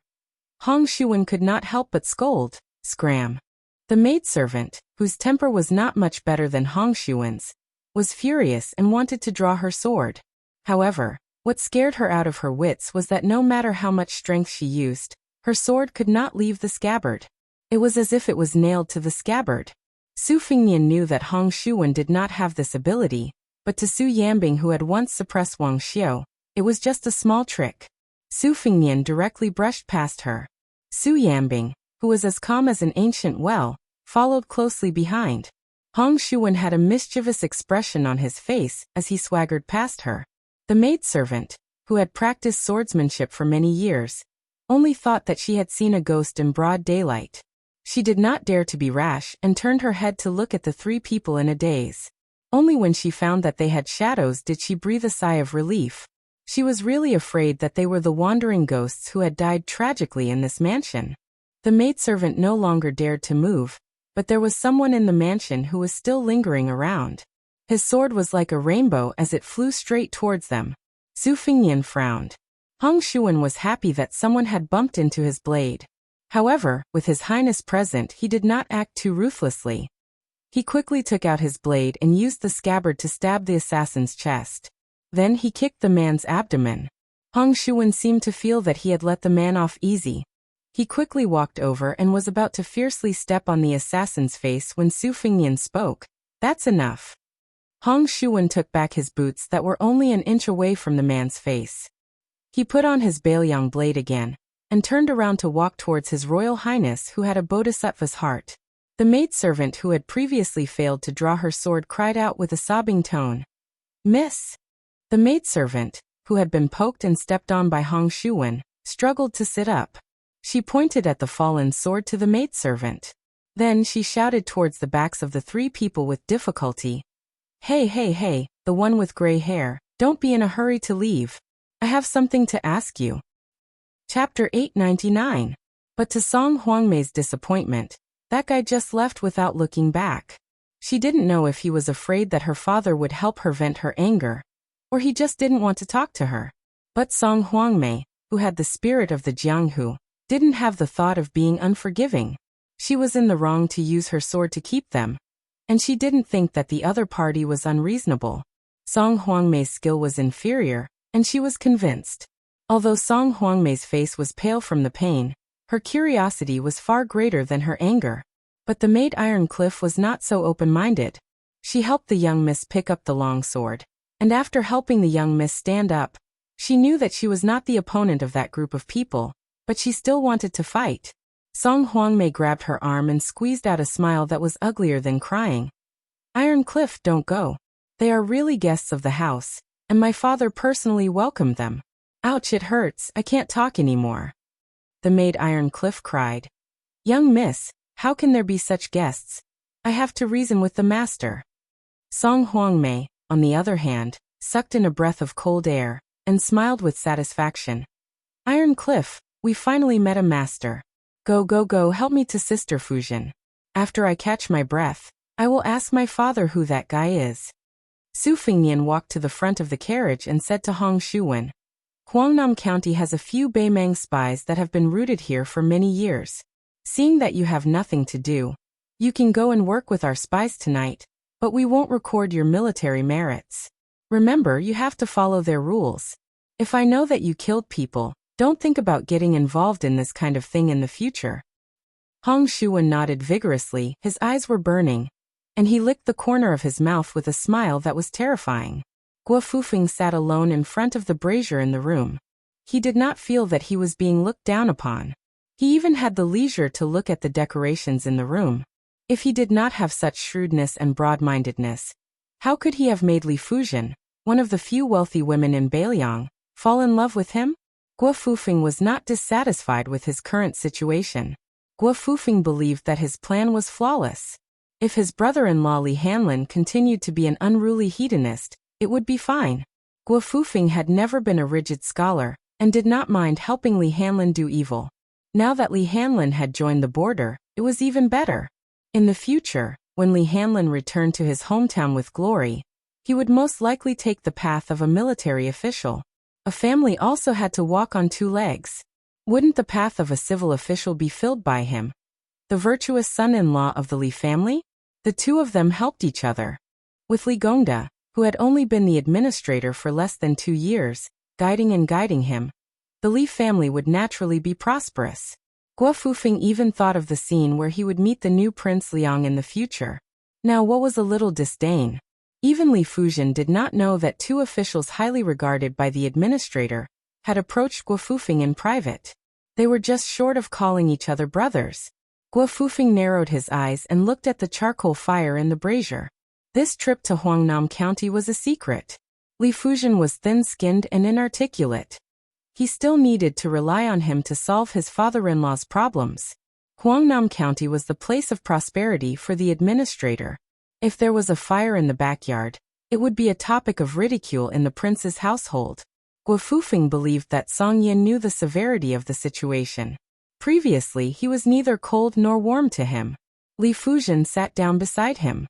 Guo Fufeng saw that there was no one around and said softly, I have my own plans on how to persuade Sir Song. Fujian, you don't have to worry. Also, according to what you said, the man that Miss Song likes is a disciple of a second-rate gang in Huangnam County. If there's a chance, the four of us can find an elegant restaurant to have a meal. Although I'm not a member of the Jianghu, I know a lot of Jianghu stories. I'm not afraid to have nothing to say to that person. Li Fuzhen suddenly asked, Fufeng, aren't you tired? Guo Fufeng smiled and asked back, tired? Li Fuzhen turned her head and did not look at him. Guo Fufeng hesitated for a moment and did not hold her hand. He placed his hands on the brazier and enjoyed the warmth. His voice was warm as he said, there's nothing to be tired about. In order for us to have comfortable days in the future, it's natural for me to be tired. One day, I will let Lingzhou and even Bailiang remember the name Guo Fufeng. Li Fuzhen did not feel tired when she went on a hunger strike with her parents in order to be with him. She did not know why, but when she heard the bold words of the man she admired, she felt tired. Guo Fufeng said softly, Fuzhen, don't worry. Sooner or later, I will let your father and Hanlin acknowledge me. Li Fuzhen nodded her head. Song Huangmei held his chest with one hand and his abdomen with the other. He entered the room and sat down. Li Fuzhen asked worriedly, what's wrong? Song Huangmei said mysteriously, it's nothing. Didn't we see those people full of killing intent earlier? I personally went to test them. Guess what? I was taught a lesson by them. That's nothing. What happened to Iron Cliff was strange. They were not even able to draw their swords. Those people are definitely experts. Li Fuzhen asked with a panicked expression. Does your father know about this? Song Huangmei shook his head and said, not yet. When I'm not in such a sorry state, I'll go and ask. Otherwise, my father will definitely ground me for half a month. I might not even be able to go to the lantern market. Li Fuzhen, who wanted to continue hiding the truth, grabbed Song Huangmei's hand and blurted out. The person in the lead is surnamed Su. He's the current general of Lingzhou. Song Huangmei was dumbfounded. He then shook his head and smiled. No way. Where did Su get his killing intent from? Him. Even if he wears a Bailiang sword, he's just an embroidered pillow. Impossible. If that person is Su Fengnian, then I'm a female sword immortal. Song Yan stood behind the three of them and inadvertently heard this. For the first time, he was furious at his daughter. He said angrily, Song Huangmei, fine. You're a female sword immortal, right? You'll be grounded for a year. If you dare to go out, I'll break your legs. This time, I'll do what I say. Song Huangmei shrunk her neck and asked softly, Father, is it really that Su guy? Song Yan said sternly, what Su guy? It's His Royal Highness. It was the first time Song Huangmei saw her father scold someone with such a stern face. She did not even feel wronged when she was beaten by Hong Shuwen. Now, she was so wronged that tears welled up in her eyes. She sobbed and shouted angrily, it's that Su guy. Even if he's standing in front of me, I'll still call him Su. He's an ignorant and incompetent second generation. If he wasn't born into a good family and followed the general's surname Su, then what is he, Su Fengnian? Outside the door, the housekeeper of the Song residence wished he could dig a hole and hide in it. He swallowed his saliva and turned his neck stiffly. He looked at the Su guy who had left and returned. He did not know how to fix the situation for his young miss. Song Yan saw his daughter suddenly stop crying. He realized the change behind him. After he turned around, even the governor who had experienced the storms of officialdom felt his heart turn to ashes. Chapter 900. Li Fuzhen closed her eyes, as if she did not dare to face the disaster of the Song family. Su Fengnian's expression was calm, and one could not tell if he was happy, angry, or sad. He said to Song Yan, Official Song, I have something to discuss with you. After saying that, Su Fengnian turns around and walks down the stairs. Song Yan was angry with Song Huangmei before.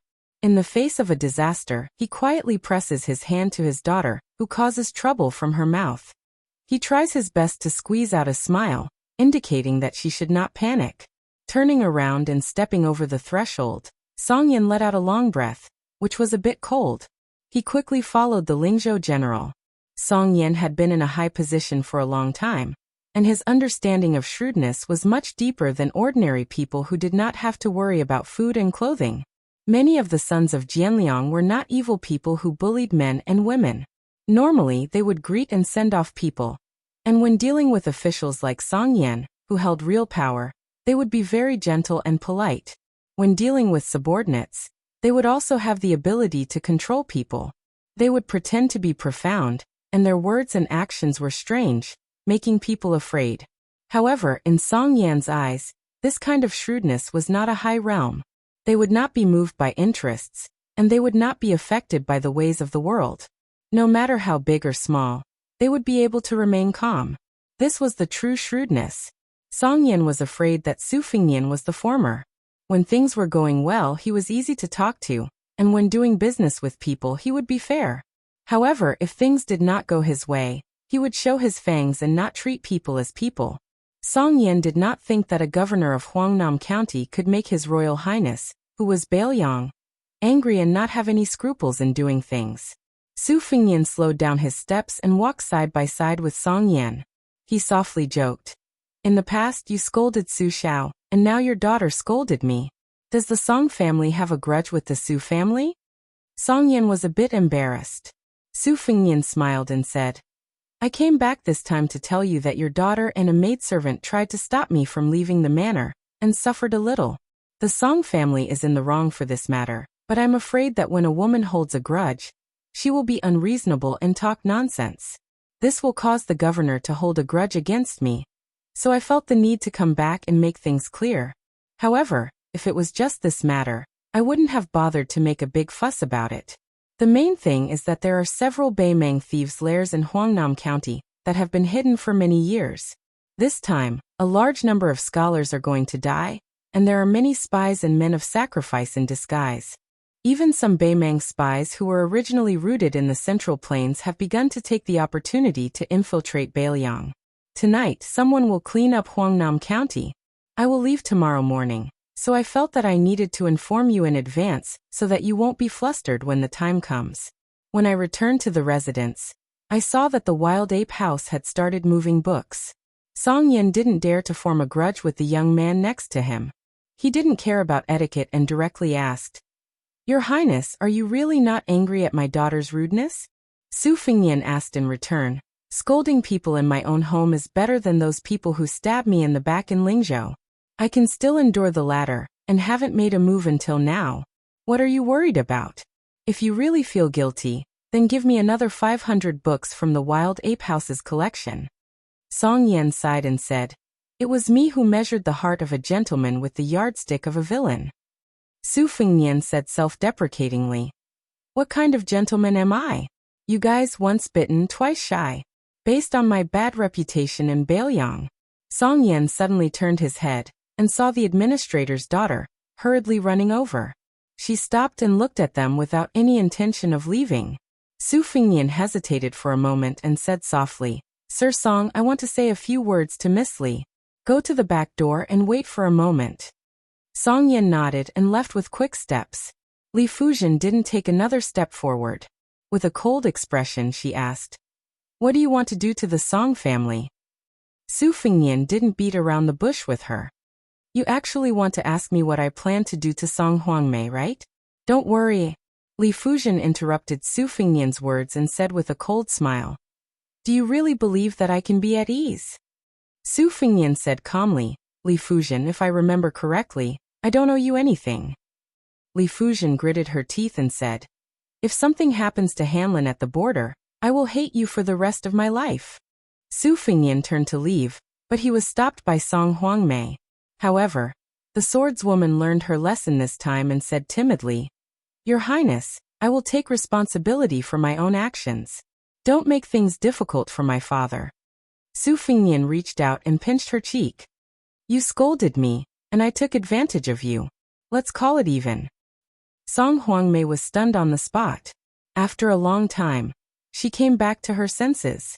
She jumped up and ran toward Li Fuzhen, chirping like a bird. Sister Fuzhen, did you see that?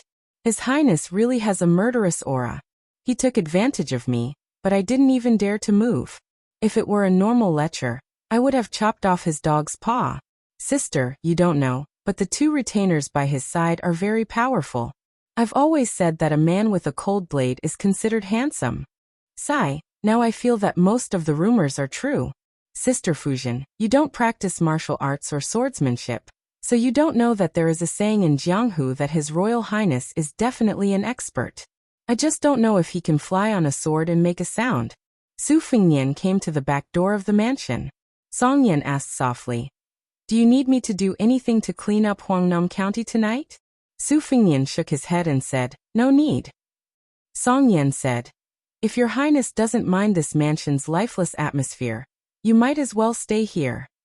Su Fingyan smiled and said, why? Are you afraid that I will suddenly die in Huangnam County?